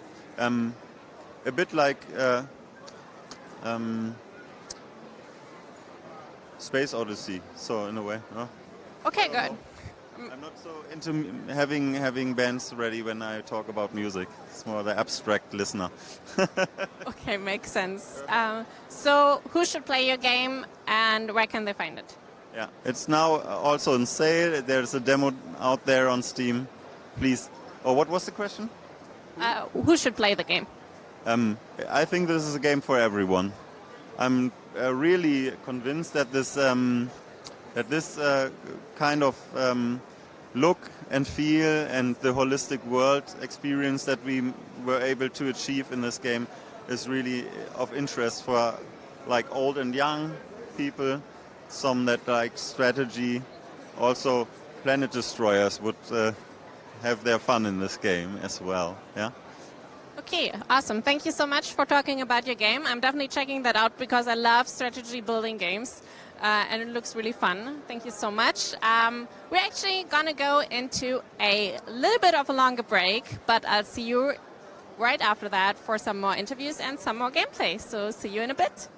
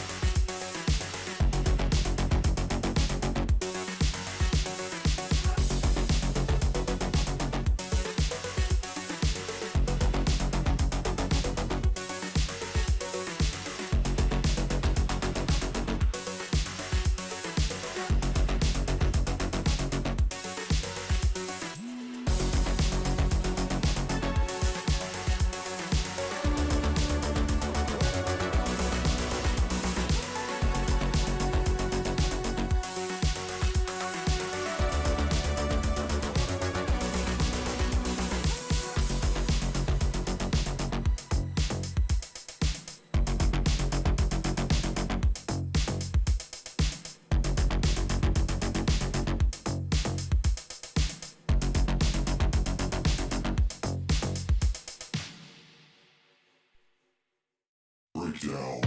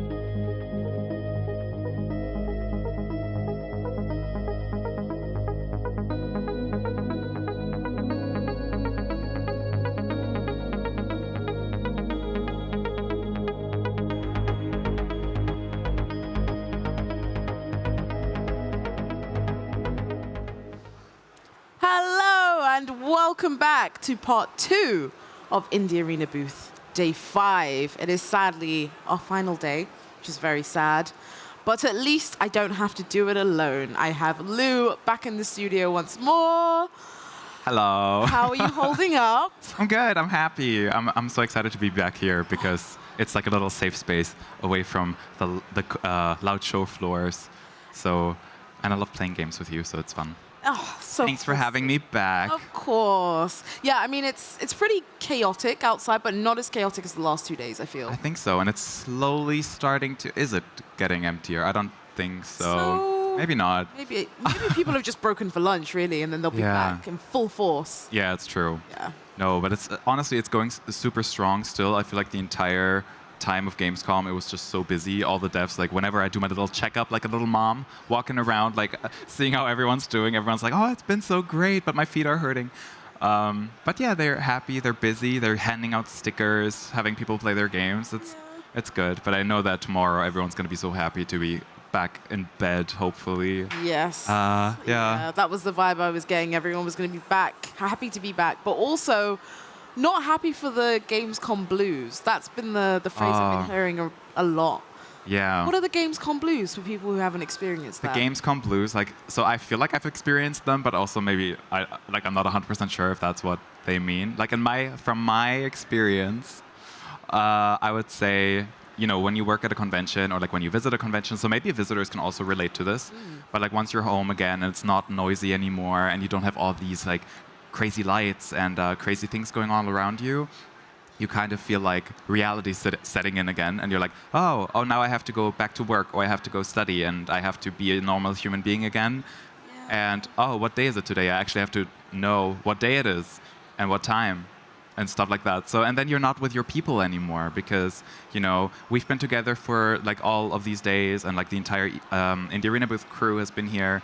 So, and then they're not here anymore, and you have to wait another year until you can see them again. So, and it's so sad to say goodbye. And yeah, like you said, kind of going back to the normalcy of it all kind of sucks, because I just love being around games, like constantly getting to talk about them. I mean, I talk about them anyway, but still, doing it in this very specific environment is like super different and completely different kind of like presenting and hosting work for me. So yeah, it's super sad. I don't want to think about it too much. Yeah. Well, it's not over yet. It's not over yet. That's true. It's not over yet. Should we take a look at the schedule? I think we absolutely should. What we can expect from this afternoon's slate of games. So the theme is spooky, or if you prefer, spoopy. Spoopy games. So it's all things with a kind of creepy horror type element to them. We're going to be starting off with, in terms of Let's Plays anyway, we're going to be starting off with Shadow Gambit, which is a sort of stealth strategy game. Yeah. And then we go on to Prim.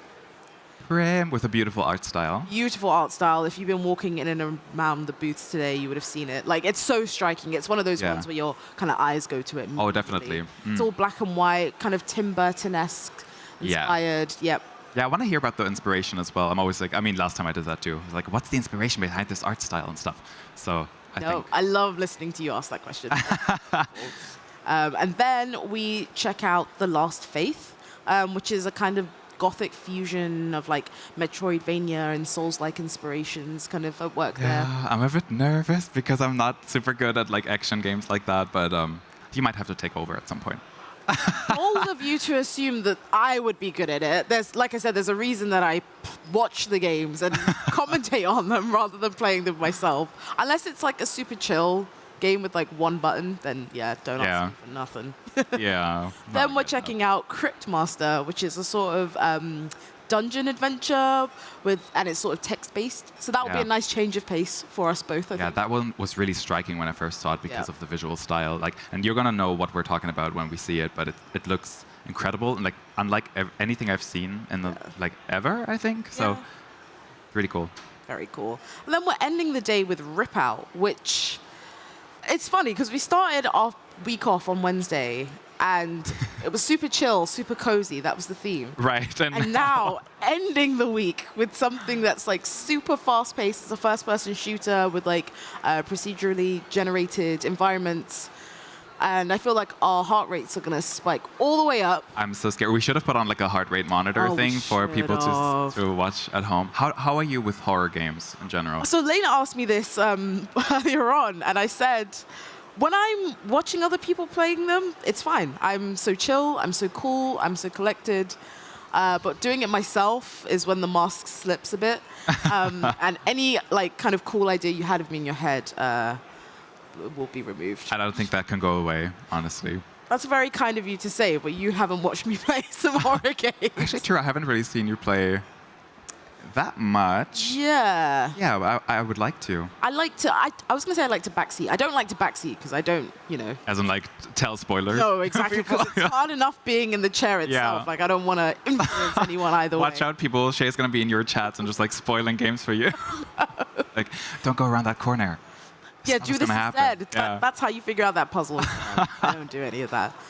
So yeah, we have a jam-packed afternoon for you. Yeah. So, do you have any standout favorites? I know you said you liked the look of Prim a lot. For today, well, Shadow Gambit is very special because a lot of people have been, looking at it the last couple of days. It had a lot of attention from visitors and tours that we had at the booth. So I think it's going to be super cool to look at that like close up.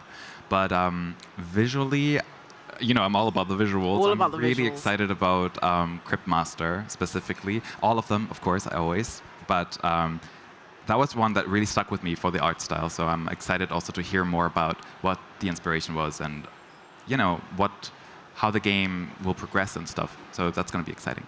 Amazing. What about you? Do you have one that you're looking forward to particularly? Particularly, I think it is Rip Out. I think, yeah. I'm so scared of that one.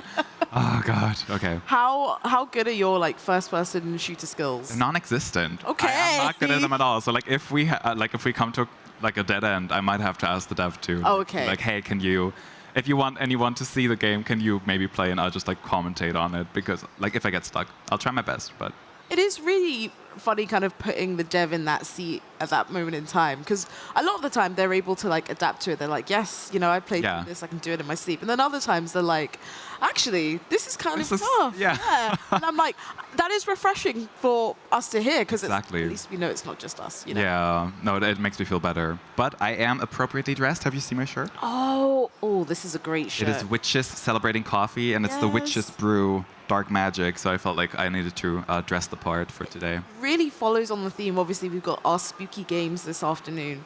But the game that we checked out just before the break was Rekka. I don't know if you were able to see any of that. Yes. Oh, so gorgeous. If you weren't watching the stream, that's okay. I forgive you. But Well, I don't. No, I'm kidding. Rekka is this really gorgeous atmospheric kind of builder, but it's not like a city builder. You're sort of building this cottage that lives on top of these, like, this creature that has these chicken legs, which is, it's amazing. And it's all influenced by Slavic, folklore. Yeah. That's the word I was looking for. I was going to say gods. I was like, that's not the word I'm looking for. maybe it belongs sort of in that category. Exactly. Yeah. So yeah, that was gorgeous and kind of takes us perfectly into the rest of the day. I wish I'd been as clever with my outfits, to be honest with you. I could have. You have purple. I have a little bit purple. of purple, a witchy color. Yeah. I think so. It's a reach, but like you said it, so I'm gonna run with it. I was gonna say, but then actually having the outside validation matters to me more than whatever I think. You're like, as long as someone else like sees gives the me that, fantasy, yeah. then I see the fantasy. I hope. I feel like everyone does. Yeah. Great. We're going to run with that. Yeah. So chat, tell me, what are you most excited to see from this afternoon? We just had our amazing lineup of games. We can bring up the schedule once more to refresh your memory, but I want to hear all about what you're excited to see. Our final day of games. It's bittersweet. It really is. It really, really is. But it's fine. We'll be back next year. Yeah. You only have to wait a year. A year. Mhm. And for anyone who's interested in participating in the showcase, we'll be giving more info at the beginning of the year. If you are an aspiring developer, if you have something to showcase, we love to hear from you. And we always like to look at games from different countries, different origins, different genres, obviously, because we've had these categories here, very different ones. So if you need any info, follow us on our socials, and everything will be, detailed later on when we've come back from the dead. after sleeping after we've arisen for weeks. Yeah. Yeah. It's going to take a lot of rest to get us back to 100%. But we'll make it there. We'll survive. So we're going to shout out the socials in the chat. I'm sure someone will drop the link. I'm sure. It should just be in the arena booth for the most part everywhere. On everywhere, yep. Yeah, there might be a little odd underscore or something. Here or there. Because who took the actual one? Who took it away from us? We need to find them and kind of like challenge them to like a duel. Yeah, that seems to be the move. And make sure you check out indiearenabooth.de even to see the full lineup of games that we featured this year. And also check out the Steam event as well, so you can play the demos that we've spoken about, or at least, have your updates turned on so that when the demos are released, you're the first in line to check them out. Yes, you don't want to miss it. Exactly that. So we're going to kick off the second part of our programming this afternoon with an interview. So I'm going to throw it over to Lena.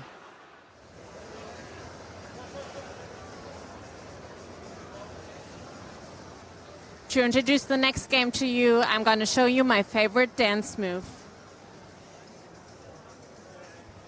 It's the vampire, because we're going back to school.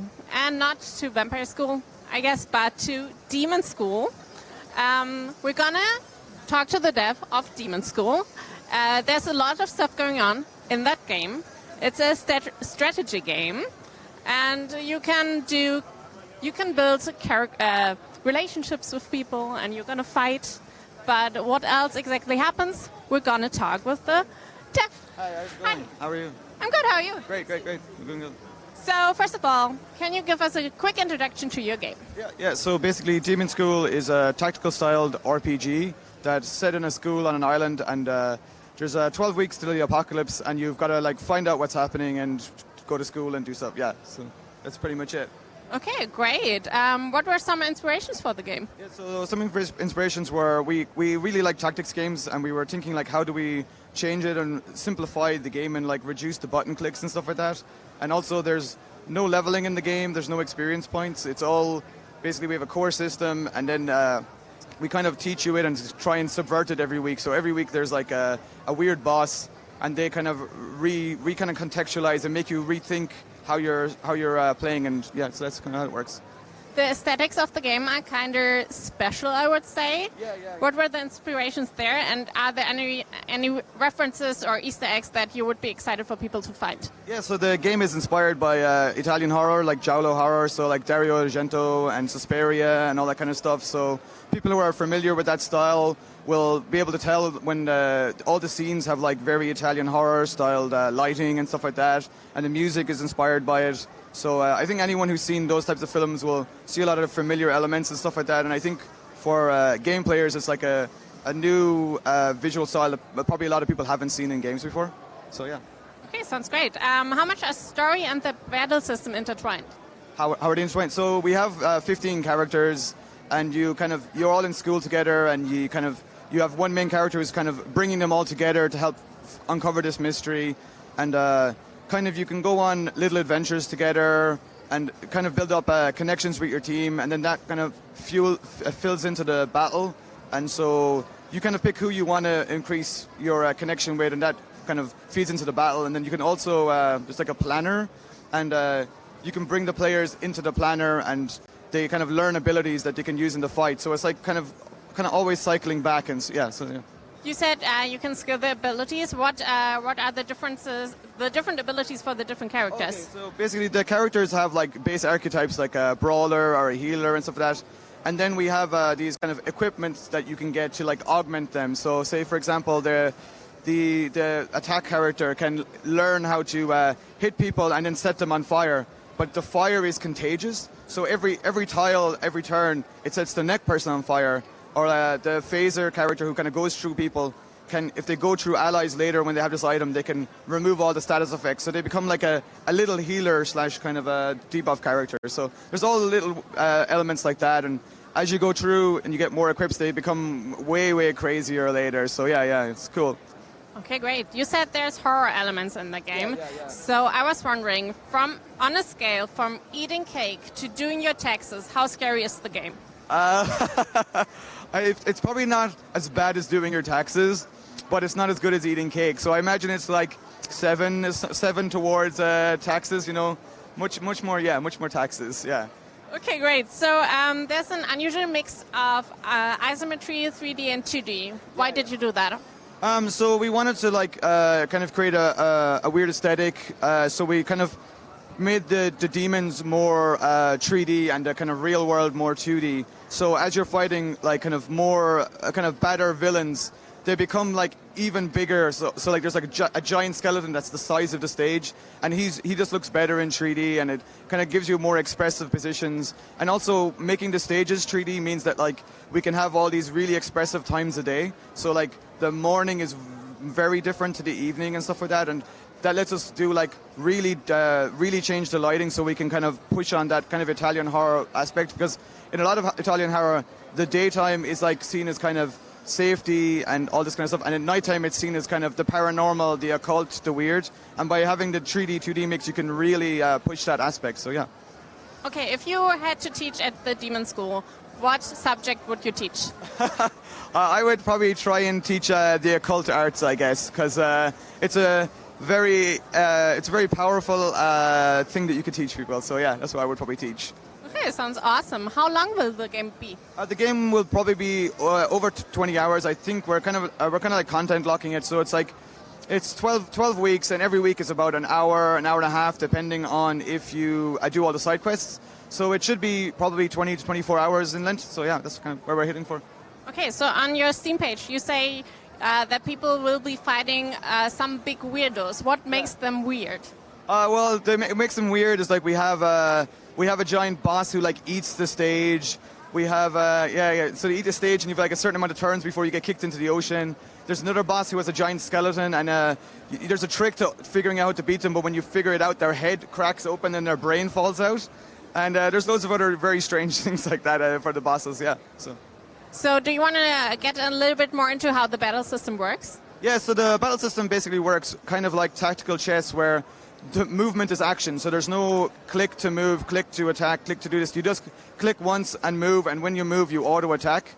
So it creates a whole game mechanic where the resource that you have is kind of your movement, and it's about mastering where you move on the board and how you do things like that. So that's very different to most tactics games, where it's more about grinding and leveling and kind of building up your mana and your health and stuff like that. In our game, the health, I think the highest health you can ever have is 5 HP. So yeah, it's really unique from that aspect. And I don't think I've ever really played a tactics game that has the movement and the kind of battle style system with this in it. Yeah. So. When will the game be released, and on what platforms? Okay, so the game's out on Steam, itch, kind of all the PC platforms, and then it'll be on Xbox, PlayStation, Switch, and it should be out either December or we're thinking maybe closer to February now. So yeah, that's it. Yeah. Okay, sounds great. I have one more last question. What do you think the Demon School smells like? Well, it's an island off kind of in Scandinavia, so I imagine it smells like piney, but maybe a little bit mildewy, So there's something wrong. It smells nice, but there's a little undercurrent that makes you feel troubled, I would say. Yeah, so that's what I would think. Okay, I can really imagine that now. Thank you so much for telling us about your game. So that was Demon School. Check it out, wishlist it, and I'm gonna go back to the studio now. Thanks. Thank you so much for that lovely interview, and I really enjoyed the dance moves at the beginning. Now we're going to be checking out Shadow Gambit, the Cursed Crew, and we have Matthias in the studio with us. Thank you so much for joining us. Welcome.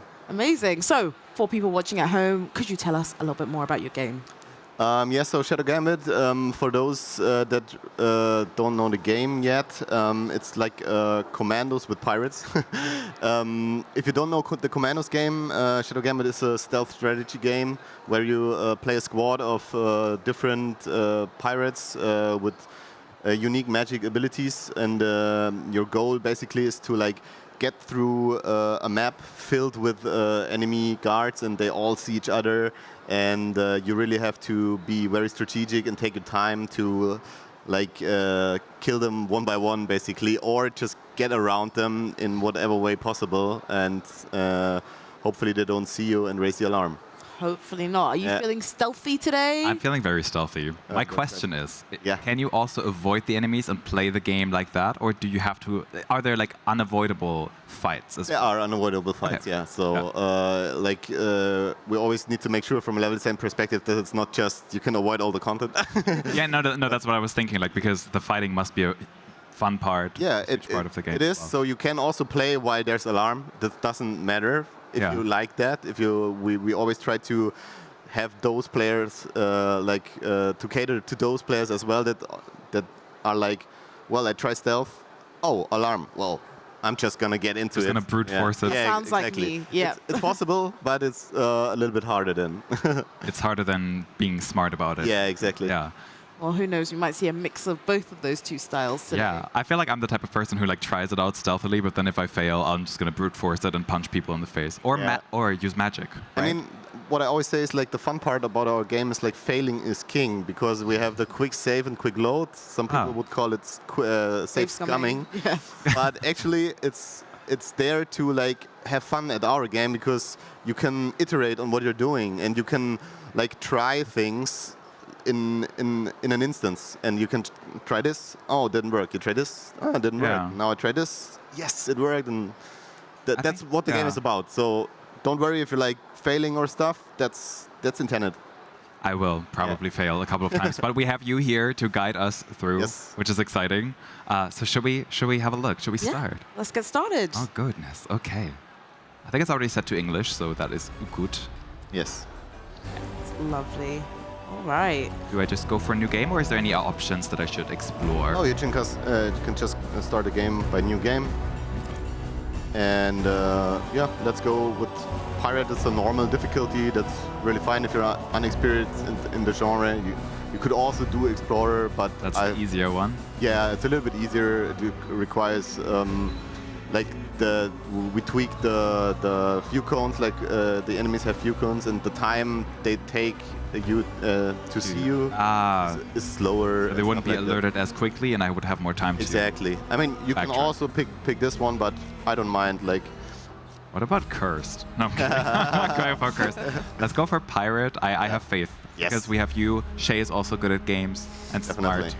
So to both of those things. All of it. Oh, why did it go to Legend? Excuse me. Because you're a legend. That's why. Because I need to press blue. There we go. Yes, exactly. Okay. Ooh, is there voice acting for everything? No, not for everything, but for German and English. We're a German developer, so we try to make sure that our German fans also get catered to. That's awesome. I love the music I'm hearing so far. I'm like, Are you hearing music today? That is good. Yeah, I know. It was such a shame the other day. Yeah, shout out to Filippo, by the way, here. He's our composer. He's pretty much done all our music for all our games, and he's really amazing. And shout out to you, Filippo. I hope you're watching. I hope so. I hope you're proud. Yes. Wherever you are. Wonderful. It looks beautiful. The lighting effects are really nice. So detailed. Thank you very much. Oh my God. Yeah, the art team really puts their heart and soul into this game. Yeah, you can tell. For our games. So this is Angler's Grave. Charming little rat hole. Let's find the bar and make a deal before the Inquisition shows up. Okay, she has a sword in her chest. Her chest, that looks slightly unpleasant. Yeah, as you noticed, like she's an undead pirate. Like she's like the kind of the main protagonist of the game. Afia Manicato is her name. Yeah. And you're about to meet some mysterious Chester. Yeah. So. Okay. So I'm guessing this is where I should go. A mission log. That's super helpful. Okay. So meet the Jester. That's I think what we're about to do next. Exactly. So now you can be like. You don't have to worry so much, because this is like an introductory part where you can just walk around, get a feel for the game, and you don't have to worry about like getting attacked or something. Okay, so these people are fine with an undead pirate walking around. They're not bothered. They're just like in the Strange Caribbean or the Lost Caribbean. That's what we call it. The people know about the curse of the pirates, and it's quite normal. So there's the Inquisition, and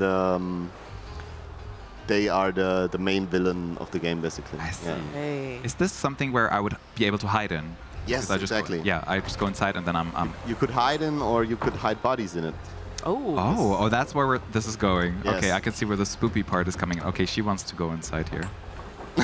Well, I can just open the door. I don't know about you, lady. You're not welcome here. Okay, so I'm gonna. She didn't like that. Is she going away? Yeah, she's mad. Yeah, probably. Mad. Is there something that I should look out for that you would like smell of for us grog to and see, salted or should I just kind of wander around? No, just have a look at Year of the the Angler. Must the be art all over. style. You can zoom out a little with the right stick if you right. like. Yeah. Oh wow. We also have this like top down, and then you can zoom into the map. That's really clever. Yeah, if you zoom out completely, you also see like where you have to go, the objective. Oh, brilliant. Click Yeah. it, and yeah. Okay, so I have quite a way to go, but you can also see all of the NPCs walking around here, yeah. right, and moving in real time. Yeah. So everything is white here, and So they're all friendly. They're all friendly. Good. Okay. If they're enemies, they're marked with a red color, and Oh, it goes out like a lot. yeah. I really like the transition between like this map and then the actual game. That's really nice. I've never seen that before. Yeah. Someone has asked a very important question in chat. Do you have a ship? Good question. Yes, you have a ship, and the ship actually is a ghost ship who talks to you, and she's called the Red Marley, and she's like a very big part of the whole game.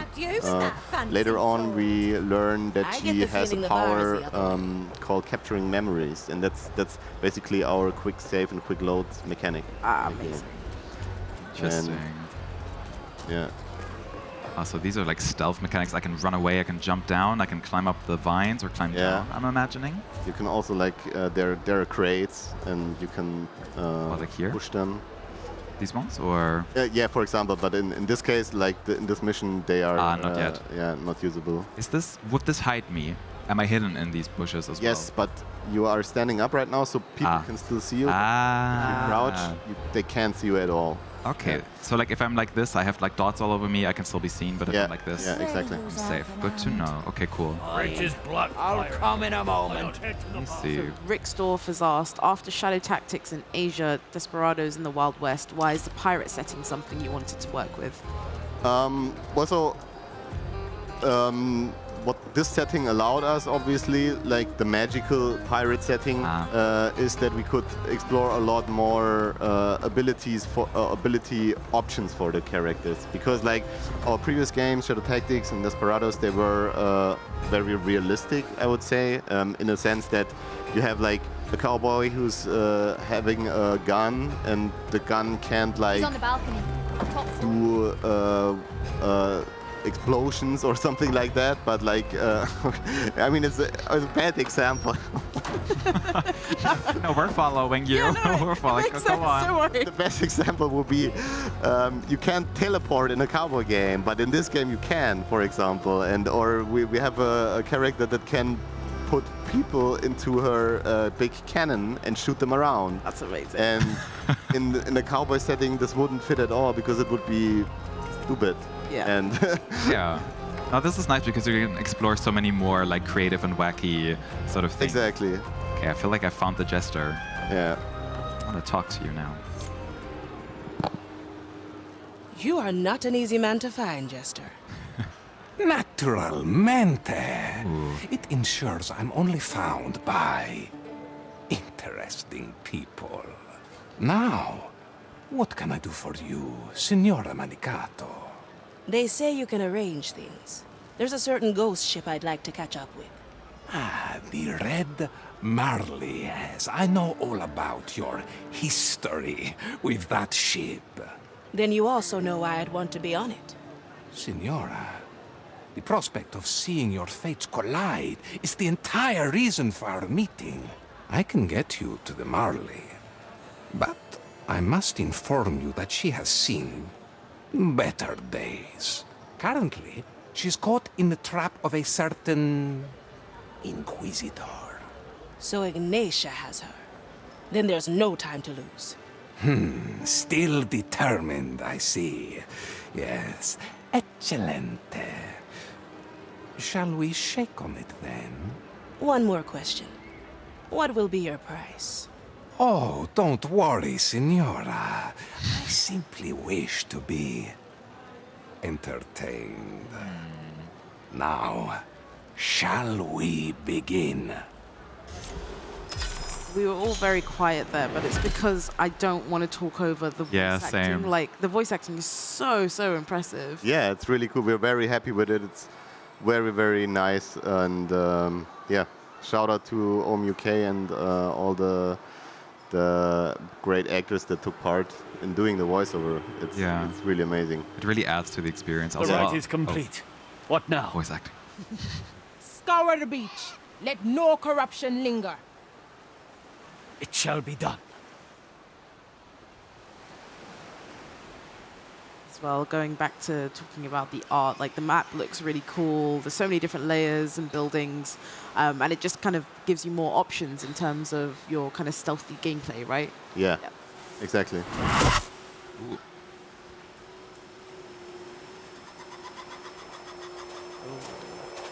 So I'm assuming this is the part where we actually have people that aren't our friends. What? Exactly. Yeah. Oh. This is the Inquisition, and they don't like the curse and think. Apologies. But as you well know, death's not the end here. So, one down, possibly 100 or more to go. She's so badass. Yeah. Like using the sword in her chest to like take him down. Definitely is right? Yeah. I actually love her the most, According like to the stars, from a this island gameplay isn't too far from perspective, Angel's grave. as well as her personality is really great. Yeah. Yeah, and it's like she already mentioned, one down and possibly 100 more to go. So this like a little bit a setup, like this is like how the game feels like when it opens up. You have like a huge map with a lot of enemies, and you have to get through them. I mean, look at this already. Like the map is really big for one, and then you can also see that they're no longer white, which is terrifying. They're now yellow. They're not red. They're not, as I mentioned. oh, there's red. Red is worse. Well, yeah, they're orange, but yeah. There's something interesting here, I imagine. Or is this us? No. Yeah, there is something. Is that a boss? Where we have to go. Oh. Yeah. Big boss fight incoming. Oh god. Okay, I'll do my best. No, so this obviously is like the first tutorial part of the game where you learn the basics of the game, and yeah, as you mentioned, the maps are very detailed, and it's always a very big challenge to make them as detailed as possible, but also not making them distracting. Yes. So I'm a level designer, and my point of view is always like I want to make the play experience as clear as possible, and then I do ugly levels with blockouts and that play well, and then at some point an environment artist needs to make them nice looking and beautiful and decorating them and what you see now, and it's always like a push and pull between level design and environment art that we make these levels as great as possible. Yeah, we're just chilling behind the acolyte here. Yeah. Doesn't even know what he had in store for Knife him. in the back. Yikes. Oh, okay, well... One less to worry. Okay, one more for good measure. Do I pick him up? Yes. Let's get you somewhere else. Okay. First thing you learn in a stealth game is like how to get rid of the body. Oh, where do I put him? There's choices like the bushes. Ah, so I hide him. Yeah, you if can. Anyone, if anyone finds the body, they'll be alerted. It's always best to hide the body, yeah. Okay. You can also put them in the water. Should we try that? Nah, For the next he's one, gone. maybe. Oh, he disappears. They always completely disappear, yeah. Ah, I got you. Hiding bodies. Okay. Oh, we've already done that. Yeah, exactly. You learned that. Yeah, we learned that, but if you need more, there's a tutorial for that as well. Yes, exactly. Side. Okay, I need to be a little bit more careful because I know that there's enemies around. So there is someone up there. Exactly. Oh, you won't see me. There's like a thing. There's a thing here. Switch stands. Okay, that's what I've been doing. No, it. We got another great question. So obviously, at the very beginning, we flicked through the difficulty settings. How do they affect the game?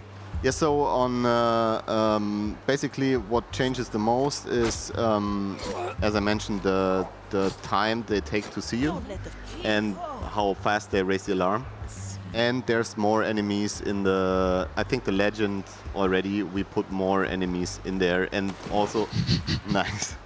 And also sometimes change, like, we have different enemy types, and some are harder to distract, for example, or harder to kill, or harder to get rid of, and so we change this up as well on harder difficulties.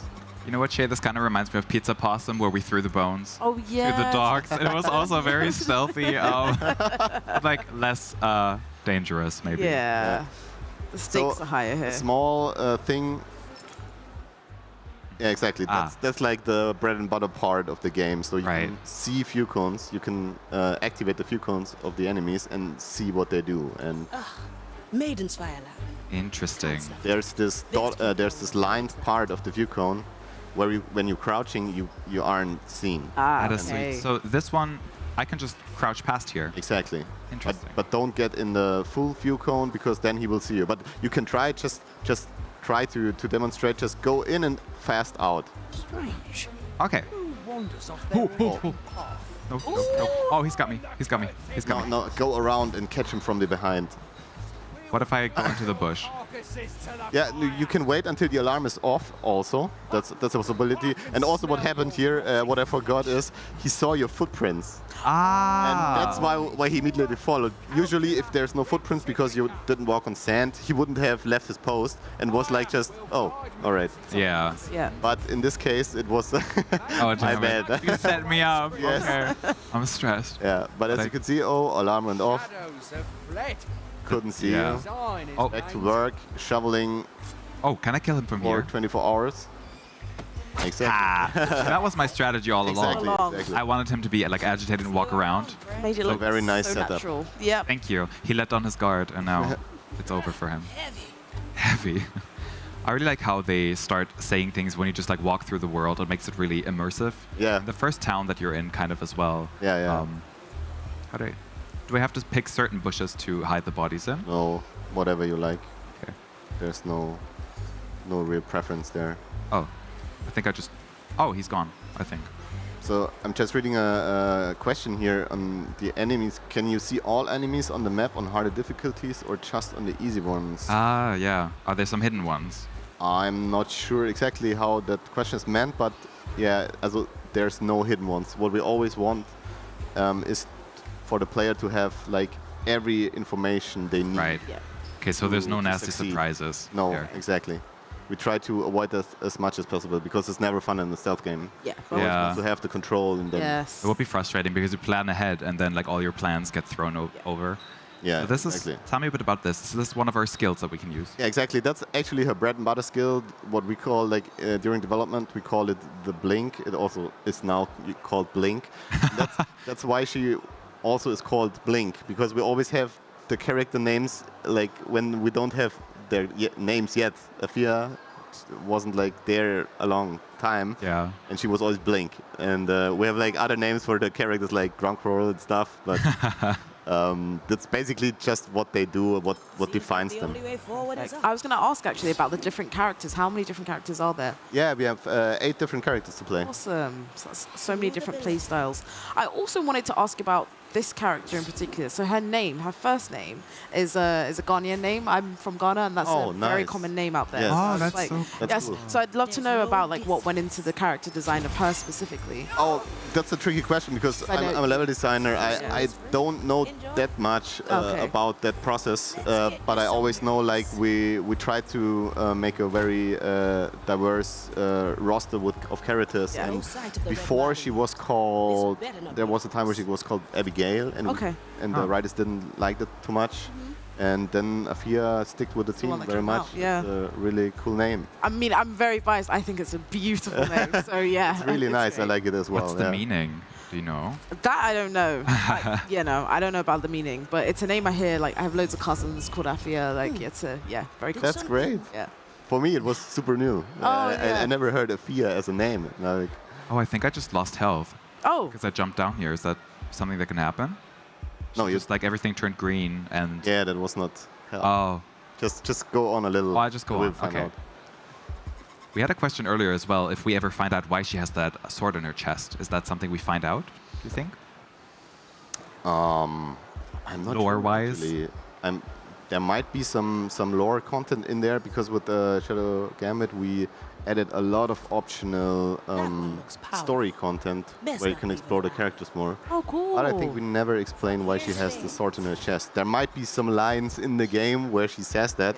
Yeah. But I don't know. I kind of like the idea that that's just how she is and there's like no explanation. Exactly, yeah. Yeah. Like, okay. Sometimes just show and don't tell, and sometimes that's cooler. Yeah. Exactly. Yeah. I don't know how I feel about this because this is a powerful enemy. Can I just one-shot this enemy? Try him. I cannot. Yes. I cannot. Here, I sensed your ill intent, So cursed. this enemy is Now burn probably in the strongest we have in the game. He's hard to kill and hard to get rid of. Uh-oh. Oh, wow. Right. So this is one of those whole again. save points kind of that you mentioned, Exactly. right? I've given you another chance. What crazy magic is this? Are you... I need your help. Get past the prognostica. Do not attack him directly. Okay. Well, well. All right, I'll follow. As for the prognostica, let's try a different approach. This is really cool. I feel like the last time I really played stealth games was back in the day. Do you remember Tenchu, the like ninja stealth game? I heard of it, but I never played it. I think that was the last time I really played one of these, and Yeah. I had such a good time doing that back in the day. So Yeah. it kind of takes me back. Although this is a lot more like it's easier to follow, I would say. Yeah. So now what's very important, like I can just tell you, you can now quick save and quick load the game. So Okay, how would I do that? can like now the Marley helps you. That was the Marley. Spoilers, but like, you get it Hey. instantly. So Yes. but you can save by pressing this. All right. So you capture the memory, and then you can go in the settings, and now you have your memories, and you can switch between them, and you immediately see how long ago were they and stuff like Yeah. that. Oh, cool. So and that's where it comes in. So it doesn't matter if you fail. Just saved Yeah. again, I think. Oops. Yeah. So just do whatever, and you can save the game again. That's really handy. Light on the scaffold So you can is my basically key. save after each move you did. So That is really smart. yeah. And I think that's smart, especially these days when people are kind of looking to play games a little bit and then maybe do something else because they don't have as much time, and you can just like, pick Exactly. this up right where you left. That's why I also still like that, because it's like as a dad, I don't have that much time anymore like to play games, and I like hard games, but I don't like it if I have to redo so much stuff. I played Dark Souls games and Elden Ring. I love them, but sometimes it's like, holy hell! It took so many hours just for one boss, and it's frustrating sometimes. And sometimes that's like your only time to play games that week or something. Exactly, Yeah. and it doesn't really appreciate your time a lot. And I understand the appeal and all, but games can be hard and can be fun without being like, yeah, Yeah. time sinks. Exactly, and that's what I like about our game very much. Yeah, you can also like just turn it off and start right there. Take your time. Yeah. Do whatever you like, how you like it, and yeah. So now what we also do is like always reminding you to capture memories. Right. Because like this, right? Yeah. Oh no. Was it this one or this one? Oh, No, it's the left one. Maybe it Should be what? I've broken it. Maybe it's the controller or something. Maybe this one's the one Yeah, that's it not doesn't really work working as anymore. well. Well, it should be that button, I think. Did it just disconnect? Sorry. No, it's fine. That's all Is good. it working now? Oh yeah, no, I can't move anymore. Oh. Wait, we have another one here. Maybe this one works. Is it possible? Let's see. Yeah. Yeah, okay. I'm Can moving. you try it? Oh, this one's the one with drift though. Look how I'm moving. But Oh. I'm honing in. oh. Ah, it's actually not working on this one either. That never happened. Now the start button here is not working. It's not connected anymore. Now we're getting Where is it? Well, we can just improvise. Okay, we'll Play improvise. with mouse and keyboard. Power of technology. Yeah. It's always a It's- backup It's a option. little bit different, obviously now, No but second thoughts, eh? yeah, you can. Okay, I'll go try on. my best. Yeah, So the, capture the memory mouse would be- sensitivity is F5 exactly. All right. Grant me a What is second. happening? Maybe we just reload. It's the power of the game. Oh, I love how seamless it is. Yeah, that is true. Yeah, that's weird, but Oh, what's that bell? yeah, but now saving works again. Perfect. Acolyte on the scaffold So- is my way up. Yeah, now I like I show you. So with the A and S, you can select your skills, Let's unshackle you. and then you just press them, right? And with left click, you move around, as you already. Yeah, now you have to get a little bit in range, so because there's the planks in the way. Ah, right. How do I move with? Like yeah, this. exactly. I got Just it. left click. Yeah. There we go. Yeah, exactly. Okay, we'll just continue like this. Perfect, yeah. And picking up bodies and stuff like this, hold left click. Ah, right. How do I move the camera with this? Perfect. Oh, Now I have no way of getting back up. Let me unleash a memory. Oh. yeah. So you can fail, as you saw. It happened here because we I just jumped got rid down. of the guy, but we need him to get up. And Yeah. you accidentally jump down. And yeah, moving the camera is like just pushing the mouse to the side. Ah, Yeah, okay, and that's what I scrolling was up wondering. and down can. Yeah. The prognostic There we might go. not be able to Okay, I think I'm getting the hang of it now. Yeah. For me personally, it's actually I like it a lot more with keyboard and mouse. Yeah. For me, it's a keyboard and mouse game, but I'm also a keyboard and mouse gamer. Obviously, some games are not meant for keyboard and mouse, but I think this plays very well with it. Yeah. How would I pick him up now? Now hold left click. Ah, gotcha. Yeah, exactly. Now you can like get rid of him. I'm gonna throw him over again. Yeah. And what you always do now after getting rid of the body without raising the alarm is like hitting F5 until the. So that's burns. saving, right? Yeah. Okay, we've done this. I Perfect. haven't failed yet. And double click is running. That's different for like controller. We always run because there's no need to not run. But yeah, with Yeah. mouse And I press. Just also okay. hold. Yeah. Hold this. Great. Goodbye. Now you can skip this with just hitting spacebar, holding it. Proceed onward and ascend. Okay. There we go. We did that. Consider it done. Yeah. Now. Jumping down. Now we're back. Now try saving again. Yeah. Okay. Yeah, there we go. Okay. We are safe. Now we're getting So now we're learning a new ability here. Now you got another ability on D, and that's her time freeze. Oh, a So time when you freeze, right-click the enemy, you see where he's looking, and when you freeze him, you have a time window. Just try it. Yeah. So and you see with this window, he's frozen as long as you see this. All right, so I have to be kind of quick about it, right? Yeah. Because I can only use the bomb from down here. Yes. a crack in the glass. Yeah, just double click and she runs. Run. Perfect.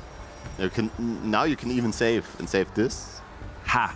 Okay, yeah, this feels good. Yeah. This feels better. I feel Yeah. safer now. Yeah, exactly. And now you just can Straight to the point. you can stab him in the back. But what you can always also do in our games, for those people who don't like to, I mean, in stealth games, people always want to do the no-kill route. Yeah. There must be So- challenge runs like that. Exactly. Right? There are a lot of challenge runs, and what you can do is like switch the. There's a small button over the skill where you see down there, yeah. Here. And you can switch to. Can you click it? Yeah. And this is just knockout, and you can also do it for this. Ah, that's In this case, clever. it doesn't make that much sense for the blink, but we added this so people really can do a no-kill route and don't have a drawback, a very big So drawback. they just get dizzy by being stabbed. The only thing what happens with knocked out people is they are knocked out for a certain time, and in this time window you have to tie them up. Ah. So it takes longer to get rid of someone, basically. That makes sense. All right. Yeah. So now you can like scroll out, have a look at what's going on here. So there's a few enemies, and now it gets a bit more interesting because more people see each other, you know, and Yeah. that's They why- talk. Yeah, they talk, know? and they see each other, and yeah, exactly. Okay, And so I want him to be away. yeah, exactly. For And me- you can, now you can save even. Yeah, I really should. Yeah. Okay, so I am in this bush. And so I could probably blind this dude and walk behind him. Or something like that. I could hide in Exactly. the bushes. Yeah. And I think I'll do that. Yes. How? No, now, I hear Inquisitor Ignatia has dropped Oh. a certain Oh, is he seeing me? Perfect. No, it's all right. That's what I wanted to show earlier. Ah, perfect. It always takes some time until they see you. Yeah. And on harder difficulties, they see you very fast. Hello? Yeah. You How, still there? how do I crouch down Well, well. with keyboard? Space. You Space. already crouching. Oh. Yeah, that's perfect. No. Okay, All right. there we Yeah. go. Perfect. So now always like zooming out a little and checking the situation where the guards are always helps you like to get a feel of how long did this guy was he gone. Yeah, okay, I don't want him to see me. So I right-click on him to see where he's looking. Yeah. I want him to go away, and then I go for this guy. Yes. Yes. Oh, people That's are what you can asking do. for a switch port. Is there a switch port that you're working on? No, Switch is actually something which is really hard to do for us. I'm no tech guy, but Switch always we tried Switch versions for our previous games, and the Switch has some tech limitations, and our quick saving, quick loading needs to be very fast, so that it's not right. annoying, Yeah. nerve-wracking. Because Yeah. like if you would have to wait like 30 seconds, My body this would not work well, and the Switch is not great for that, because we always need to save all positions and all, everything at once. Yeah, that's Other fair. games don't need to do that as much because they can fake it. They can like load different parts of a level, and we can't do that. We always have to load the whole level. Fair. Yeah. Yeah, that makes sense. Makes sense. Yeah, exactly. You're doing very great, actually. Thank you. It's always like when I don't think about what I'm doing, I do way better. Yeah. Like I'm just Yeah, like, it's oh perfect. yeah, I'm killing, I'm walking around, doing my thing. So you just got to work on shutting your brain off then. Yeah, no, it's true. In general, I feel So like yeah. There's people asking if you can do a ghost run. Yes, you can. You definitely can. In this case, you couldn't with the rock guy. That's true. But there is a badge for avoiding the rock guy. So in this mission, you can do it, and you just need to figure it out. And obviously, there's mission targets where we sometimes require you from a plot point to like get rid of them. So in this case, it's not possible. It still counts as a ghost run. Right. If you try that. So they're excluded from the statistics, and yeah. Got them all. Nice. Very well done. Thank you. And I think this is the most fun part a lot of people love about these games. It's like this clearing up a map. Yeah, it feels like I'm just, I'm tidying just up doing your my room, thing. kind of. Yeah. Like, it's like Look.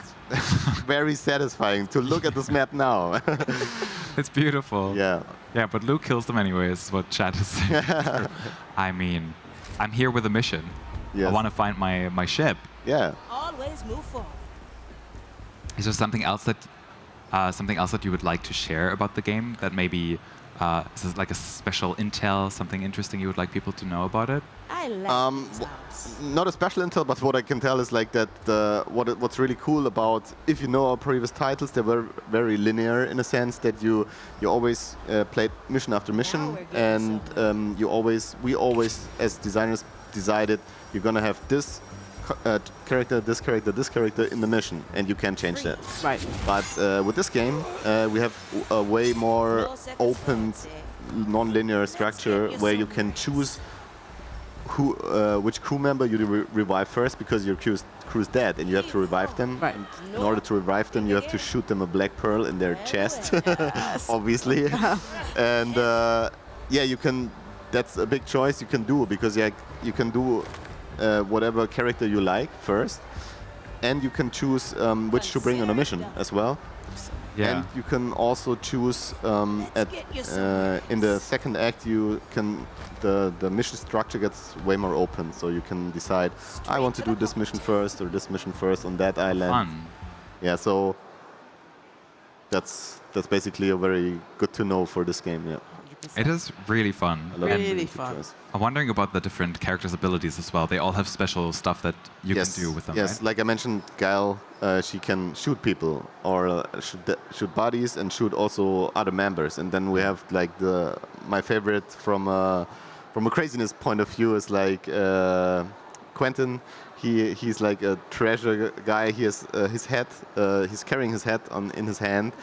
And that's how we all feel some mornings. Yeah, we called him Fisherman because he got a fishing pole and he can fish buddies and he can fish his hat back. And the hat is like a what do you say, a decoy kind of thing where guards go and look. Yeah, that is suspicious. If you just see it like a rolling head, I would check that out. Me too. Yeah. And he's like a maniac, like his voice, what do you say? The voice acting is great for him as well. Sounds amazing. I mean, if what we heard is anything to go by, then yeah, I can already sense something about his character. So where can people find out more information about the game? We had loads of people interested. Well, for one, just our store page on Steam, but obviously just our Discord channel, I would say, like our website, shadowgambit.com. Wonderful. And our Discord channel, Mimimi Games, just hit us up and you can ask questions there, whatever you like. We help you. A lot of people also did their bug reports there or raised questions, what is happening. I have issues with my hardware or stuff. And we try to help as much as possible.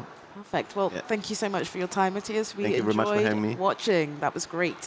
We will be back with Prim after this short break. Peggy 7.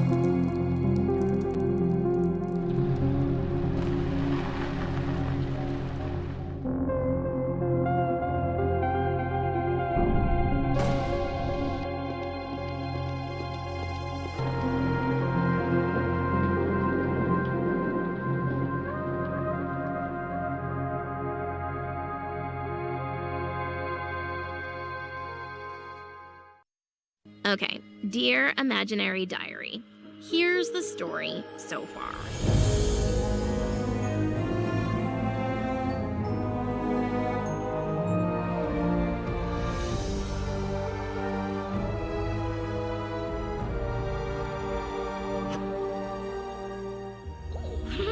It worked. Good luck.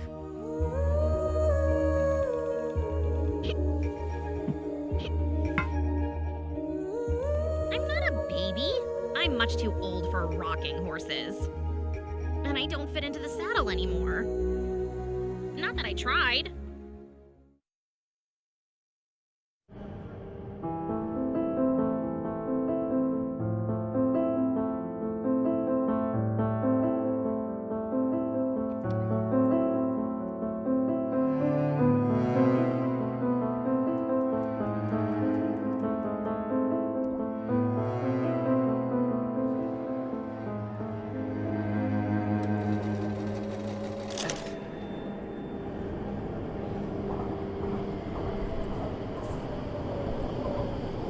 Ticket, please.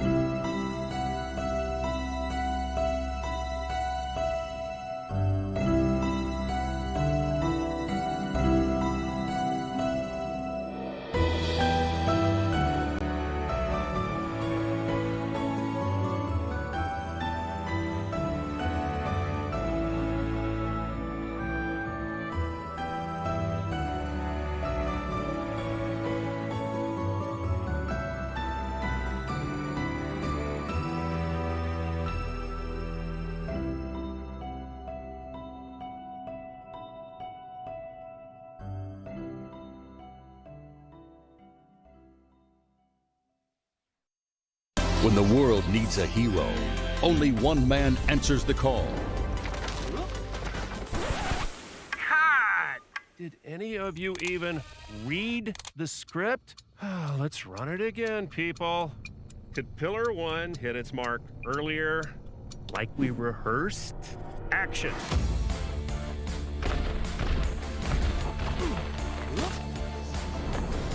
From developer Chunko Studios and publisher AMC Games, the greatest action hero you've never heard of, Johnny Rush.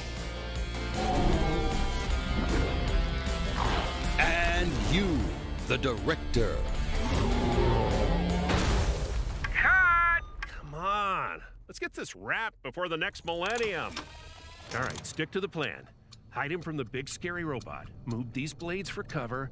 Johnny heads up to his little spaceship and bingo bango, scene. Action!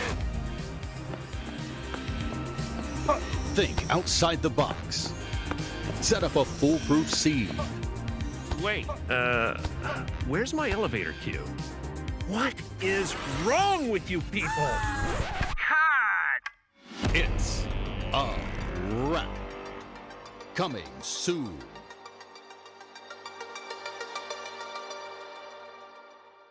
In a land of great beauty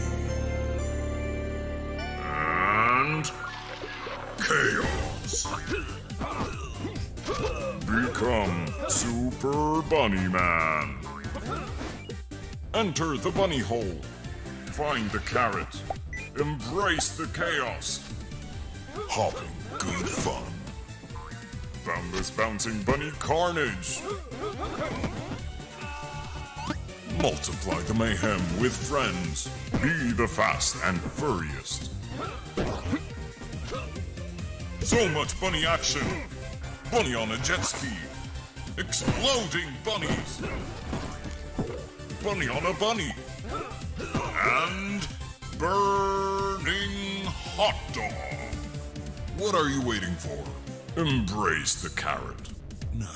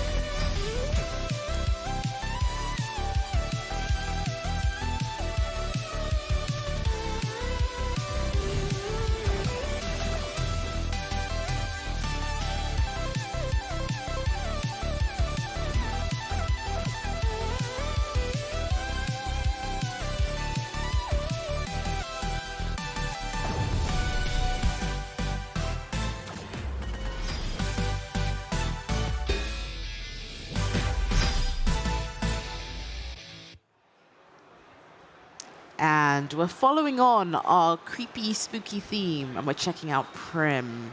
And I'm so happy to say we have the lovely Jonas here in the studio. Thank you so much for joining us. Thank you so much for having me, Shay. I'm so happy to be here. Me too. It's such a pleasure. It'll be such an amazing time. For people watching at home who somehow haven't heard about the game, could you give us a brief overview? Okay, in case you haven't heard about my game, here's the camera. Hi. Let me tell you a bit about it. It's a point-and-click adventure game about Death's Daughter. It's all black and white and inspired by the animated films of Tim Burton. So it has a creepy but also a cute vibe. That's what we're going for. And yeah, I won't give away too much because you're going to see in a minute when we're playing. The intro sequence gives you a bit of an overview of the story, so I'm not going to say any more. Perfect. Sounds amazing. I'm itching to see it, so let's jump straight into the game. Shall we do it? Let's get going. Technically, Lou, you can play it in half an hour, so you might reach the ending if you're good. Oh, I'm not, so we'll see. I have doubts about that. I think you're amazing at games. Like usually when I stream things, my community knows how slow I am because I respond to everything. So they're like, Lou, you're still in the starting screen. It's been 2 hours. So I'm like, I know. Actually, point and click is a perfect genre for playing on stream because I think everybody on the so. chat can help solve the puzzles. So, Yeah. guys, if you want to help, join in. Please help. Please, yes, and please, if you've got any questions, make sure you drop them in the chat. That is the whole point of this. Yes. Yeah, You have one of the dev team people here, so ask all the questions. Take full advantage. Exactly. Let's start. Okay, we're going for English. Subtitles good. I think we just start like this, right? Perfect. Look at the little skulls. Yes. Very cute detail. In case you're German, you can also play it in German. It's also fully voiced in German. Oh, Amazing. Perfect. Let's go. All right. Dear Diary, they say friends are the family we choose, which by implication means our family is the family we don't choose. If you're wondering why I'm stating something that obvious, wait until you meet my father. That's him. He is death. And I don't mean that like in he's dead serious or he bores me to death. No, he literally is death. Ruler over the underworld, reaping the souls of the living after they pass away. Well, that alone wouldn't be much of a problem. I mean, other children have cruel parents as well. Parents who are tax officers, lawyers, or even teachers. My problem is, for days, I've been dreaming of this human boy crying out for me. I don't know him, but I have the strong feeling that I have to come and help him. However, Father would never, ever allow me to travel to the land of the living because he's practically afraid of everything I want to do. I'm not to play basketball since I might get a splinter in my finger. I must not go into the Forbidden Forest because, quote, an unimaginable evil lives there, unquote. And the land of the living, you might guess it, is a no-go as well. Helicopter parent. She's so sassy. I love her. That's actually what most people love about her. Yeah. Usually do what Father tells me, but not this time. This time, I'm going to find a way to escape. The catch? We've just had a big fight, and eventually, Father grounded me and locked me up inside my room. So I have to find a way to get out of here first. Maybe I should start searching by examining the strange box by the window that just happened to pop up out of nowhere. That's a very subtle clue. All right, here you go. This is how you play. Okay, easy enough. Click, interact, look at, open inventory, close inventory, back to menu. Okay, so I might need escape. We'll see. Can I just walk? Ooh, okay, there we go. So smooth. I have to say, I love like sort of mixing the mundane elements of like everyday life with all of the cute aesthetics. Like basketball is hilarious. Yeah. Like, That one was brilliant. I would play. Actually, there are some jokes that work in English and don't work in German because I write both versions of the game. Sometimes there is a joke that just works better in the one language and have to find something else for the other one. Oh, that's cool. Which means you have to play it twice, everyone at home, in both languages. Yeah, So right. you get all the jokes. It'll be the perfect way for me to brush up on my German for next year. Yes. Next year the show will be in German, by the way, peeps. Completely. Shay just doing everything in German. At least when I drop by again, then you have to talk German to me. Exactly. Cool. I challenge you. Yes. Right. I can't escape. So I'm not invited next year. Shay's like, no, off the list, crossing it out. Due to the lack of blood, flesh, and skin, these bones are all I got. All right, so we can't escape through the window. What now? I don't know. I don't have a plan. Okay, she was talking about a box by the window, but I can't seem to find it. Am I looking in the wrong place? It's next to the window on the right. On the right. Window. Ah. To me, maybe my eyesight is bad. It looks like a mushroom to me. Box? How in Hades' name did this get here? Is that an eyeball? Oh, it's also a spider. It's also a spider. This is my favorite character in the game, actually. Seems like a shy little fellow. Just wait. I'm going to get you. Okay, we need height. Let's climb up the ladder. Oh, it won't move. Seems like the wheel it is attached to is too rusty. Actually, designing a point-and-click adventure game is great fun because all you do is putting obstacles in the way of the players. Yeah. And when they think they found a solution, you put another obstacle in their way. I'm not a baby. I'm much too old for rocking horses. And I don't fit into the saddle anymore. Not that I tried. No, of course. No. Very believable. Yep. Ugh. Wouldn't we all like to sit on rocking horses sometimes? I would. Last reapings. I would. This looks like I could Very use it to... oily. Ah, there we go. I was looking for something oily. Oh, see, you're amazing at puzzles. See, I wouldn't have thought to pick that up. I mean, she was like, it's rusty, so I'm like, we need something to grease it up a little. Absolutely. We'll be through in 15 minutes. What are we going to do then? We're just gonna have I mean, I don't know. about the game, Yeah, then. we have nothing to talk about, right? Like, oh. Can you dance? Do one dance? Maybe? Oh, yeah. Oh, we were dancing before, so we can just do that again. Really? Yeah, right. Warm up. I remember. I was here. This another try. Whoa, that ectoplasm is one hell of a lube. Alrighty, so now we can go up. I have a feeling the little spider guy isn't going to make it easy for us. Nope. Can I just grab you? I can't reach it. No. Okay, she answers my questions. What's behind me here? Is there any way for me to kind of see visually what I can click on? Or do I just kind of see? Not yet. Not yet. I see. Okay. I wonder. I don't think there's anything I can click on here. Yeah. Okay, so maybe I have to go back down unless you're telling me I'm missing something. I won't say anything. Damn it. Shay, help me. Isn't failing part of the fun when it comes to an adventure game? I guess so. At least to a certain extent. I mean, there's the point where it becomes frustrating. In the full game, there's going to be a hint system, which has clues, and first of all, get a very vague one, and after this, it's going to be more precise. And in the end, it tells you the solution. Okay. I got There is another some thing. Sticky sweet mucus at the Sticky bottom. sweet mucus. Probably it has been used to attract the fireflies. Right. I'm trying to see if there's anything she can stand on, She can stand on the armchair. but it's not. Oh, is she close enough to?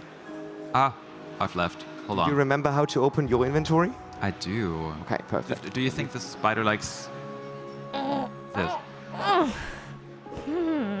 I'd love to free the glowing thingies, but I can't get the lid off. Ah, damn it. My Okay. palms are too sweaty. I'd go and ask Father, but it probably isn't the best time now. Okay, so I can't do anything with this. No. I don't want to do this. And you put it away by right-clicking. Yeah. Exactly. Did it. Very intuitive, actually. Yeah, it is. It's all very easy with the mouse. Like, it's very What intuitive. should I do with it? Put it in my wallet? It's much too big for that. And I don't have a wallet. Don't have a wallet. Just like me. No wallet? No wallet. I just keep everything in my pockets or Oh, a right. tiny little bag. Book on herbology. I don't know how that would help me, but I have no idea what to look up. okay. I have a Swiss Army knife. No, it's a Swiss Army scythe. Scythe. Ah, I missed the joke. Oh, no. Okay, that is way funnier than just a knife. Let me see. Is there anything in here that could maybe help me? I was already on the chair. The diary. No, I'll find something. Oh, no time for redecoration. What should I do with it? Put it in my wallet? Oh, that's the one I clicked already. If you want to, you can skip text that you've already heard with just left clicking. Okay. So I can't open the jar. Go try. My Oh, okay. She's Might in her palms. have an idea how to open it. So my palms are sweaty. Do I need to find something that's dry? Could she use the blanket? I only did that because you hovered over and I was like, you're so smart. Actually, there are 3 ways how to open the jar. I'm going to tell you about it in a minute, because right now we have beautiful little fireflies. Your time in They heaven deserve all the is spotlight and on me. That is Fine. so sweet. Where are they going? Oh. They don't leave. Oh, they're our They friends wanna now. stay with me, their savior, so we can go on adventures together. Oh. Oh. Okay. You can press There you go. space to show item hotspots. Oh, so they are like our little friends Fireflies, that, right. that So find things for us. We try to find a way to include them in the actual game world. So, and by the end of the game, there's going to be a puzzle that revolves around them as well. So they are going to make an important appearance later on. But for like now, a- they're just the hotspot highlighters. It's like a full circle moment. Look, a skeleton arm. That's the one I need to. That might come in. Actually, that would have been the second way to open the jar with the arm, because it doesn't have sweaty palms. Or you could have used the scythe as well. So 3 ways to that open works? it. Oh. But we don't do this for all the puzzles, otherwise the scope would be huge. It would be, and maybe it would be too easy as well. If you could Maybe. use But several at least you have to keep the logical solutions in mind and come up with a crazy reason why this isn't possible. Like we have a bucket, and at one point you need to get water, but we don't want them to use the bucket, so the bucket has holes, of course. It's funny because you'll find the bucket after searching, and you're like, oh, finally, and then you're like, oh, I can't even use it. As I said, Oh, obstacle after obstacle after obstacle. I can't reach But in a it. fun way, trust me. I still can't reach it. If this is anything to go by, I trust you for sure. I don't really understand why I had to come up here. Is there anything up here? I moved the ladder, but I don't think there's anything that I have done up there yet. Is it Not just yet. to throw me off? No. Everything I do has deeper meaning. Okay. I sometimes do not understand myself, but it has. I believe you. I trust. Can I grab you? I'm only going to hurt it with the arm. Ah. I should concentrate on cutting the cobweb. With my scythe? Go ahead and try. Great idea. The skeleton arm serves as an extension for the side. You can combine them as well.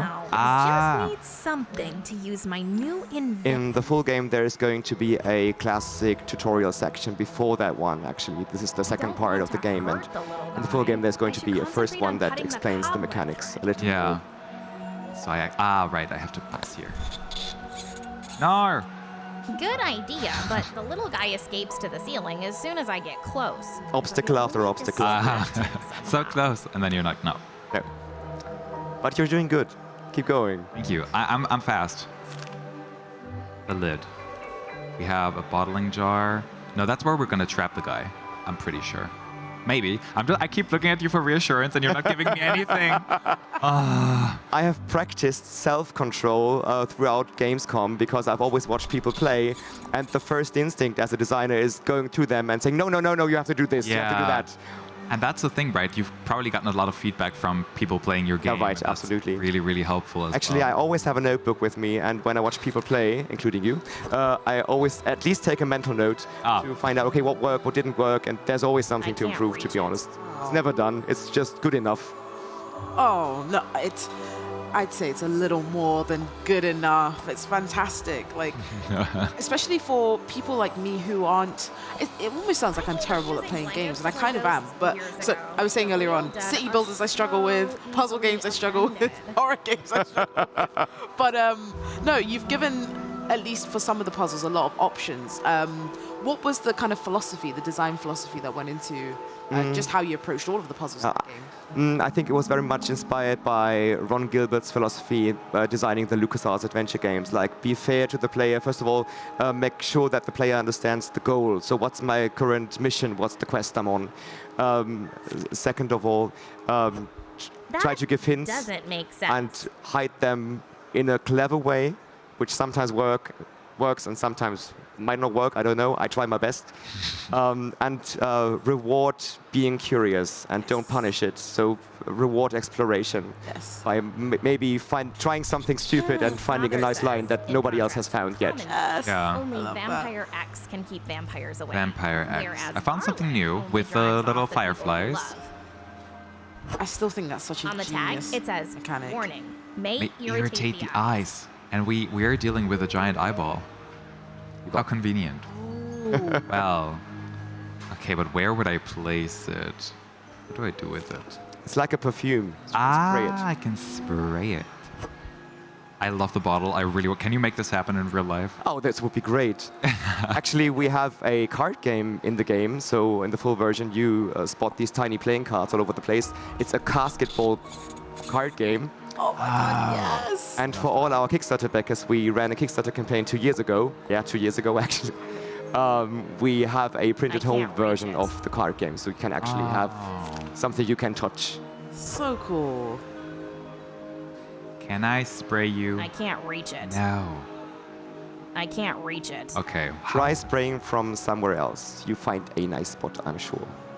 The other nice spot that I'm imagining is the armchair, but since it's... I got it. I got it. Because perfume will linger in the air, so I spray it while it's up there, and then it will come down when the perfume is still there. Go try. Oh, it's still here anyway.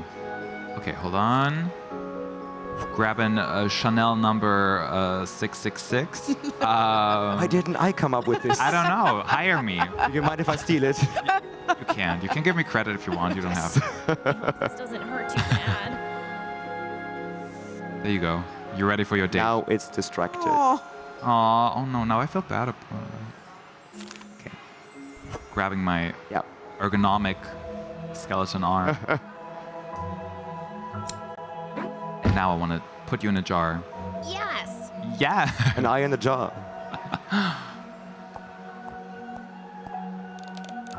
Oh. Stay here. It's not listening to me. Hey, where are you going? And it's gone again. It's surprisingly fast, but I guess it does have like 8 legs, so that gives it enough. Actually, it has 4 because the only reason is it's simpler to animate. Oh, Why do I have the feeling that it's that makes sense. And actually, we were asked a couple of times if the spider eye triggers people who are afraid of spiders. Oh. And I don't know what about you guys in the chat, but I have never heard any complaints so far. And we've also talked to a couple of streamers who streamed it, and they never said anyone was afraid of it or got triggered by it. Fortunately, actually, because it just doesn't really look like a spider. Yeah, no. I'm like, it's more an eye than anything else. Yeah, It just happens to have legs. Yeah. That's good, though. And thanks for pointing that out, because arachnophobia modes are, like, people are talking about them a lot. Maybe if I place this in here, my spidery friend will get stuck in the sweet mucus at the bottom. I think I got it. I'm coming for you. Eyeball friend.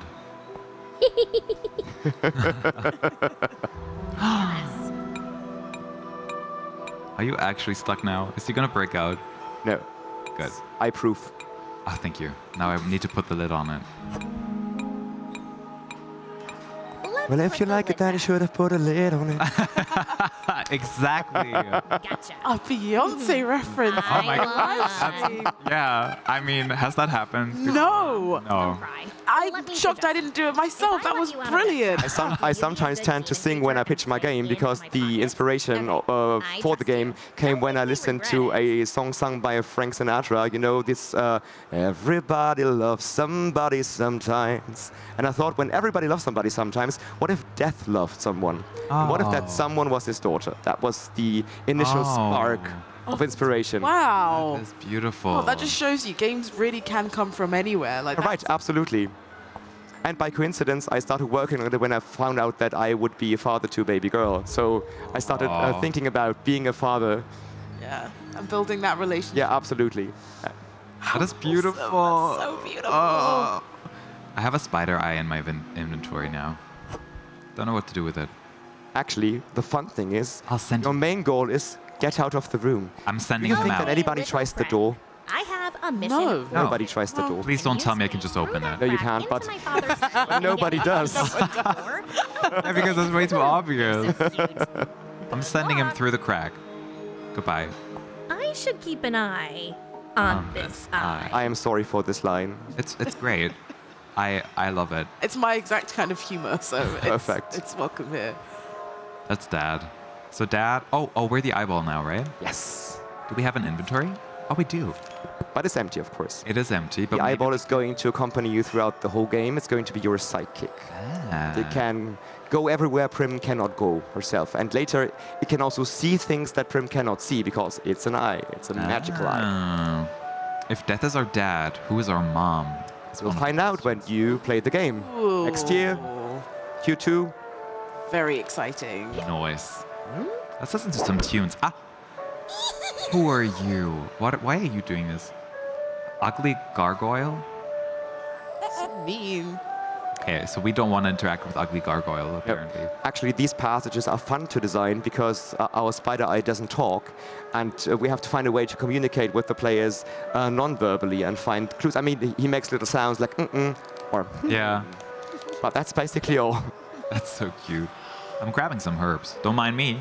We had a missed opportunity. Scythe kick. Oh. That is That's so the good. second one I'm going to steal. XJ3HX, can I steal it? Please give me your permission. Okay, I found some herbs. Kick. I think it's brilliant. Maybe Ugly... For some reason, I keep wanting to call the Ugly Gargoyle Ugly Charlotte. Because it I read it as Charlotte. I'm like, really? That's so mean. Ugly Charlotte. Sorry to all the Charlottes in chat. Yeah, I'm very sorry. I didn't mean it. Apologies to all Charlottes. Here, do you want to? No. Nope. Charlotte doesn't like herbs. This one? No. Okay. Okay, fine. Does Death enjoy herbs? In some way he does. He's smoking something, right? What else can I? Come on, fireflies. I can't go up the stairs, can I?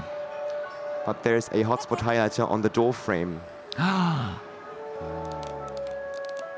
dum, dum, dum, dum. Oh, I did it again. I told you what to do. I'm sorry. I'm going to shut up. Oh, it's good. It's great. So now... The legs. Watching the legs move. It's so good. I'm not the animator, but it must be great fun to animate the little guy. Oh, sorry, Charlie. Yeah, Charlotte's gone. Rest it. Okay, now I can get to the radio. Yep. Distract Death. Okay. What if it's a Beyonce song? Ooh. Actually, we added the subtitles to this puzzle to enable people who cannot hear to play the game. Oh, okay. Otherwise, because the music is important, they need to know what kind of music is played. Oh, amazing. And is that something you found out like through the demo here, or was it? No, we thought about enabling all kinds of people to play the game. Amazing. Yeah, no, accessibility features are really important. All right. Off the back of that, actually, was there any bits of feedback that you got from people playing the game at Indie Arena booth that you're going to implement into the game? Yeah, right. We noticed that some of the areas where people can click are too thin sometimes or too small to actually reach them well, and this was another big thing we're going to change. Okay, amazing. I'm gonna put some like strange herbs into. Are you trying to drug? I mean, I'm just a little eyeball. Don't come for me. Wait, you can't. How dare you? We don't even know what kind of plant that is. It could turn him into some kind of ugly skeleton monster.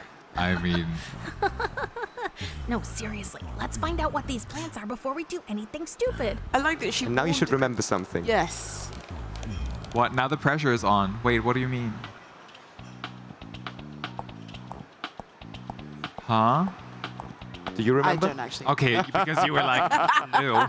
Do you remember? Oh no. You need to find out what kind of plants they are. Oh yes. Was there a? The herbology book. I need to go back. I need to go back. Through the cracks we go. Hee ho, through the cracks. Wait, is that a? It's not a song. It can be now. Could be a song. Thanks, little friend. So, how do I find out what kind of plant you are? Well, you're in luck, Prim. Her name is Prim, right? Yes, it is. The Grim Reaper has a daughter. Of course, her name is Prim Reaper. Oh.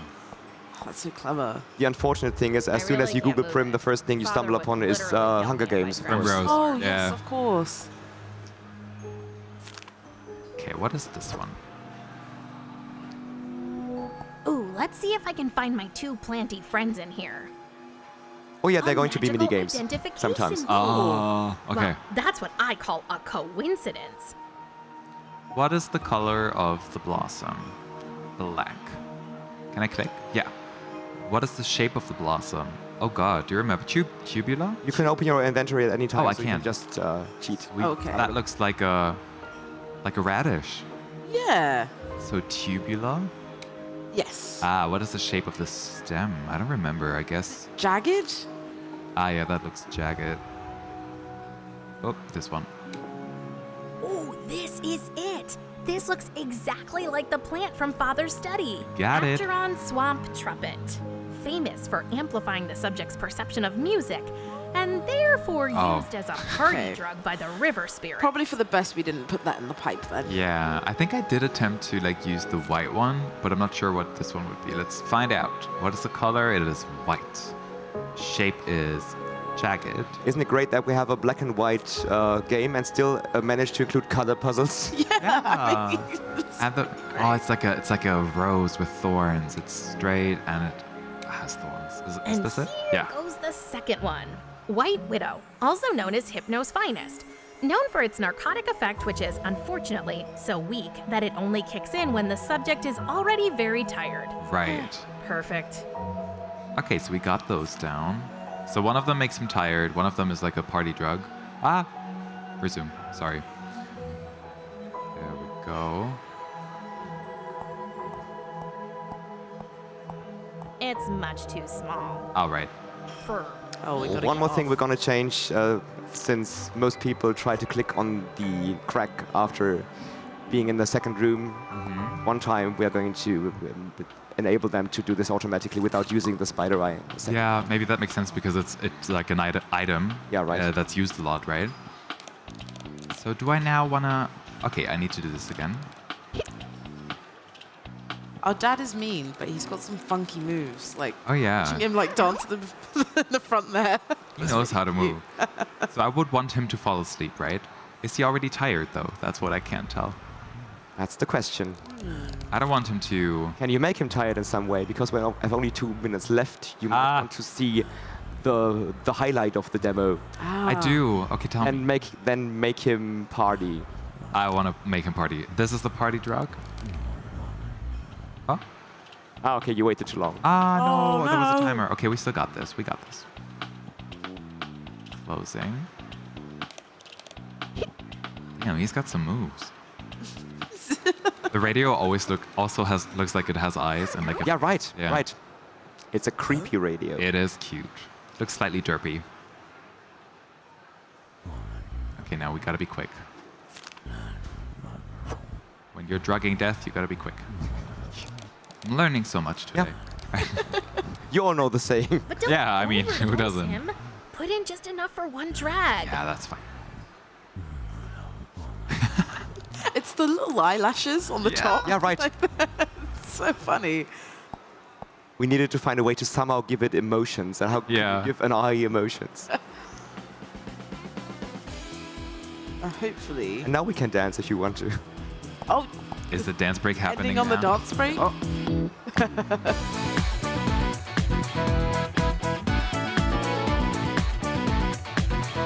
Oh wow! Oh, he's moving. He's got the moves. I would have thrown out my bag. Especially given how old he is as well. Yeah. Oh, that was a great place. As old as time itself, actually. Exactly. That was good timing. Yeah. Fantastic timing. Oh, Did you like it? I loved it. So charming.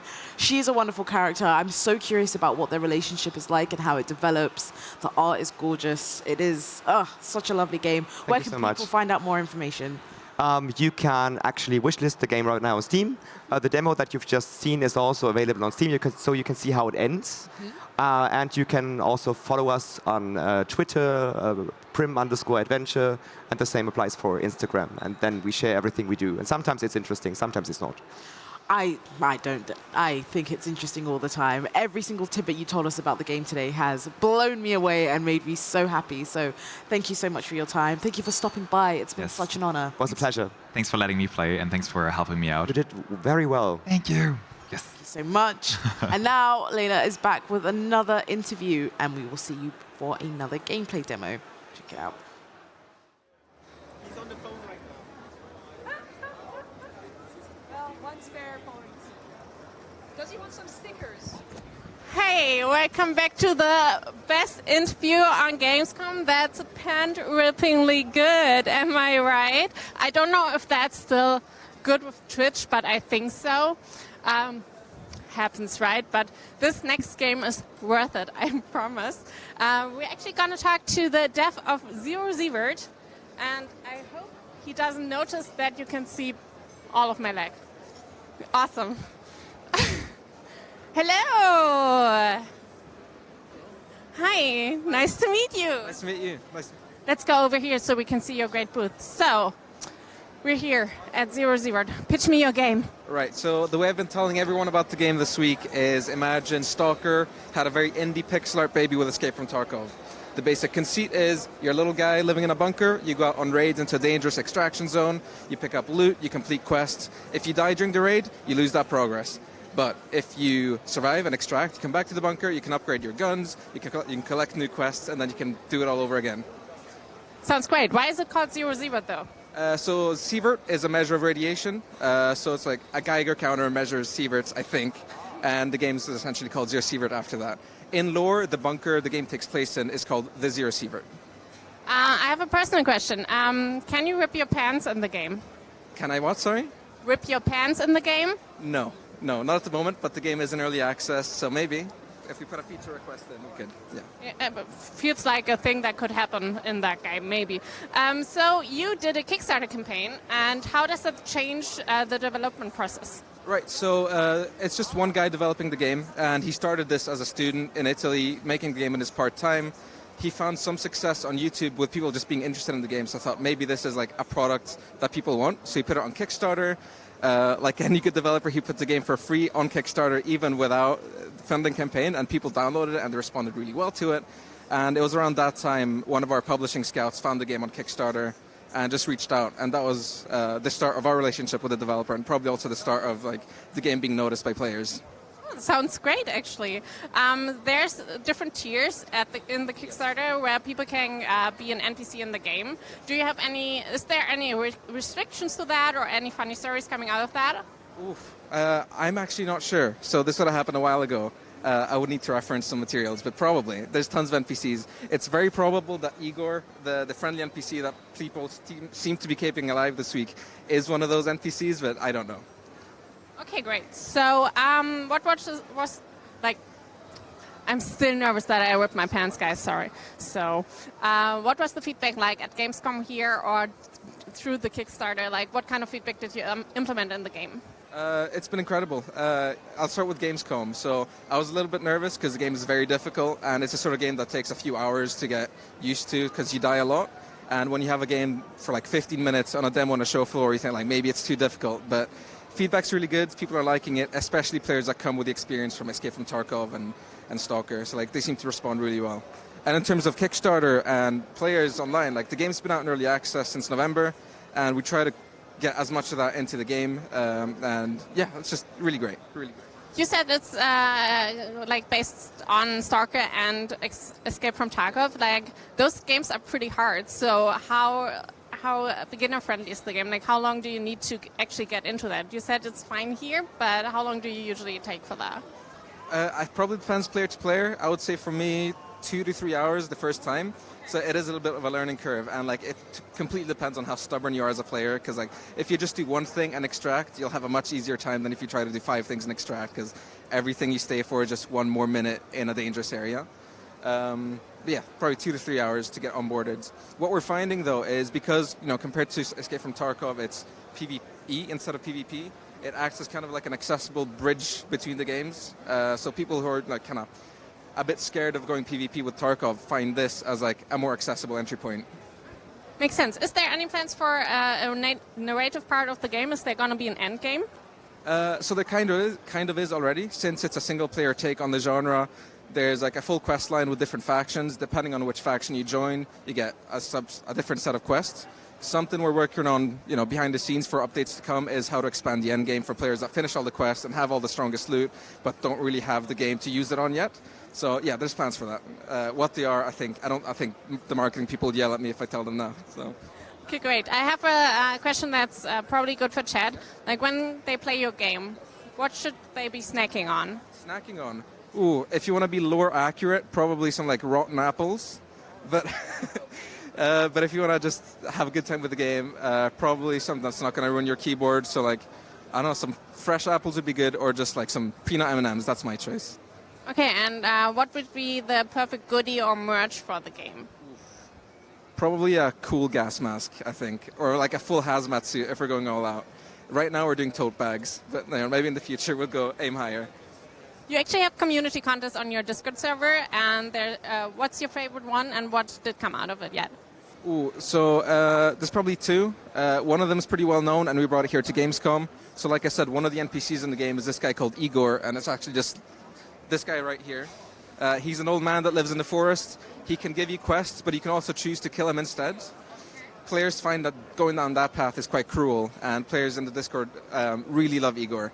So we've brought a little tableau here to see how well he's doing at the event, and it's been a good week for him. He's been spared more times than killed.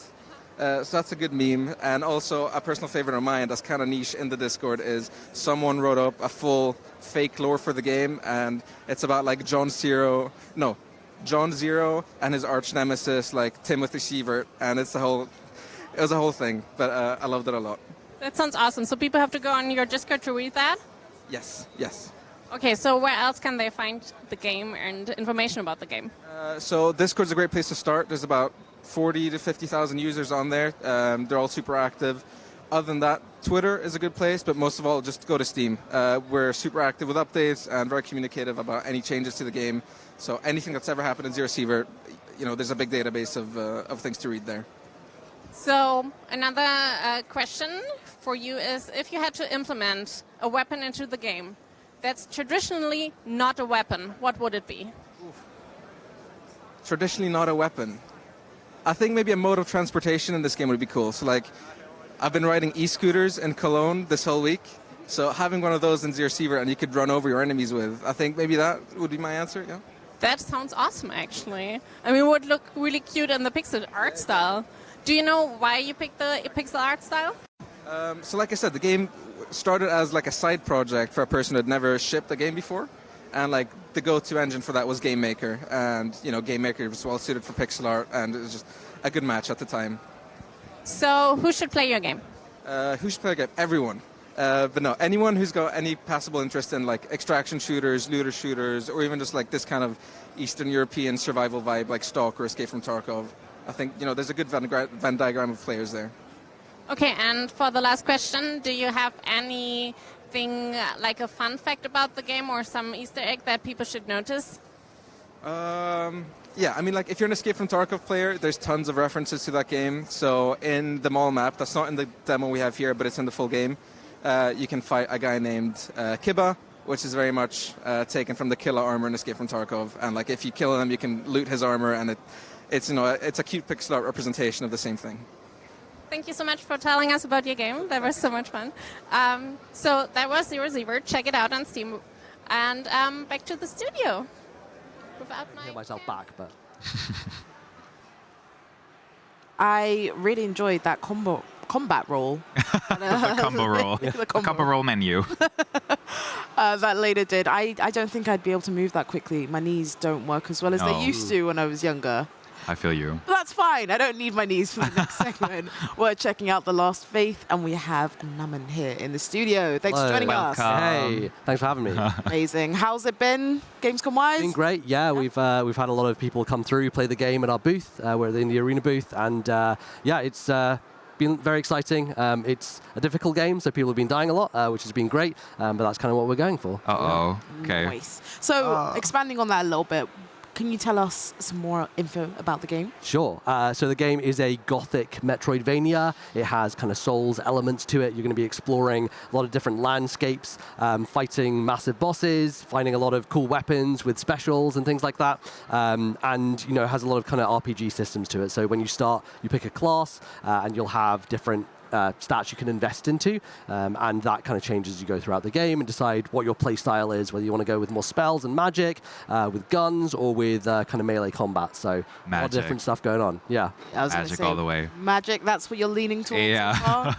For the spoopy vibes, we gotta get the magic. Yes. Is there a play style that you think, would you consider easier than others? Sort of like going for melee would be easier than others? Or? Yeah, so the build we're going to play starts with two melee weapons, and you'll have a gun as well, and there's some spells to find within the game, so we'll see if we can find those.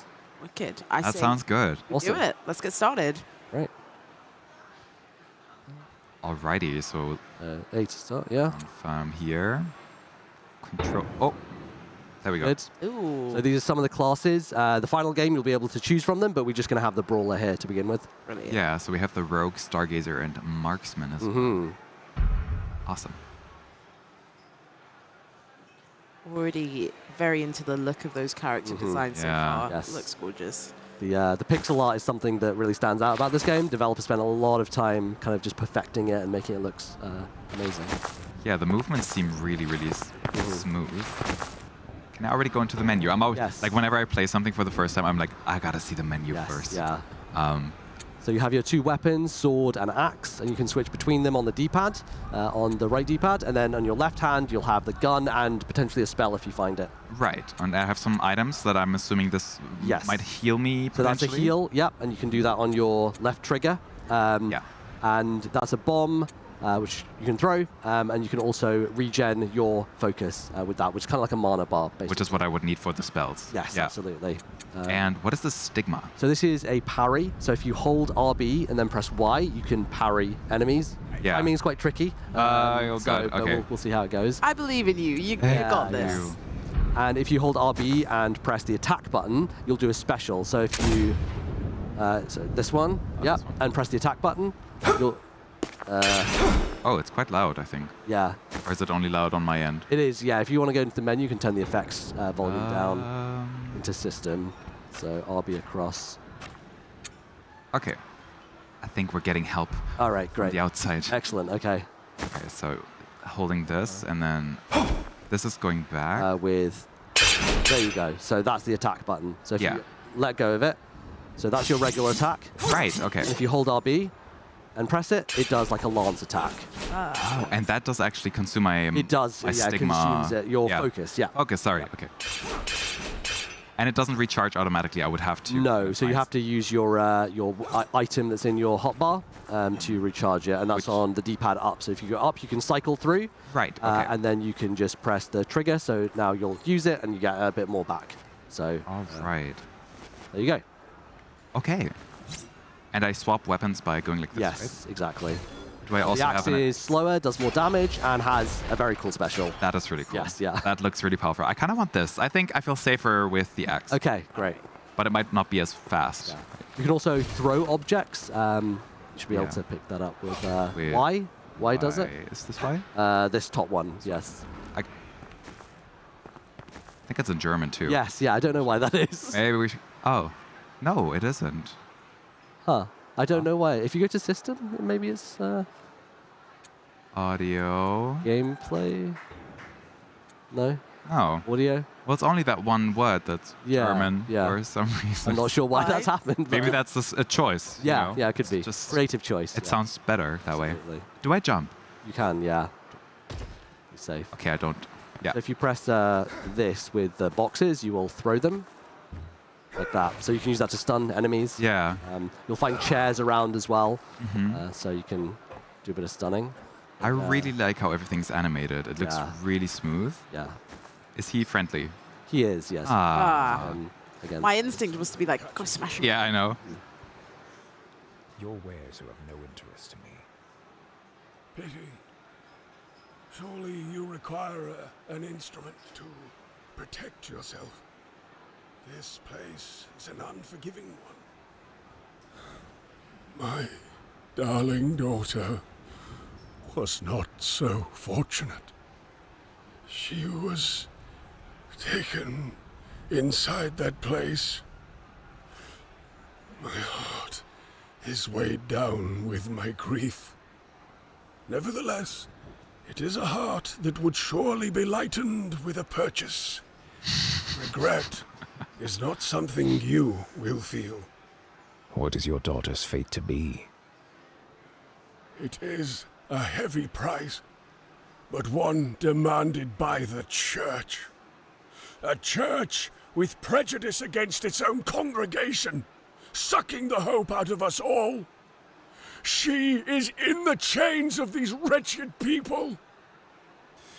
I must resign myself to a fate of a hunt, an all-consuming pursuit of those who hold her. I must. Your purchase will be gratefully received, and will return a mere fraction of the warmth to my heart. So, what say you?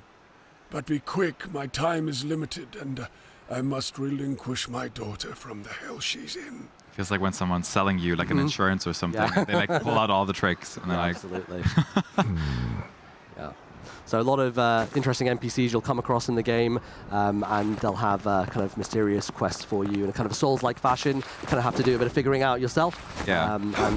Yeah, you can maybe get some cool rewards for doing those. Lovely. Sounds good. I think the voice acting is really captivating as well. Like you could feel the emotion of the old man. Yeah. I'm guessing this one's not so friendly. No, not quite. I have a feeling. I want to get out of the way of that firebomb. Oh, that hurts me when I step in it. Okay, that makes sense. Oh god, this is going to be a lot harder than I think. There you go. You can roll with that. One, Yeah. right? Roll. And if you just press it on its own, it just does a backdash. Yeah. A lot of buttons, yeah. Okay, so I can and you can charge hold for a this. charge attack. Yeah, does more damage. I see. Can I do this with the sword? You can as well, yes. Ah, sweet. Yes.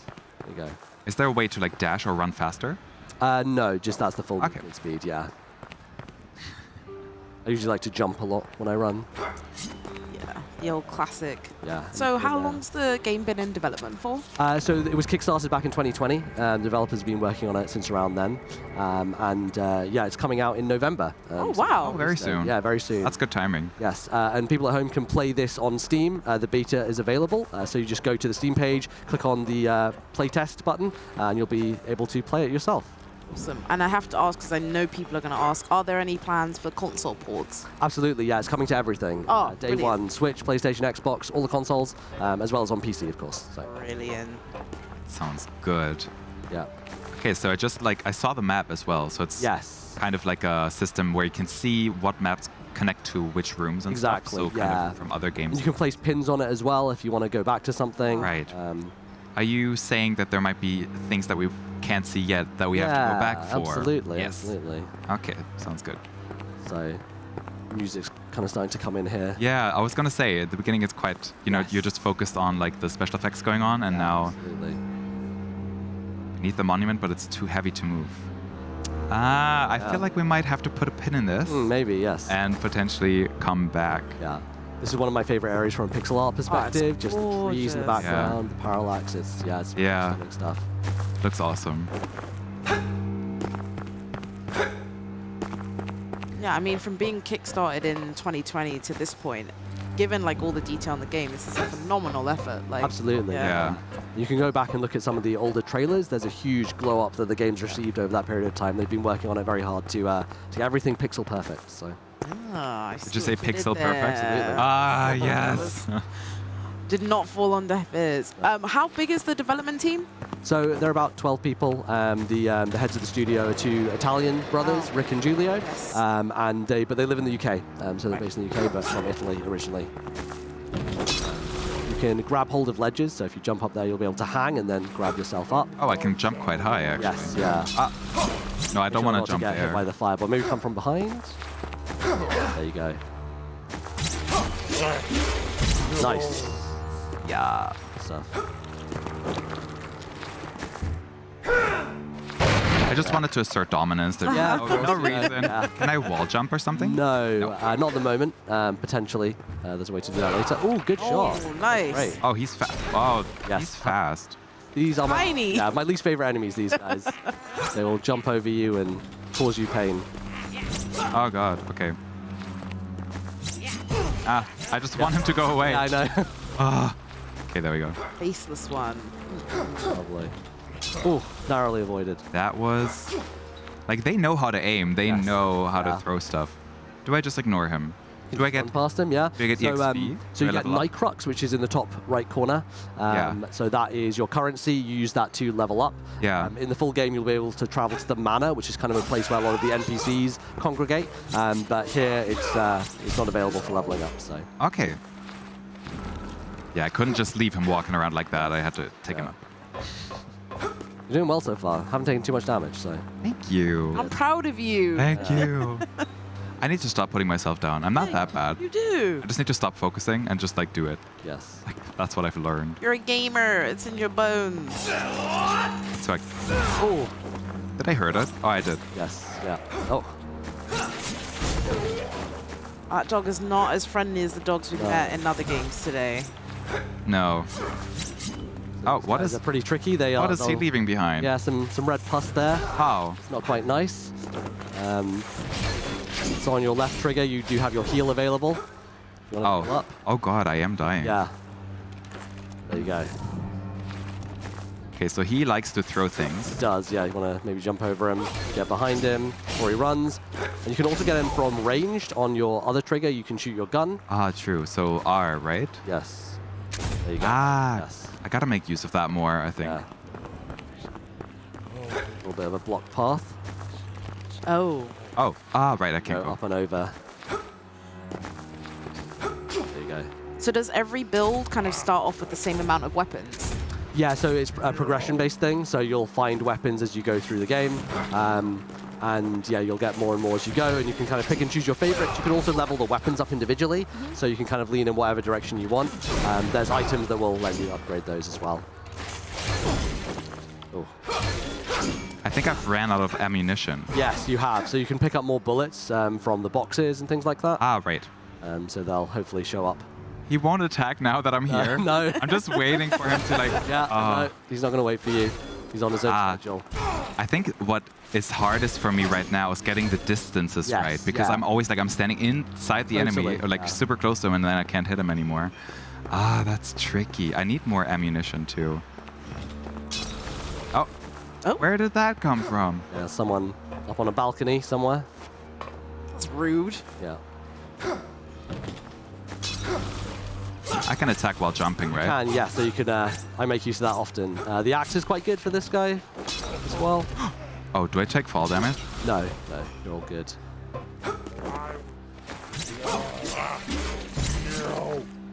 Ha. Lovely. Give me ammunition. Yeah, there you go. So you got one more bullet now. You're only able to shoot on the ground. I was gonna. Yeah. Jesus, I've come in peace. What are you doing? Oh goodness. Never mind. It's not easy. No. For sure. Like.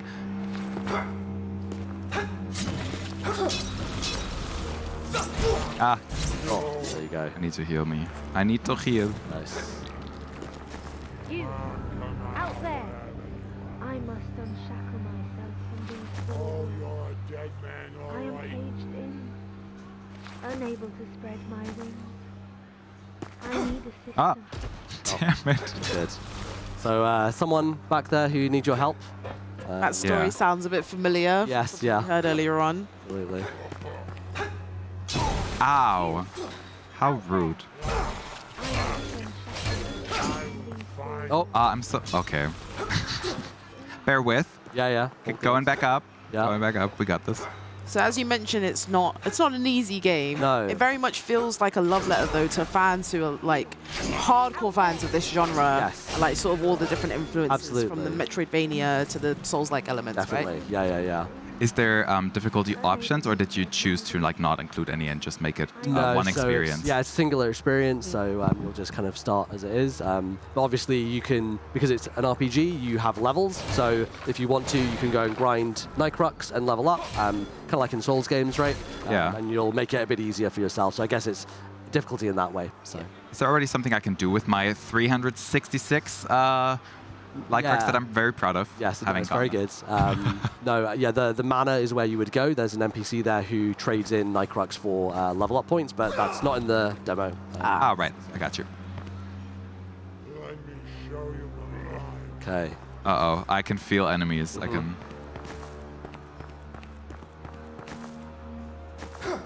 So since you've had the game here at Indie Arena booth, Yeah. what's been like the most common types of feedback you've gotten? I think people really love the visual style. It stands out a lot for them. I think a lot of people are very interested in kind of the bosses that we have, because we've shown a lot of them in trailers. Actually, something like 16 or so bosses in the game. It's a big roster and a lot of big, scary monsters. So it's something I think a lot of people are looking forward to challenging themselves on. Nice. Oh, got this. Almost got the charge. Oh, very close. I don't want to die. Damn it. Be safe. I feel like I need to heal first. Yeah, Okay. yeah. Better be safe than sorry. Yeah, absolutely. Is there a boss in this demo that we'll get to see? There may be, yes. Okay, all right. I feel like you might have to take over if you want to see Sure, it yeah, at some point. absolutely, yeah. Oh god. Oh no. Oh, we got another new enemy. Yeah, it's the bat, who are, I don't like again, this they can one. be very tricky. Yep. Ah la la. Goodness. Okay. Nice. I understand the mechanic, like the way that you jump with the axe, you kind of like, it's easier to do that with the axe than with the sword. Absolutely, yeah. It has a nice arc to it. Yeah, that's what I... So you can, get a good area of effect on those guys. Ooh, Damn it. very close. It's so hard to kind of gauge how Yeah. far the distance would be. Yeah, it takes a lot of practice. Nice. It's kind of a rhythmical combat in that way. Yeah. Not as kind of fast-paced. Yeah, I feel like you have to really learn the enemy's patterns. Yes, totally. And be at the right distance. Yep. And not be hit. There you go. Okay. Didn't take damage from that one. No. For the first time. All good. Proud of you. So you can hit that up there with your weapon. And something changed. Yeah, in a very mysterious way. Very ominous. Yeah. Where do we go? What do we do? So you can drop back down this ledge. Should be good. And if you want to head down this way, right, there might be a mini boss, let's say. Oh, and I don't have any healing left. No. So we'll see how it goes. We like challenges over here, don't we? Absolutely. Oh, there you go. Oh, 2 heals. I got you something. back. Okay. So this is a temporary checkpoint here. Ah. So, in case you do die, then we'll bring you back. I'll be brought back here. But I have faith. Yes. You got this. Thank you. See, people are cheering on in chat. You got Thank you. Got it. Oh my god. He's gonna run at you, yeah. Oh goodness. I mean, I really like the design, but I'm also terrified. A lot of vampiric kind of creatures Okay. in this game. Can I roll past him when Yes. he's launching at me? Yeah, you need to have the right timing, but should be able to. Oh, he hits behind himself yeah, as just well. A big attack. Oh, and you can't hit him from the front. No, so his big wing is shielding himself. Oh god, okay. You need to get behind. Ooh. Ow, okay, the timing. Yeah. This is the only way that I can hit him, I think. Yeah. It's kind of... How do I jump past him? Ah. Over. There you go. Should be good. Time for 4 hits, maybe? Yeah, yeah. Until I have to run. Oh. Too far away. Close, yeah. Yeah. I have no health. No. But I have faith. Yeah, absolutely. Faith. You got this. Oh, he gets Right. faster. Yep.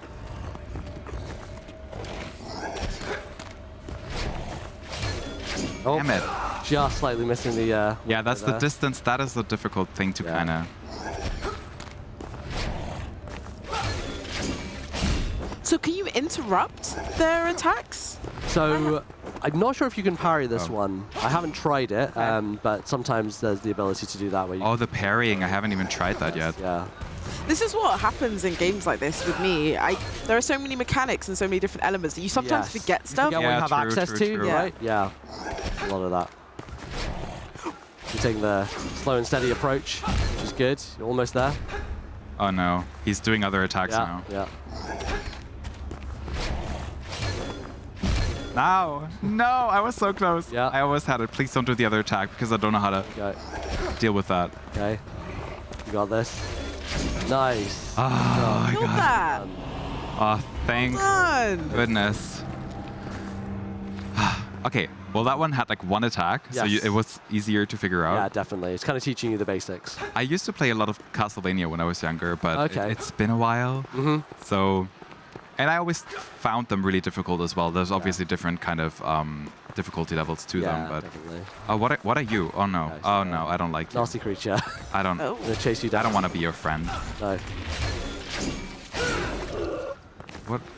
Oh, what about no? Oh. Oh. It jumps. Yeah, it does. It has like a rock attack to take you down with. Oh. Nice.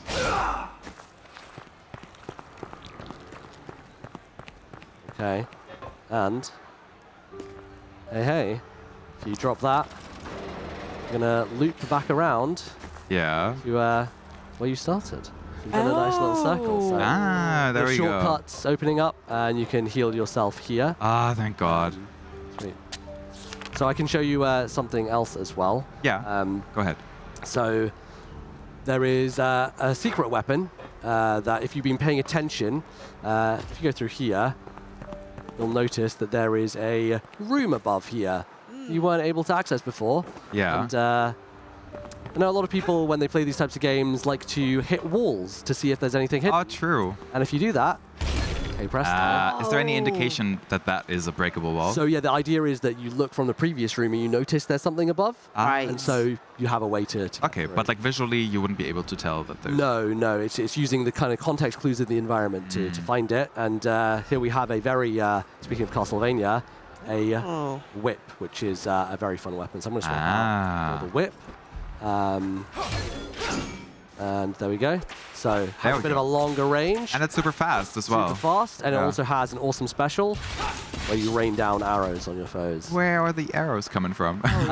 You know, they exist. That looks really cool. That might be my favorite weapon so far. Yeah, it's awesome. How many different weapon types do you have in the game?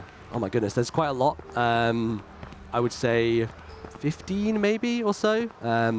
And yeah, a bunch of different spells also that you get from defeating bosses and things like that. Yeah. So what we can do is we can actually head back up our shortcut and get back to the place where maybe something changed. Right. Before. Yeah. I remember that. Something happened. Yes. So yeah, there's the game's not going to be explicit about things like this. It's definitely about exploration and up to the player to kind of find their way around. Oh, actually, I'm just going to run past these guys. That was really smooth. Yeah. It's almost like you've played this a bunch. Yes, yeah. It's almost like I had to record this playthrough about 100 times. So this ladder was not dropped down before. There was a cutscene that kind of indicated to you, so it's a bit of a clue that you should come back here. Right. And we have another NPC to talk to. Allow me to assist you. Stay back. In German this time. Oh, all of us. I don't know why. It's like a mix, you know? Yeah. What a boneheaded thing to do. You could have gotten yourself killed, laddie. And in my house, too. This is your abode? I know of a much safer place. You pulling the wool over me eyes, laddie? No, it is a safe place for many. A place free of scourge. For now, at least. Aye, I've heard whispers of it. So we have bilingual. I think, yeah, part of it is localized, but part of it isn't yet, I so... trust you and the words you speak. You aren't one of those... things. Perhaps you're concealing yourself. It's exactly the manner of deception I'd expect. You could be after me artifacts. Technology many would marvel at. I assure you, I am merely seeking to find my way. I suppose it's the best offer I'll get. Aye, be seeing you at the manor. So he will now come back to the manor, where you can interact with him and potentially get some quests from him as well. So we've got some mechanical bombs, which we have a few of, so we can use those. So he would kind of be one of the people that you recruit into your like base, and then you can interact with them. Absolutely. Okay, yeah. And they have different quests for you. Do they also have other functions like opening shops and doing stuff like that? Yeah, or? things like that. Yeah, so one of the NPCs outside, as I said, is where you get your level ups. Yeah. So he'll also do some things like that as well.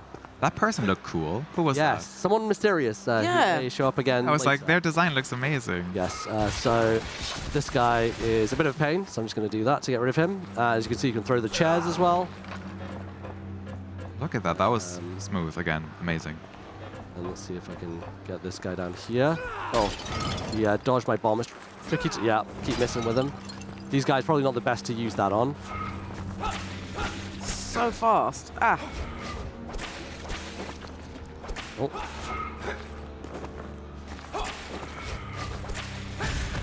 Okay. We got a question from the chat. Are there bosses in this game with several stages? There are, yes. So sometimes you will, you'll be in the middle of a boss fight, and you'll beat it, and then a second health bar will appear. Oh. Yeah. Just for that extra razzle dazzle. I love it. Was that a critical damage thing? That. Yeah. So some of the numbers are bigger, so that means it did do a crit. Yes. Okay. Oh my goodness, it's coming at me. And is it a case where you can change weapon like mid attack, right? Well, not mid attack, but like you can change it in the middle of combat. Yeah, so I can just keep switching between the axe and the whip. If I just grab in here, you can hold 2 at once. So I can put the sword back in. I actually really like the sword special, the lance. It's very quick, does a lot of damage. So it's one of my go-tos. And you'll also get more ranged weapons as well that you can swap between? Yeah, so you'll get like a shotgun. There's a boss fight that we have up on IGN that is has the shotgun as one of the weapons that you can use. Nice. Right. So this is a new fast travel point, so I can actually fast travel back if I want to our previous one. Yeah, that helps you get around. I feel like we've explored quite a bit already. Yeah, definitely. Well, this is my least favorite room. Hey. This combination. Together, combo. He's running away. Let's switch the whip. I was almost able to get an execution there. So these special kind of custom executions, where if you get an enemy into low health and your luck is on the money, then you'll be able to do a really cool animation finisher, basically. All right. A little bit of everything. Yeah, absolutely. See if I can get it on this guy. I mean, the whip looks like it's really good to hit those flying enemies as well. Yes, absolutely. A lot of range to it. Yeah. So you can keep your distance and stay safe. Nice. Do you have a favorite weapon or spell without it being? If it's a spoiler, don't say it. Yeah, there is. So there's a giant blade that we have that has an incredible move where you do a jump spin and ground it into the ground. Yeah. And then you pick it up and it shoots a bunch of rocks out. Awesome animation. Sounds really powerful. I keep killing them before I'm able to get the finisher off. See if I can get this guy. I'm gonna have to heal myself up. All right. Keep just going right over their head.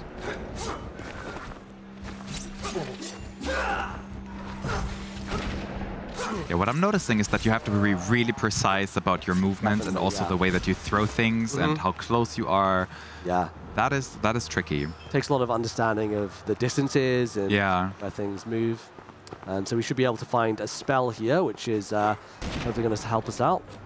I feel like I don't really have that much spatial awareness when I'm in places, so like it might be tricky for someone like me. So let's destroy this. Something else change. Okay. For a second, I thought that was the girl that was like chained up. I was like, why are we? Why are we backing her? Oh no. Yeah. So here we go. We can pick up Old Ashes. Alte Asche. Yes, absolutely. So if I go in here, I can now equip this onto my other hand, and I can switch to it, and so this will use my mana up. That's like a fire spell or something? Yes, so it's like that. Ooh. Wow. So let's see if I can get these guys with it.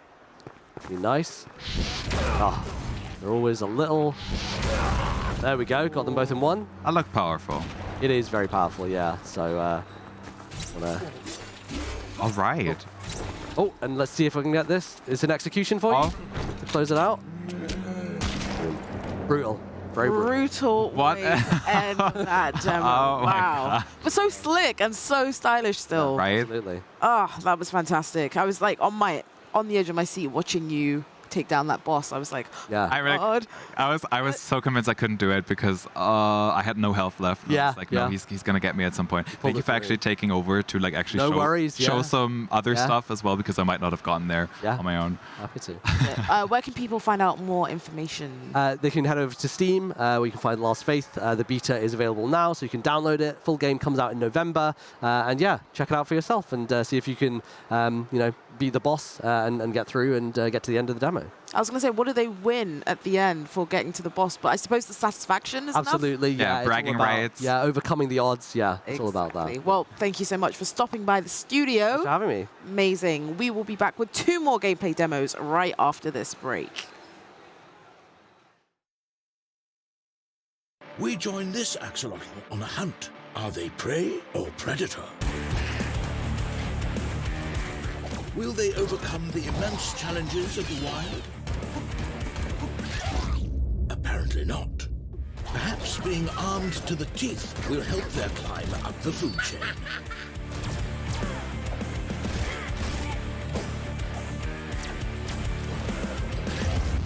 Oh dear. To survive their first taste of Mother Nature, these axolotls appear to be evolving new abilities at an alarming rate. Are they becoming an invasive species? A plague killing everything in its path? Is it regenerating its limbs? What is going on? Is that a demon?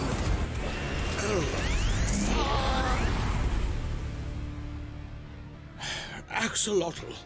Hatching fall 2023.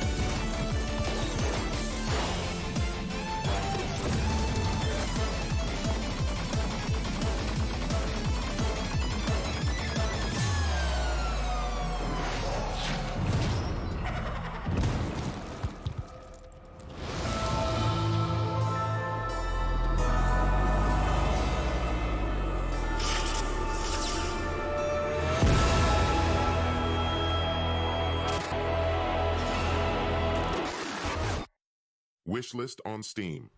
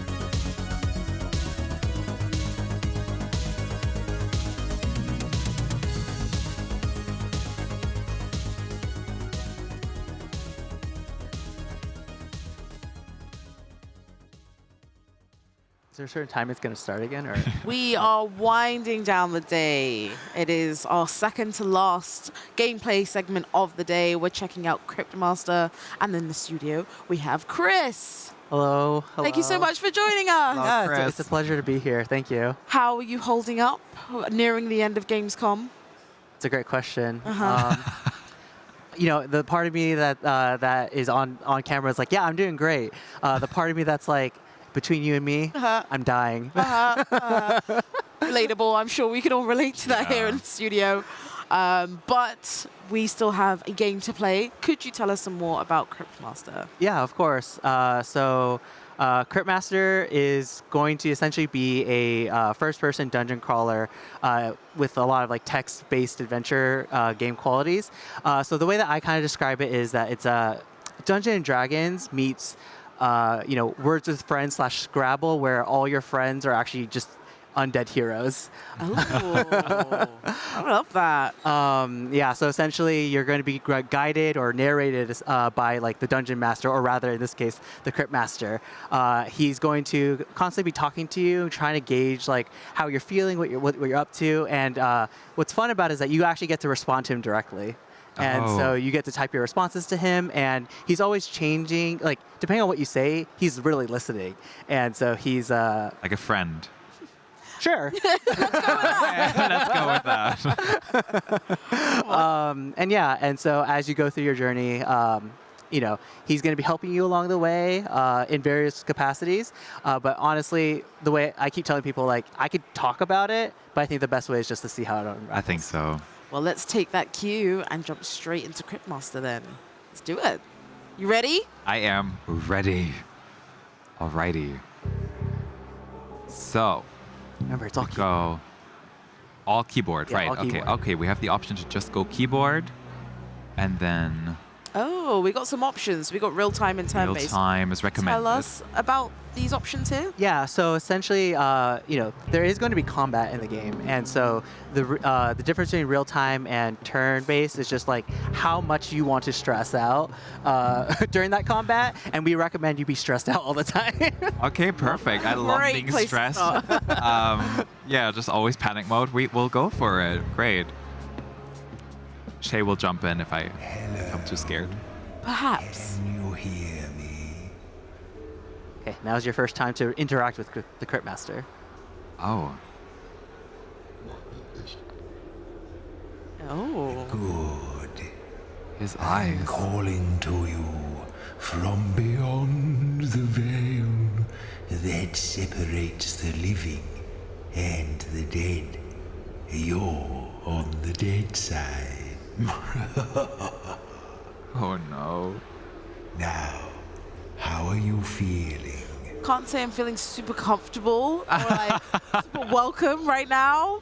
How are we feeling is the question. Good? Is that something he accepts? Do I enter or? I mean, he'll accept anything, but I like to give him a sense of unease because he's a good friend. He's caring. Yeah. So like I like to be honest with him. Tired. I don't really understand what you're saying. Can you explain in a little more detail? Actually, I withdraw the question. I was just gonna start talking about my day to him. Like I had an essay long ready. day. Oh. Move towards the light. See, I did think it was a bit weird when you said that. I was like, you know what? No, I'm going to believe Chris. Yeah. We were lied to. Oh my god. I was so ready. Like it's like when somebody extends a hand to you and then like pulls it away. Oh. Like the Crypt Master's just like You're ready to like talk to your therapist. Like, Yeah, basically. oh, I am At the so drop ready. of a hat. We're too gullible, I think. Up. Is this up? Oh no, we're already moving. Good morning. Welcome to my crypt. Or should I say, your crypt. Why don't you take a look around? Oh. This is what I was talking about earlier. The art style and the way that like the layers work is so fascinating to me. Also, like us moving our heads and then the character models at the bottom as well. Oh, I like, didn't even notice Yeah, that. it is like nice little detail because like when you walk forward, they also kind of like woo, do. Thank you. Ah. The names on the lids are too worn to read. So this is our party at the bottom. Yeah, Yes. yeah. Oh yeah, obviously if I miss something really cool, like I would just walk past it, you can always feel free to be like, go back, Lou. But I'm just gonna make my way Downtown. Downtown, walking fast with my undead heroes. Can I look up as well? Is there like a way to look? Not as of right now, no, but Okay. yeah. Right. Kind of looks like everything's made out of paper, kind of. Almost. There's a little cage. Oh, these names look a little familiar, don't they? Oh. Let's get those rotten old brains of yours working. Why don't you try reading out the names on those pillars? Read. I can read. Joro. So also like fun. Warrior, that's you. You can tell. I feel like you can. So like fun fact also is that there is full voice command in this game.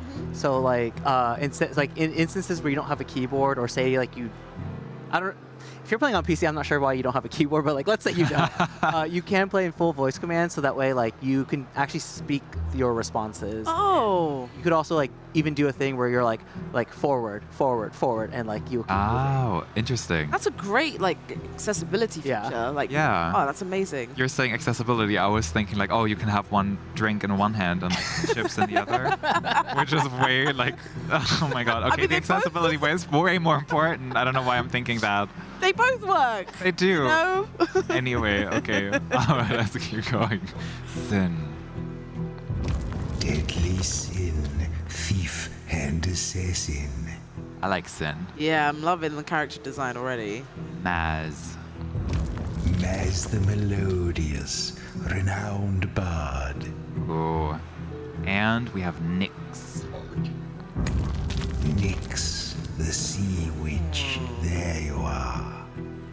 So we got a very well-rounded team. It feels like. Yeah. Yeah, it's like it's a very classic, assortment of party members. Yeah. Yeah, we got the warrior, the assassin. Yeah. The melodious bard that maybe can buff the Yeah. party and do things like that. And Nyx is like the magic. Yeah, she's a sea witch. Lady. The sea witch. The sea part will come out a little bit later. Oh.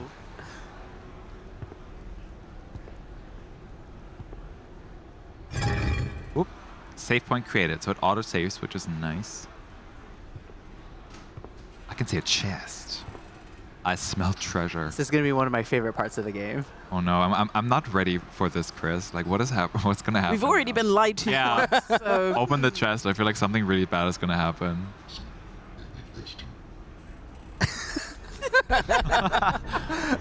Oh.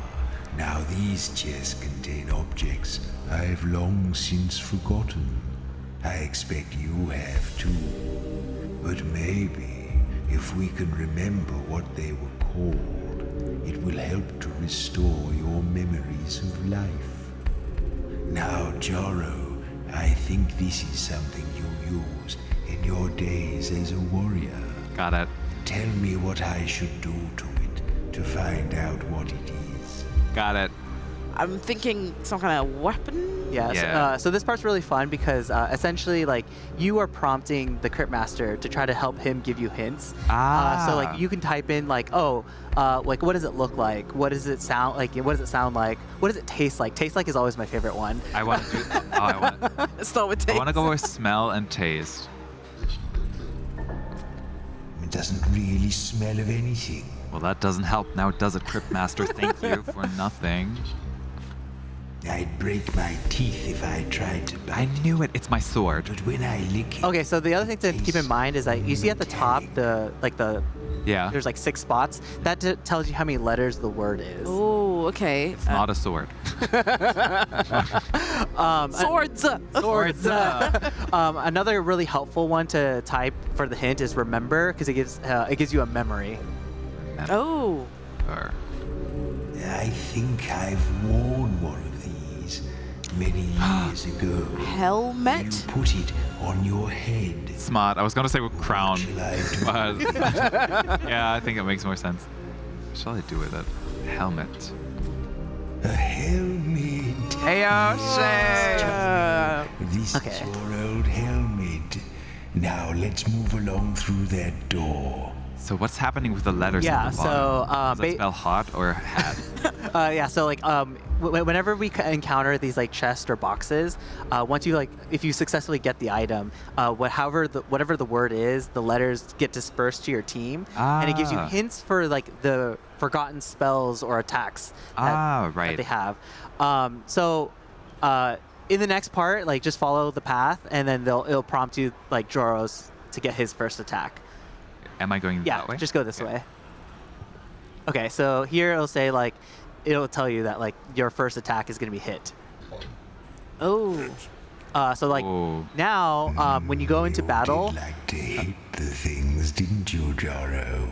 Yeah, I also love Cryptmaster's like little commentary about the things you learn about. But yeah, so like now, whenever you go into combat, you hit is an option that is available to you.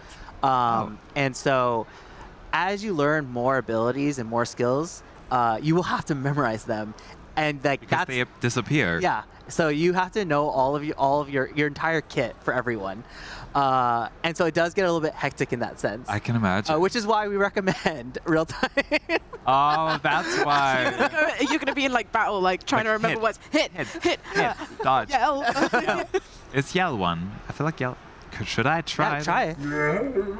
Oh. Okay. Well, I thought you would sound better than that, Maz. Oh, not the voice shaming. I haven't used your vocal cords in a while.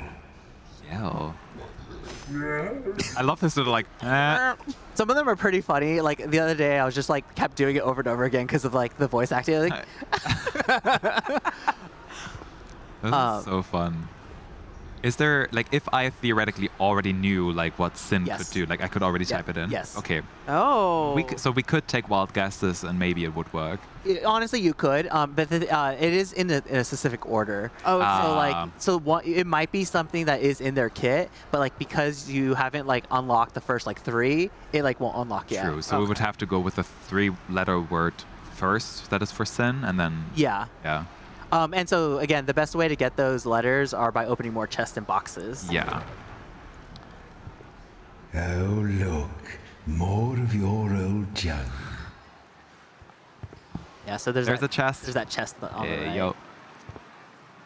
I love this. I've never seen anything like this. Yeah. It's really fun. It's been really great hearing exactly that piece of feedback. Yeah. The entire time here at Gamescom. Yeah. Is that what are some of the other things that people have said about the game?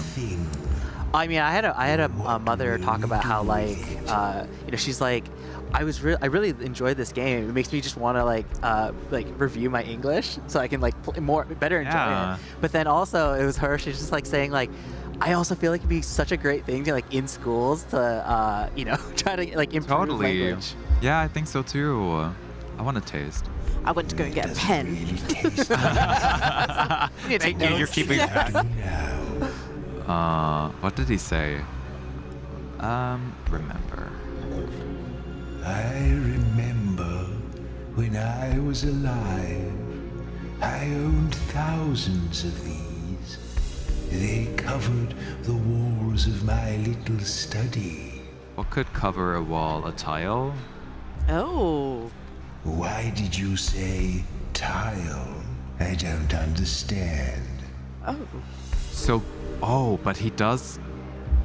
So, what I'm thinking is like when I type something in, he will say that word.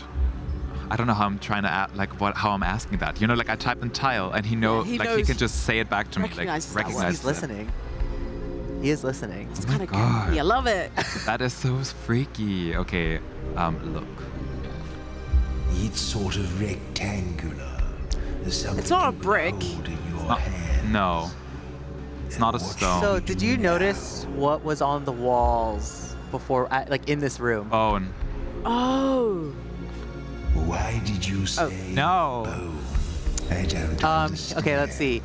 I'll give you like real world hints. Okay. So like many people oftentimes have a lot of these in their homes, and they don't do anything with them. They just act as decoration. Books. Book? Maybe. No, it's not that. Like, Oh. Because I thought like, no, there's no way. There's no way. It was like, oh, it's too simple, right? Yeah, that's not it. Because he also said like, they're found in a study, and I'm like, book? No, it can't be books. That's too simple. All right. Boo. What would be an attack? Like what? Yeah. Would you like to solve the puzzle? Boom.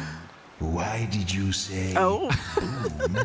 I like that, Shay. It's like, boom. I was like Sonic Boom, like I don't know. Maybe we'll get the So answer. another hint when it comes to like trying to like figure out the puzzles for the characters is think about like who they are and their classes. Warrior. And so like it kind of relates to what they do.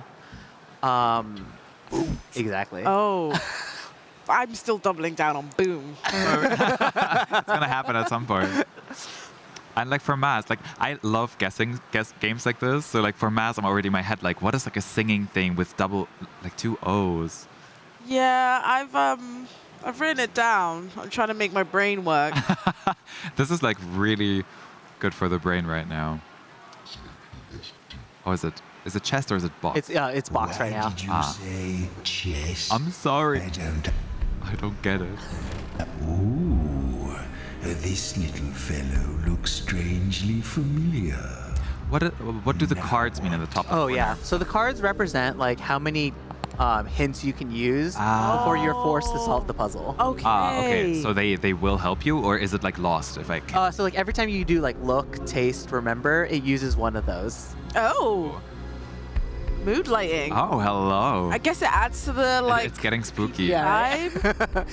We can now see Cryptmaster's face even better. Yeah, actually, yeah. Actually, taste. I always go for taste first now.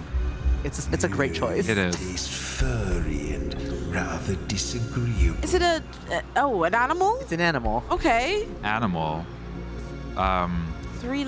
It's not a cat, is it? It's like a ball of fur with string attached. So it's an animal that we. Or a a rat. It's a rat. It's a rat. A rat. Yes. Yes. That's what it's Oh. Oh, sin. Dab.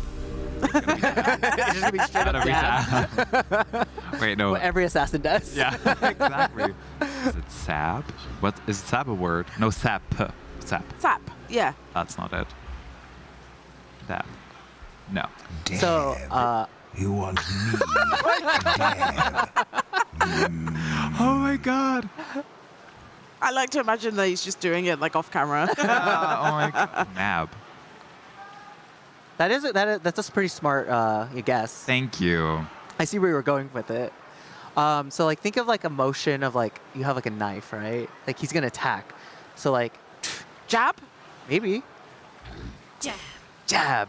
But I can never remember all of them. Like when it comes down to like, we haven't even been in combat yet. Trust me, I never remember all that, and I'm always panicking. I'm already panicked, but I'm also having a lot of fun with this. Don't worry, I'm keeping count. Thank you. You just have to shout like words at me. Jab, jab, jab, kick. yell, boo.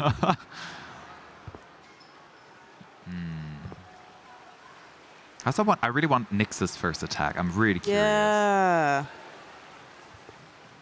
I've been watching a lot of people play this one today, and honestly, a lot of people end up like taking a while before they get Nyx's spell. Yeah. And it's funny because like whenever I play this, I know them, so I just kind of enter them all at the beginning. Oh, you're cheating.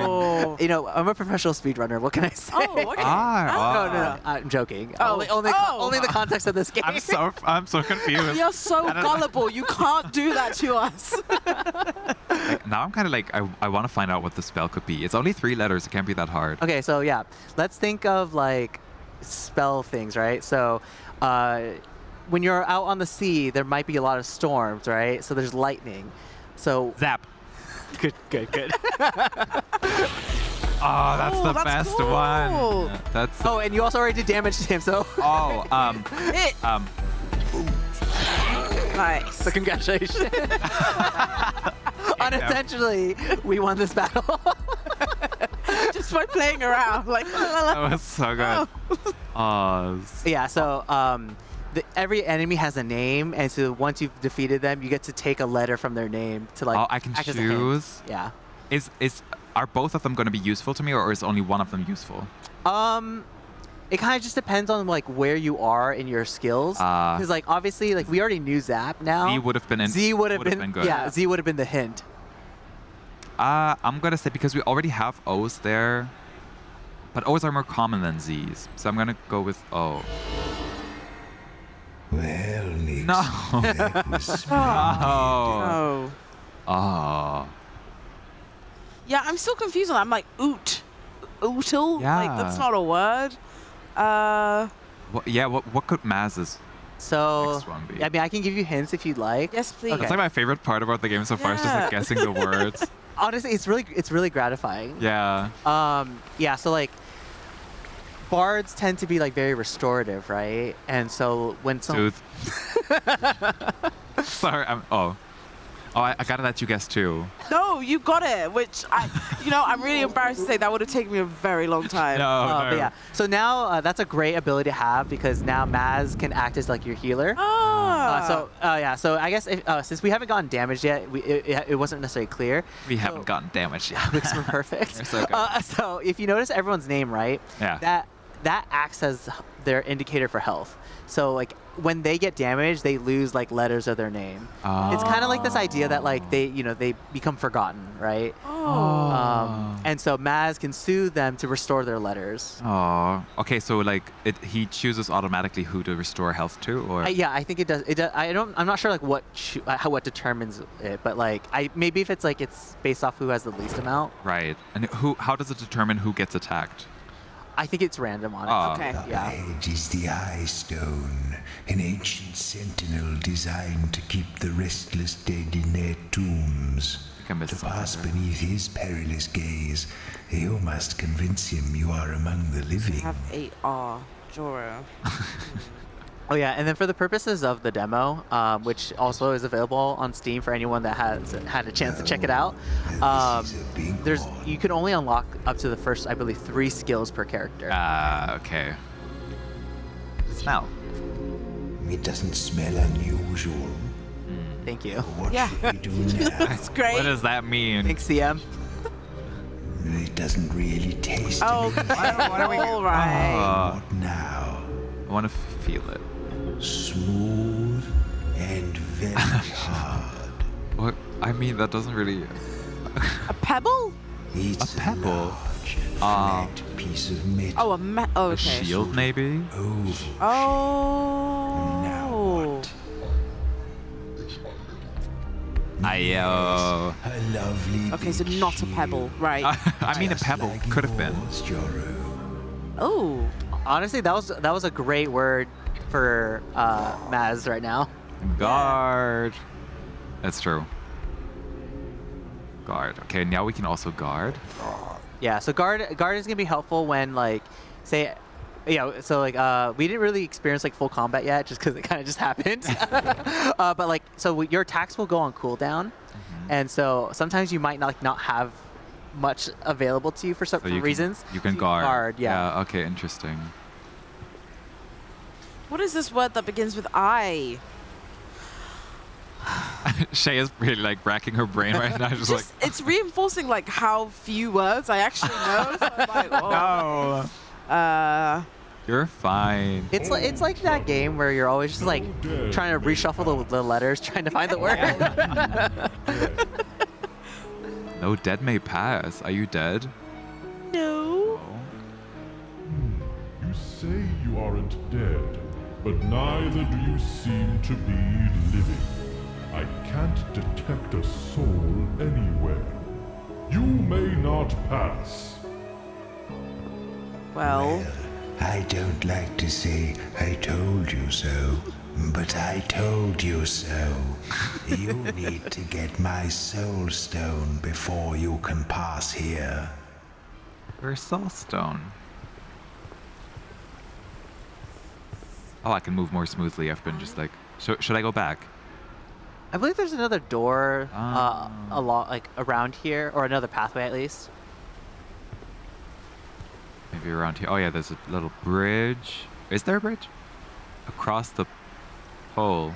Yeah, so this is another fun way of like engaging with like text. Yeah. So basically, you have the hints of, or like you know how long the word needs to be. Yeah. You have to figure out like what is the action that you're doing.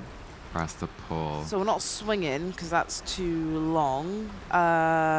It's not jump, obviously. So like, imagine there's this a tightrope. What would you have to do? Balance. Hey. I got one word. All right, I know stuff. Ooh. Oh. Remember, so yeah, so he already is on his run right now, so he can't use any of his other abilities. Nice. Oh. Got it. Should we take the Z this time? Or Should we get a vowel? A vowel I'll would take be the pretty vowel helpful. for 500, please. Okay. Okay. Okay. Okay. How's your list look? Mass, please. I'm really excited if you can get Nyx's next one, just because it's probably one of my favorite. Now I want to know it. It's also where the sea witch part comes into play. Okay, that's a good hint. What will we do with it? I want to smell. It doesn't smell. Oh, come on. What should we do now? He's gonna say it doesn't taste like anything. Tastes Metallic. metallic. Okay. What shall I do now? Look. It's small and shiny. Pebble? What shall I do Could it now? be a pebble? Is this finally the pebble? Is this the pebble? Finally. I'm sure I used to. Is it a coin? Yeah, it has to be. People like coins, right? Yeah, I like coin. I don't hate a coin. Oh. Yeah, I don't know what a coin would be. Okay, no more. Okay. Can't mess up this one. Time to guess. I know it now. This thing is called. You like spell check? Yes. What? Oh, okay. These little lovely. Crab. Yes. Crab. It's a crab attack. What? Like what? How? Okay, hold on. I want to like use it so we can see what it does.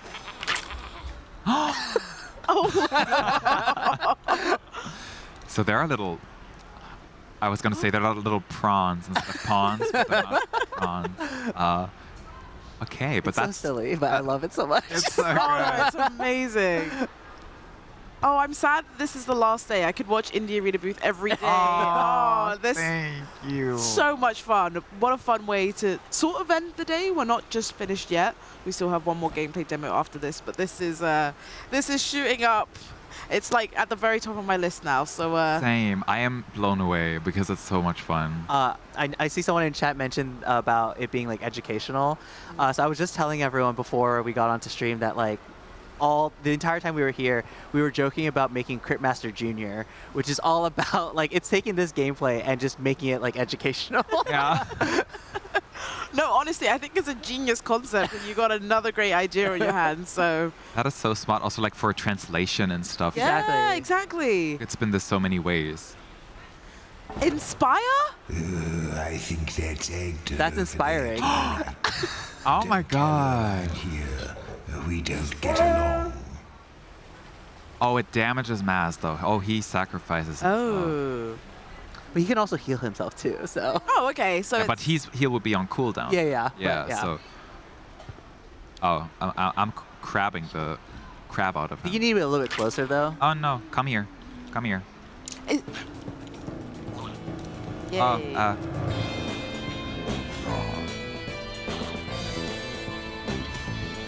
No, it's the same oh, person. Yeah. Is there like a what's the word?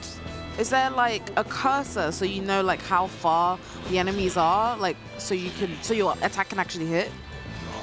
Not that I've known about, but I mean, it is something I've been wondering a lot recently, just because like Zap can go pretty far. Yeah. But then like we saw the crab, like the Yeah, the crab isn't as far. R maybe. Oh, yeah. You like O. You like O a lot. I do like an O. Oh. Nothing. Around down here with you bony idiots. Thank you, Maz. Resurrect you for your company. And now go and get my soul stone. I've been guarding for an awful long time. That might just be a bug. Let's. I'm invincible now. Pretend it's not. It's a feature. It's a feature now. Maybe we have to deal with Agda. All right. Oh, this, I could quite literally sit here and play this forever. This is really, really fun. Where can people find more information about Cryptmaster, Chris? Yeah, so there is a Steam page on Steam. Oh, that's so good to know. And so, definitely wishlisting it on Steam will allow you to keep up to date. Again, we do have the demo available right now because of Gamescom for those of you who can't make it out. I can't say for how long it's going to stay up, but I recommend you in the next week or two you try to check it out if this is interesting to you. Since this is a cheeky question, I know, but I have to ask. Since it's not going to be available for very long, does that mean we can expect release sometime soon? So if by soon you mean sometime in 2024, then yes. Yeah, that's good enough. Yeah, that's good enough. I will actually take that. Okay. Thank you so much for being a wonderful guest today. That was Thank you for so much fun, and my brain is just full of inspiration now. I'm gonna read a whole thesaurus when I get back to London, so I can feel even smarter. Yeah. I'm gonna be picking this up for sure. This was really fun. I'm glad you enjoyed it.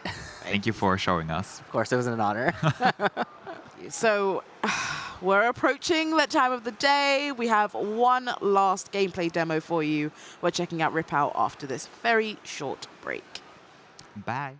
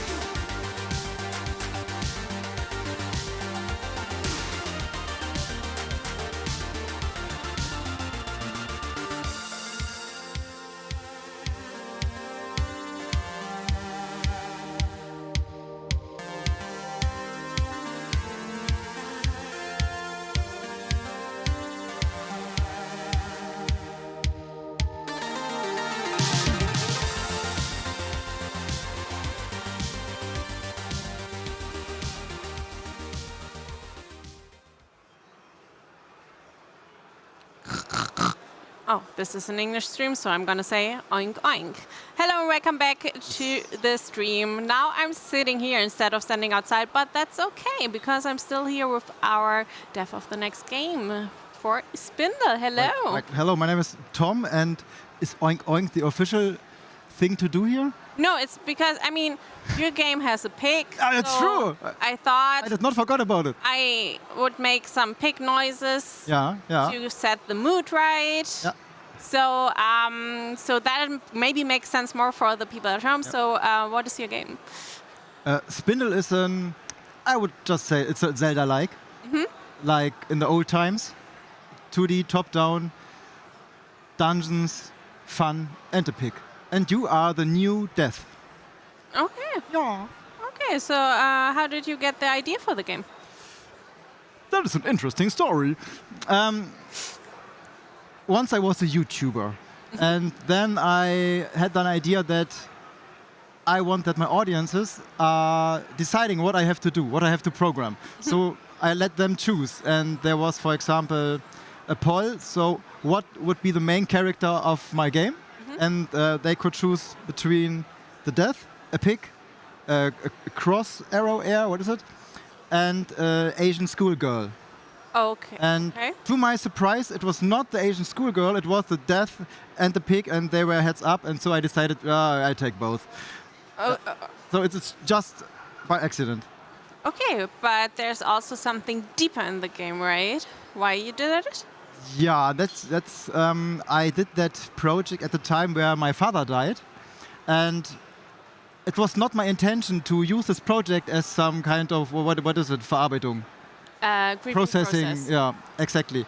But suddenly it fits. So I just cancelled the polling, the project, the surveys, and did my own thing. Yeah. So what's up with the Kickstarter goals? What's up with the Kickstarter goals? Yeah. For example? For the tombstones. For the tombstones, yeah. And my idea was for the Kickstarter campaign that if you have, for example, in Germany, someone died, you have a grave, but only for 30 years or so. Then you have to pull it out or whatever they do with the leftovers. And I get the idea that if it's digital, it's in theory forever. And then I decided, so yeah, why not? That other people can make some kind of eternity to their belongings. Beloved ones. Beloved ones. And yeah, that was the idea behind that, yeah. I actually read that on your Kickstarter, and I thought that was like a really sweet thing to do. Yeah. I really like the idea. So I have to care that I'm not crying on camera now. So. Oh, I'm so sorry. So Death wields a scythe, I think it's pronounced, but how do you come up with skills for a pig? How can I skills for pig? Yeah, I mean the pig. What is a pig able to do? Oink oink. And what else? Eat. Eat, yeah. So yeah, but we want a 6 years rating. So was that your brainstorming process as well? Probably, yeah, probably no. But our pig can suck air, so by accident it acts like Kirby. Oh, okay. but we. Yo, cool. Yeah. We just heard that we can show you the Kickstarter campaign trailer if you're interested, Chad. Yeah. So look at that. Yeah, but take care. After the trailer, I try to talk strange English stuff, so then you have to cut off. Hattet ihr gehört?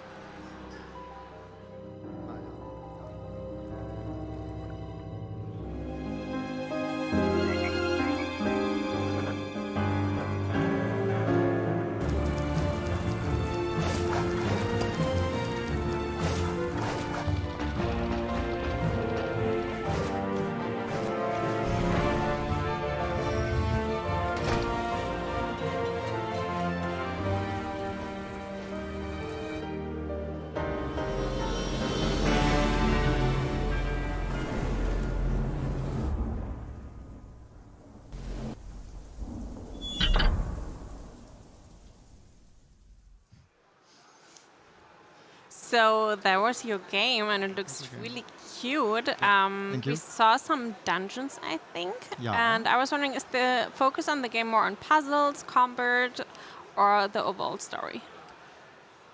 For me personally, it's about dungeons, but a game has to have a story. The story is...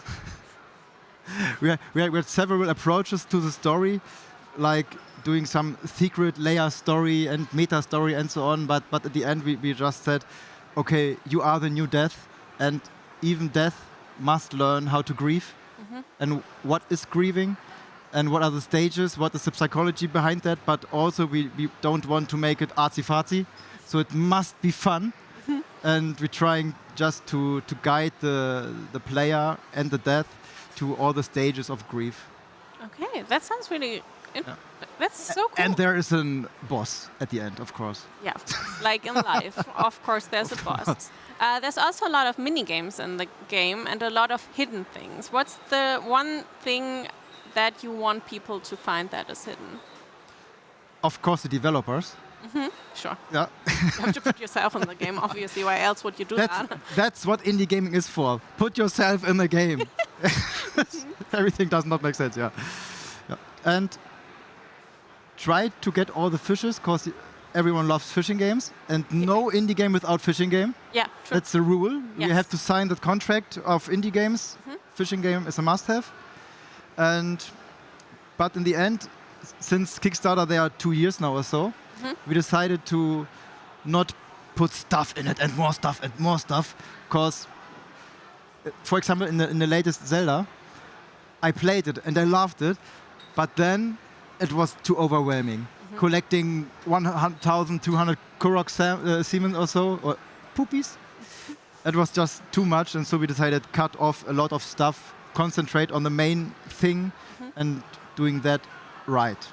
Okay, so but if someone wanted to get every single thing in the game, Yeah. how long would it take? 5 years. If you You interrupt your play for around about 4 years and almost the full another year. No, the whole game should be like 5 to 7 hours. It's a short game. It's made for people who are working full time, but they want this experience from their childhood, but without the not so good hardware. Because in your memory, everything is nice and HD and so on. So we are using modern game design. It must be fun. It must be fast. Yeah, that's the most important stuff. You Yeah. also just hinted at it, but who's the key demographic of the game? Myself, of course. Yeah. But that's what I thought at first. And then we got here to Gamescom, and everyone loved the game. And I was totally surprised. You were surprised that people Yeah, indeed.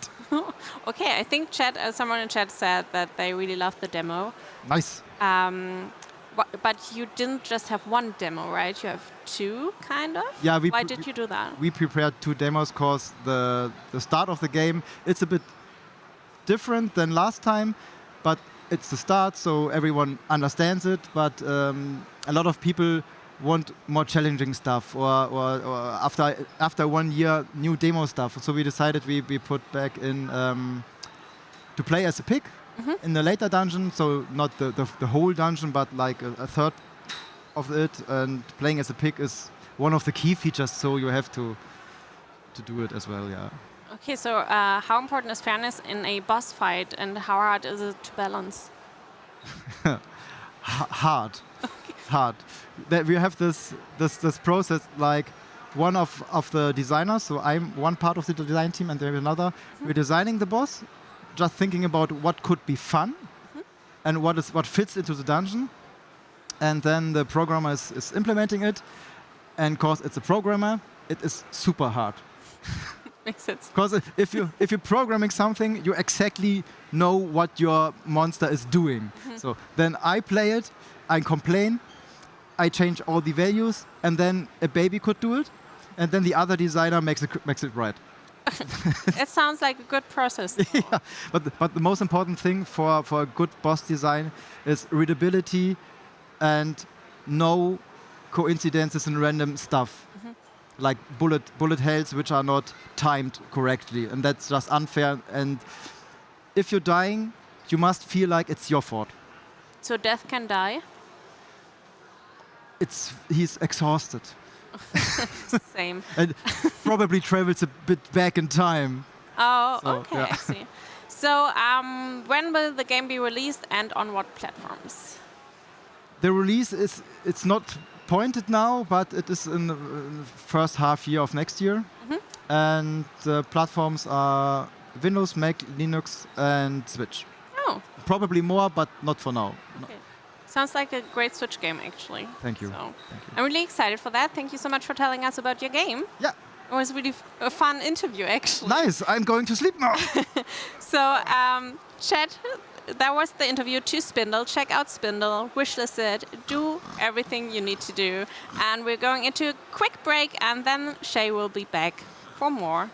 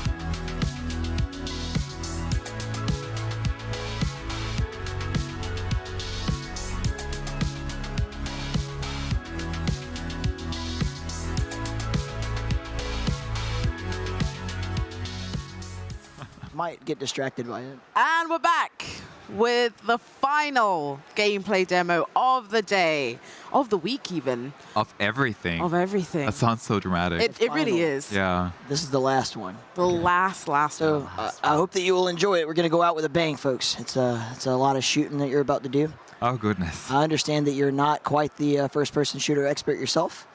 No. Good. But I will be one after this. All right. Exactly. That's the exact energy that we want. Good. So we have Tyler in the studio with us. Give us a brief overview of Rip Out. Rip Out is a sci-fi co-op first-person shooter game. It takes place on a space station. It's got like a Dead Space sort of aesthetic to it, but you can play up to 3 players in co-op. So it's really fun way to just pass the time with a group. And it's also got a single-player campaign. It's developed by folks over in Serbia called Pet Project Games. My buddy Goran was supposed to be here, but he had a flight today. Oh, There's Shout no out other to way to get Goran. home. So I'm taking it for the team. And you're doing a good job. Thank you. Fantastic job. Appreciate it. Well, I say we better get started.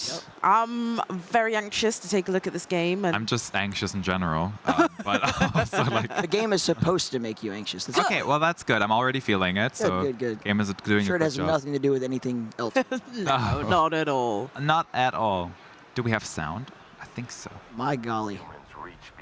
Yes. Oh yeah. I love the way that they've done all of these wonderful backgrounds for the cutscenes and stuff. It's very simplistic, but it's like it reminds me of the Doom movie. Yes. The second Doom movie that was pretty terrible. Was there a second one? I've never seen that. You've never seen the Doom movie? No. Like the old? Can we just watch that instead? Sorry, Let's do folks. another stream some other time.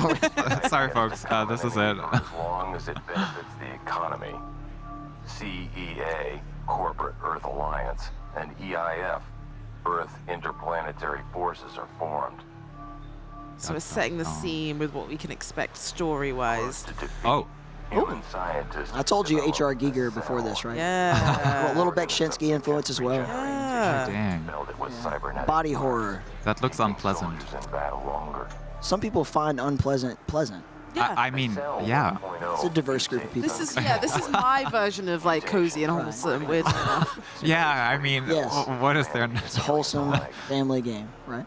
For all ages. No, maybe not. So you're crowding into like a giant spaceship. Oh no, humanity, blah blah blah. We're leaving. We're out of here, right? Let's get out of here. And heavily influenced by the Alien movies, of course. Not really a strong protagonist character. I feel like the Alien movies are very centered around Sigourney Weaver's character Ripley. Yeah. But in this game, it's very immersive. You can kind of project yourself onto the player. Which speaks to a lot of people's like preference for play styles. So. The old Link effect. Yeah, exactly. The Doom guy effect. So you work for the publisher of this Correct. title, right? Yes. And so what kind of drew you to this title as someone working on that side? Well, in general, 3D Realms is an action, attitude, and adrenaline-centered brand. Like we literally say, we're redefining AAA with action, attitude, and adrenaline. And if it has those three things that I've named here, then it falls into that category. You end up with Rip Out. I mean, that's... Hell yeah. Do I go for play? It's just solo? Let us do the tutorial for your sake. Oh, yeah. Okay. I was. I don't need it. Oh, you might. Yeah. I do. There are some very unique mechanics that you might want to familiarize yourself with. Can you tell us about the gun and why it's so lively? So I mentioned that the studio is called Pet Project Games. Mm-hmm. This is the Pet Gun. Oh. Yes, and it's a wonderful little friend of yours that will help you along your way. It's really something that we value with this game is that it requires the player to like keep in mind that their gun is a living thing that they do have to treat well. Oh. You know, it's not your tool, it's your friend, it's your buddy. I like that. Yeah. Okay, I can't open these, right? No. If you need to open anything or if it is openable, it will be highlighted. There's a really, really fantastic UI design to this game. There's even color coding. Yeah. I myself am actually red-green colorblind. Ah. So I don't see it, but people keep telling me, like, I love the color aspects and all the ways that it guides you throughout, where you're supposed to go, all that good stuff. I did see there was some like accessibility options as well in the menu. that Yes, I yes, yes. Briefly had a look at, which is always really nice. I think it should be done more and more and more. I've even seen people starting to make games that are deaf-friendly, like... Oh, yeah. I can jump. That makes sense. Can I run? You can if you use the shift key. Oh, shift. It's okay. You have a stamina meter as well, so you'll have to keep that in mind when you're being hoarded by monsters. Ah. Yeah, so you walk on up to that kiosk there, select your upgrade of choice, and then we'll go through the door. Wait, this one, right? To your left. Oh. Let's go to that kiosk. Right there. Ah, Yeah. there we go. Pet gun damage. Yeah. Upgrade. Can I already choose one? You can choose whichever one you want. Which one do you think is better for someone who's bad at these games? You want damage. I want damage. I would go for critical chance myself, but you just go for raw damage. Do I choose? How do I select? The use button in first-person shooters is almost always E. I knew that. Yeah, I was just testing you. I know. It's just... I knew this was a test. You're trying to embarrass me. You'll get there later. All right, and now you can go on through the door. Hold E. Yeah. And away we go. Okay. Am I expecting my first enemy soon? That guy right there may or may not be your friend. Doesn't look too friendly. No. Yeah. Let's see what he thinks. Hey, yo. Just shot. You're like worse than Han Solo, man. Holy cow. Why? You didn't give him a chance. I would give him a chance if I was good at this, okay? It's okay. I would, like, run. I get it. Shoot first, ask questions later. Let God sort them out. Yeah. Kind of thing. You know, like, when I play these types of games, I'm usually the person who grabs the melee weapon Right. and just, like, whacks away at the enemy. Is that a... No, that's not what I want to do. That's not what I want to do. So Okay. what it's going to tell you at the bottom of the screen here is what it's trying to teach you. And until you actually do what we want you to do... Hold F to scan for targets. Right. Oh, there. Now push attack. Oh. Uh-oh. It's okay. Take your time. Oh, no, my pet gun. Yeah. It's going to drop another enemy for you. Boom, F, and attack. Bam! Oh. That was pretty sweet. That is most people's favorite aspect of this. That was cool. I told you, he's your buddy. He's not your tool. It did... Oh, what was that? That was a little Rip Out logo for you. Chomp, chomp. Yeah, there we go. So you've made some progress here. Keep on going. So do I have this only with the gun? I can throw the gun with like holding F and doing that, or you'll with have any to of the other stand, weapons? Let them know. You'll see. Okay, sorry. Excuse me, the stream can hear me as well. We're going to get some crepes for the crew. I want to ask if you, in front of the camera, want one as well. So, Shay, you want one with Nutella, yeah? Yes, please. Okay. Lou, do you want one? Yes, Nutella sounds amazing. Okay, awesome. Make it 3. Just okay. I haven't had dinner. Nice. Cool. We'll bring them to you as soon as they're ready. Thank you so Thank much. you. What a lovely what a way. service. I know. So this is like me crouching down? Yes. Is You'll this, you'll want to avoid being detected by anybody. So crouch also basically doubles as a sneak mechanic. So right. Just not making much noise right now. Get on out of there. What really made me a bit sad is when I got attacked that the gun also got attacked or like visibly damaged, right? You don't want your buddy to get hurt. No. We really It's don't. not just about you, you know. I know. Oh, do I have fall damage if I go down here? Just go for it. No damage. Okay. And Flashlight. yeah. I do like how they introduce new little features as you go along. Oh yeah. It's always easier than having like a wall of text in the beginning of a game and then you forget everything. It's just like easier to pick it up as you go. Right. In my humble opinion. Am I still crouching? It sure looks. I am. Okay. Do I have audio cues as to what's coming up if there's an enemy or something? You'll hear them moving, generally speaking, but in a broad sense, they're going to be sneaking around. Like they're going to jump scare you in a lot of ways. They come around corners. I don't know how much I appreciate that. I mean, I wish I didn't have to tell you that, but I feel so sorry for you. Okay, that's something. Okay. Full battery. You don't need any battery. I do need it for this, maybe. No, you just have an obstacle that you want to get past. Yeah. Right. Oh, yeah. Unless you want to walk across the electric grid. I mean, I think I'm good. Loose wires on a spaceship seems like a really good idea. It's not OSHA. I don't know that they're a big fan of that, but I don't know that they really have any say about what happens in space. Shoot different. Oh. Uh-oh. I can see you.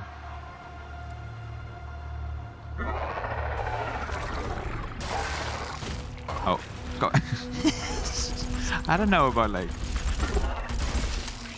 Oh. Okay. Oh yeah. We got the move. I want to stand up. How often can I throw my little friend? Oh. Keep blasting. There you go. Teammate. Teamwork. There we go. Okay. So I run with shit. Oh, I can't run while I'm crouching, of course. Oh. Of course. So prim and proper. Yeah, You I don't don't know. have to crouch though. Yeah, okay. you're right. How do I? There you go. I'm learning. Maybe after this, I'll only play these games. This is still just the tutorial. Thanks for like. Whenever I feel a bit better about myself, you're like, oh. I don't mean to. I'm so sorry. Like I'll bring you down, like back to planet Earth. Well, you're not on planet Earth. Oh, You're in true. space. Oh my God, what a segue. It's true. Yeah, no one can hear you scream either. Love it. You know what? I'm just gonna be confident and walk around like. Do it. Like I know things. Yeah, go for it. Make mistakes. Got him. Oh. Oh. That is not very nice. I want to whack you. Where are those crepes at? I'm still hungry. Oh, am I not hitting it? Oh, there's another more. one. Oh. Okay, how dead am I? How dead am I? Oh, there's Oh, so no. many. Okay, maybe I should not use this one. Oh my God, where do they keep coming from? Oh my God.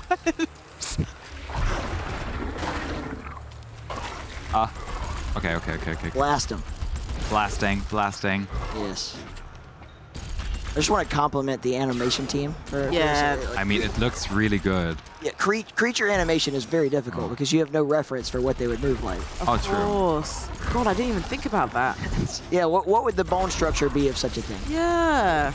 It's hard enough to animate a person. Oh, true. Is my gun running away from me, or was that an enemy? That was a little dude that you'll see him around. Don't worry about him. Nice. Where's my health, by the way? Is that the thing that's very critically On the low? bottom left where it's really critically low, that's Am I at 0? you will find health packs. Are you my friend? Hello, buddy. Oh. Hey. Oh. Oh. Oh, it's all good. Okay. Don't worry about that. It was my fight or flight. There's absolutely no negative repercussions attached to it. Oh, that's where it came from. It's okay. Not that door. Go on through this one. Keep going.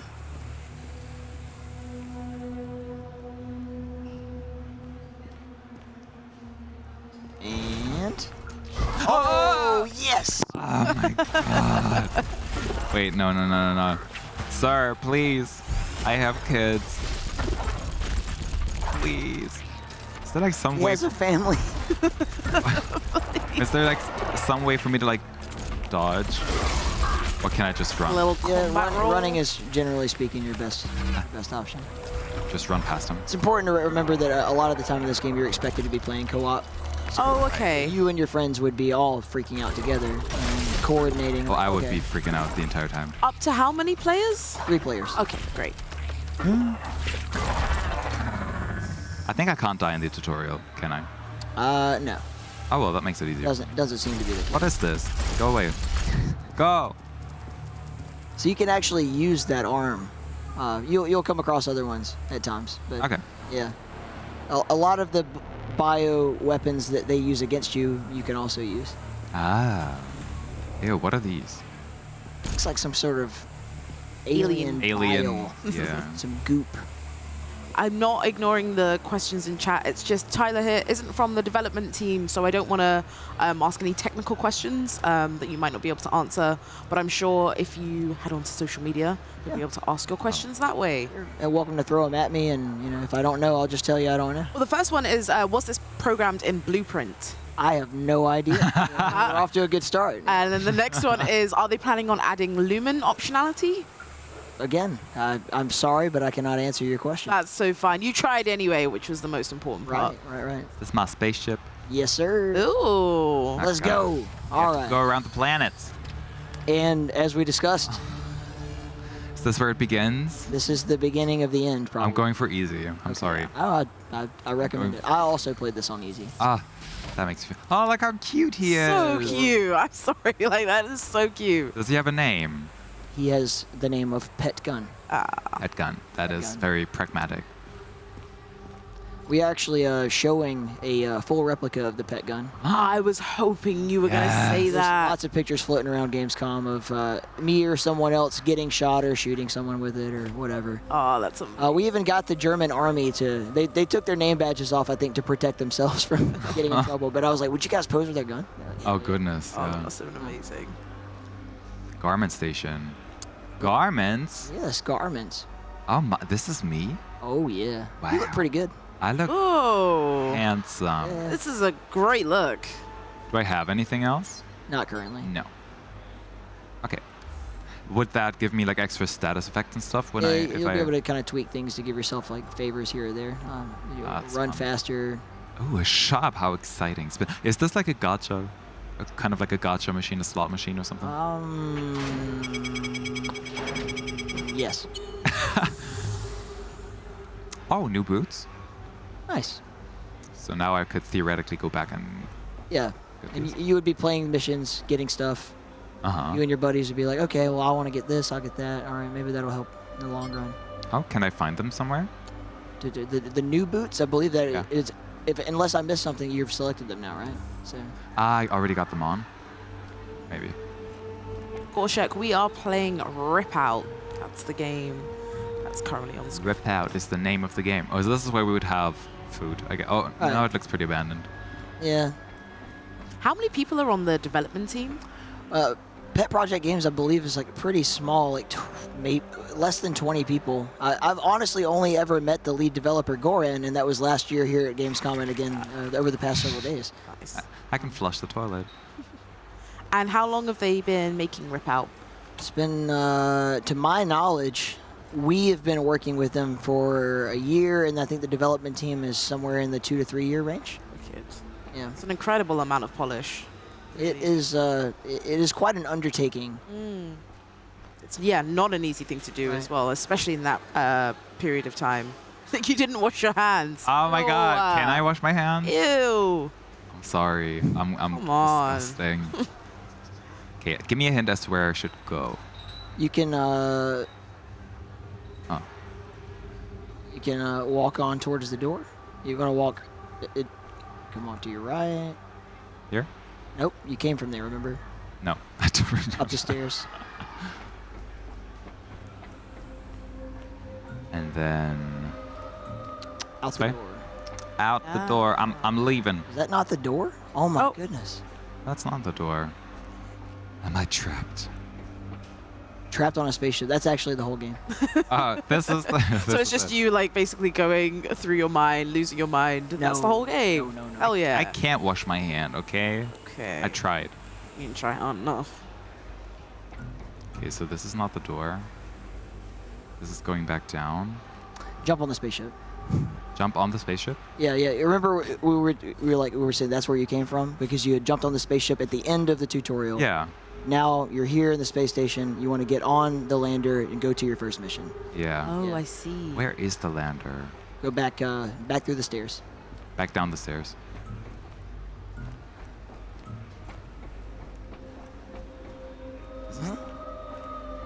To your left. Left again. Out. There's the lander. Ah. Run on out there. You gotta jump in. Tap that button. Got you. Tap Okay, that that's. bad boy. Nice. Now you will do your first mission. The first game.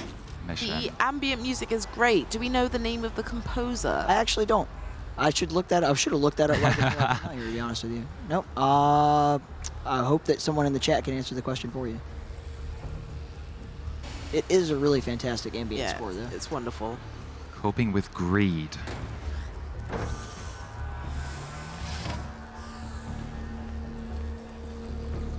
Okay, so you gotta find Captain Copeland's logs, reveal the old mysteries of the buyer, etc. Just for your sake, you can always follow the compass if you don't know where you're supposed to go. Yeah. It's gonna pretty much lead you along objective by. It's up there. Yes. Got you. Okay. Oh. You will have to be a little bit more aware of your health and your stamina Yeah. than we were in the tutorial. I thought I was doing so well because I wasn't dying, but I couldn't die. You were like, I'm amazing. I'm at immortal. I'm this. great at this. I love it. IDKFA. Laptop. Ayo. Nice. You hacked the terminal. Oh my god, I did it again. Don't I'm walk through already that. doing it to Hot myself. steam. Remember, Oh my remember the tutorial taught you how to crouch, so you can go underneath it. Ah. You are right. I'm already half dead. Off to a great start. You'll find health pickups. It'll be fine. Okay, so I can go back up. Up. Yep. Not letting me go back up. Control. There you go. Okay, I was lying to you. A lot of FPS players tend to turn their mouse and keyboard like at an angle. Oh, So really? you can more easily, yeah. If you were ever in like esports playing like Quake or something like that, you'll even see players with their keyboard in their lap. Oh. Yeah. Would you like to play a little bit so we can? I certainly can. Yeah, Let's go. maybe because I know you're faster at it, so we can see a bit more of the game, which would be good. You can see how embarrassingly bad I am at No, I gave it a fair try. And you did a wonderful job. Thank you. In a tutorial mission that I couldn't die in. All right, so we got this electrical field. We're gonna run and jump over that. Keep on Okay. moving. All right. Hacking the terminal. Oh no! What is this countdown? Oh no! What's gonna happen?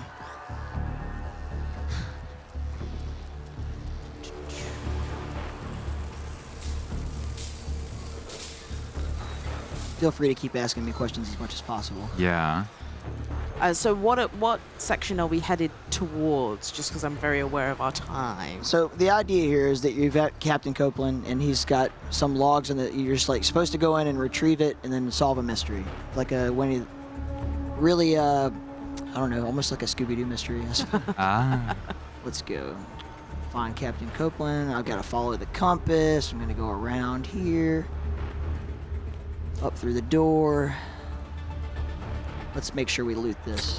What do we got? Some goodies. Got mechanical component. Is that something you would upgrade pet gun with? Yeah.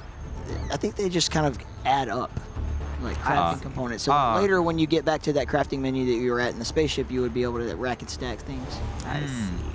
All right, we're pointing in this direction. There we go. Security point. Is that something, when you play the game, obviously you know what's going to happen, but would that be something that scares you as well, like things popping up, or are you kind of used to it? And I've been watching players play it all day, and like, even just the scanning thing, right, Yeah. scares the crap. Oh, what's happening? You just gotta desanitize. Oh no!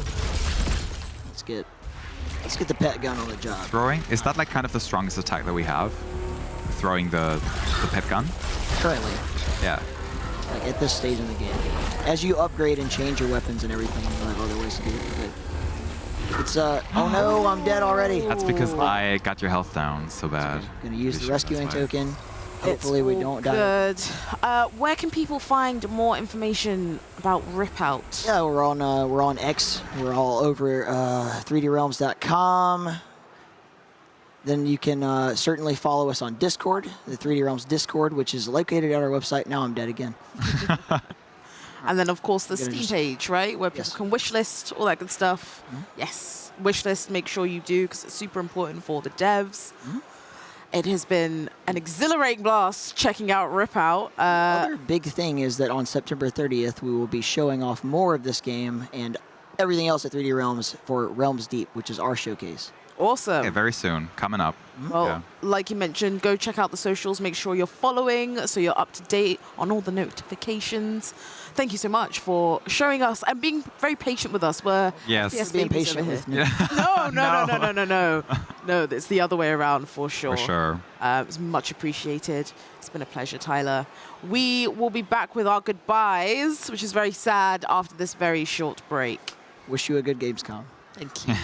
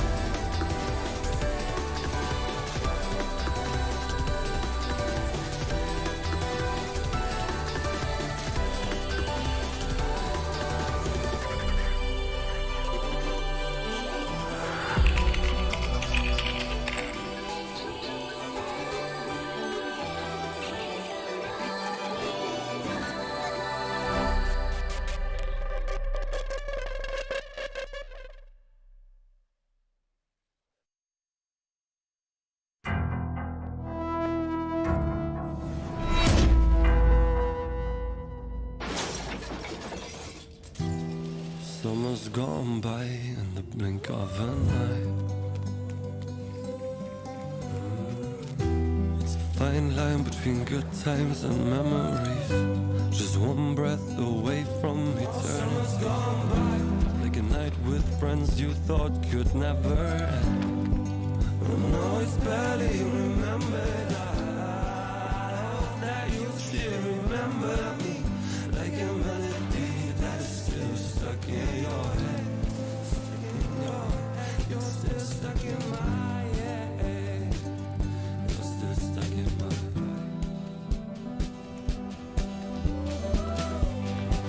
Oh no, it's barely remembered. I hope that you still remember me. Like a melody that is still stuck in your head. Still stuck in my head. You're still stuck in my head.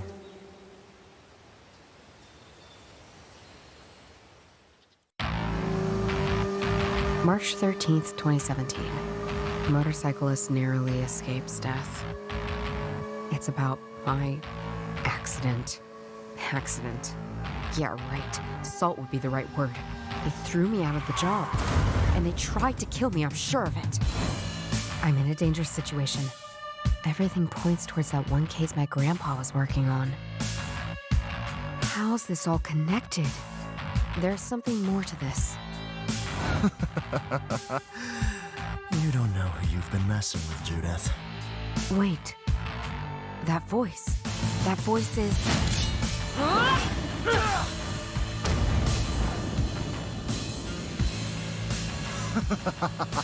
What the?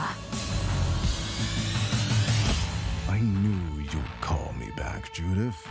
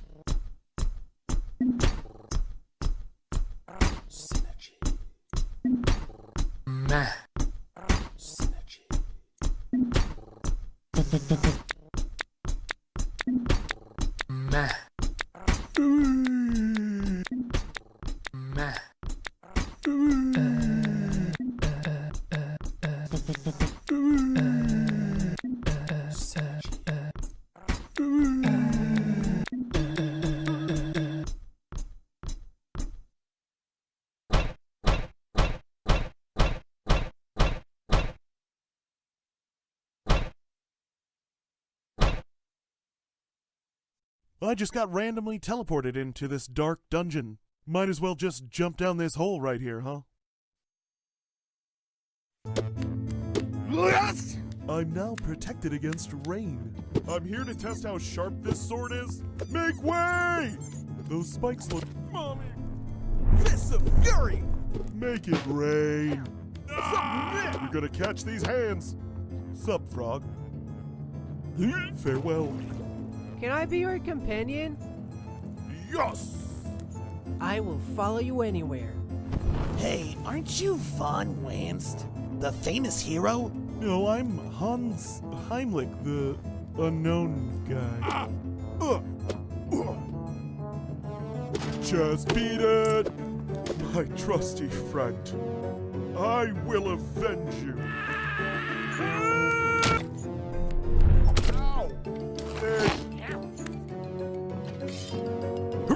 Dynamite!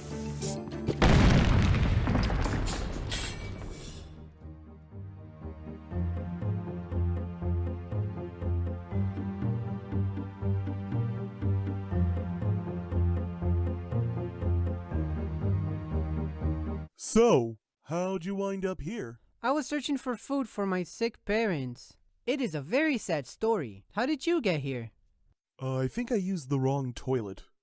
Well, that's a bit sad too.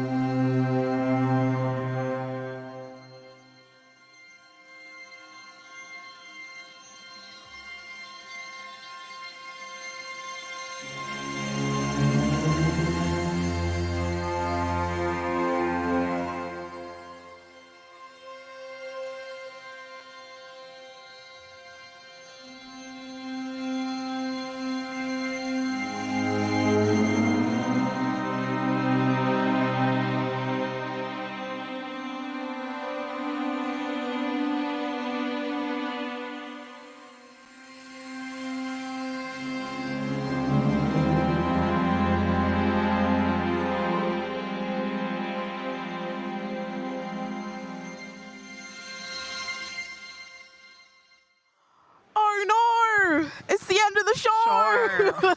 Nor. It has been a week. It has been a week. It's been 5 days, but it's basically been a week. That's the Yeah. working week. How do you feel? I don't know, because like part of me is devastated. That means Gamescom is over. I go back to my life, and it's all very depressing. But on What the are we one going to hand, do without you? I don't know. You're gonna have to figure that out. But on the other hand, I got to play some amazing games. We had some fantastic experiences. If you had to pick 2 highlights, Oh, I know this question was coming. Yep. Oh. Yep. Or today, or like in general. Maybe you can pick one highlight because you were only here at the second half. So I made it easier. You're Okay. welcome. Well, I have a definite, as well as always, like disclaimer. I love all the games, of Mhm. course. I'm maybe better at some and worse at others, of course. Mhm. But my favorite today that we played together was Cryptmaster.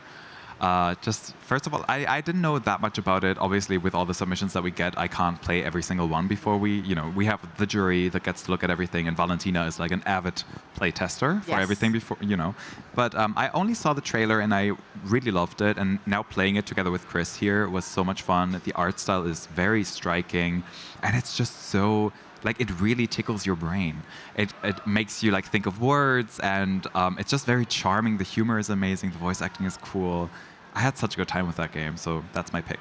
Yeah, that's a solid pick. Your pick. What's your pick? So for the first half of the day, Rekka was the big one. Home Wrecker. No. Because like it'd been on my radar when I saw the trailer earlier on this summer. It's I very thought that looked witchy. cool. Yeah, Yeah. Has really cool vibes. And as someone who doesn't play a lot of city builders or builders in general, the fact that it's the narrative that kind of keeps the game going, and then you sort of build around that. That appeals to me so much. And then getting to talk to Yulia earlier on today just made the experience even better. So that was fantastic. That's beautiful. Yeah. And then from the afternoon, or I guess the second part of the day, Cryptmaster. Yes. Cryptmaster takes it. Not only was it hilarious, but it kind of reminded me of back in the day, or maybe not, depending on how old you are, kind of showing my age here. But, you would get Are you together. sure you're younger than me? I'm older, babe. No, you're not. No, Very you're not. flattering. We will discuss this. Okay, we will discuss this off air. But yeah, it reminded me of like being in a room and like you'd get your friends over and you'd like play a game like all together, even if it was like a single player game, you'd play it all together. And that kind of experience has been lost. There's nothing. I have nothing against online co-op or online multiplayer, but there's just a certain type of magic you get from being in a room and playing a kind of single-player game together. I know, and it was funny because like I'm just looking at your notes with all the words that you were like trying to come up with. And you're like, 4-letter word. What could it be to do with music? I was really sitting here like scratching my noggin, like trying to find these words. Scratching my what? My noggin, your brain, your head. What rather. language is that? I think it's an Americanism. Okay. Again, that's the technical term for it. Scratching my noggin. We all know that saying. Yeah, it's a very common saying. You probably thought I said something else. I'm so sorry. But yeah. Those are my 2 favorites from the day. But like you said, they're all. See, it's a real word. Scratching my I noggin. didn't just make that up. Okay. Yeah, it just kind of shows you that all of the games are fantastic and have different merits, and it's really up to you to kind of play around with them. Yeah. Try them out, find different titles to fall in love with. We've got a whole year until Indie Arena Booth comes out. So I'd say you have more than enough time to go out and check out all of these amazing games. All of them. I'd say, yeah. A year is even a bit too generous if we're being real. Maybe we should set a deadline. I don't know. Next week? Next week, exactly. Yeah, if they're not out, I don't know, do something about it. But yeah, go and sign up to their Discords. Go and wishlist their games. Go and support every single one of these titles. That's another thing that we should say maybe. Following the devs on Steam and wishlisting their game is a really great way to help them out and like give them visibility on Steam, and they'll be forever grateful. Yeah. So. Exactly. I will point you to a fantastic list of all the games. You can head to indiearenabooth.de to see the full lineup of everything we had here at the booth, and then you can find the Steam pages from there. again, you can make that a little cozy activity for you. Get a hot drink, get some food, sit down and go through every single one of them. Relive the events of the week. The VODs have been uploaded to Twitch, so you can go back and watch. This isn't the end. You can keep up to date with all of our shenanigans this You can week. learn these by heart if you want. Exactly. Recite them to us. Exactly that. I have to thank you. I have loads of thank yous to do now. This, Okay. this is the soppy part of the show. Go ahead. I want to thank you, Lou. Thank you so much. Thank you to you for being the face of the Indie Arena booth streams. Who, me? Yes, you. No, it's an honor to be asked to come back year after year and host and present for you all. You know, this is such a fantastic project, and being able to meet so many different developers and publishers is, you know, just an amazing experience and makes me a better person overall, not just when it comes to games. How would you get better? Any better? You flatterer. Ugh, what a Good. babe. Why am I so nice to everyone except myself sometimes? Yeah, we're going to unpack We're going to unpack that and our age. right after the show. I want to shout out Nerdstar for just keeping everything on, pressing all the buttons, being a fantastic support for me and everyone else. I have to shout out my handlers. Is that even the right word? I don't know, but I'm going with it. Sophie and Mark for keeping me sane, feeding me energy drinks, keeping me awake, because these are they're long days, and I need to feel my best, and they really help out with that. And to Wolf and Valentina for trusting me with this show and letting me come back and do this for you all, for letting me host the Indie Arena Booth Award show, which was so much fun. The energy was so good. I was so sad. I was sad in the back posting on social media, but I was like, I would have loved to just like cheer you on. I did from the back. Yes, I felt it. I definitely felt good. it. Did Daniel get us grapes? Yes, he did. We inhaled them like while we were not live. They did not have a long shelf life at all. We put those things away. We did a little dance. We did. You know, the sugars are hitting our brain. Yes. Oh, and yes, get well to Valentina. She's not feeling well, but she'll be back to say all of her thank yous and whatnot.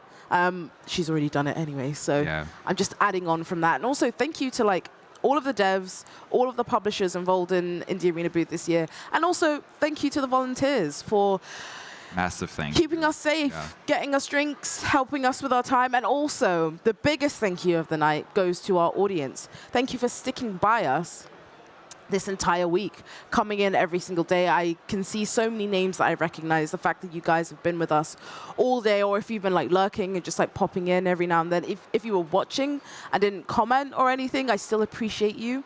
Maybe next year you'll build up the courage to get chatting. You know, we're a friendly bunch over here. You know, it's a very specific vibe that we've curated. It's wholesome, it's funny, it's engaging, it's loads of different things, and there is a place for you over here. Definitely. Never feel afraid to reach out via chat. We love listening, hearing, reading.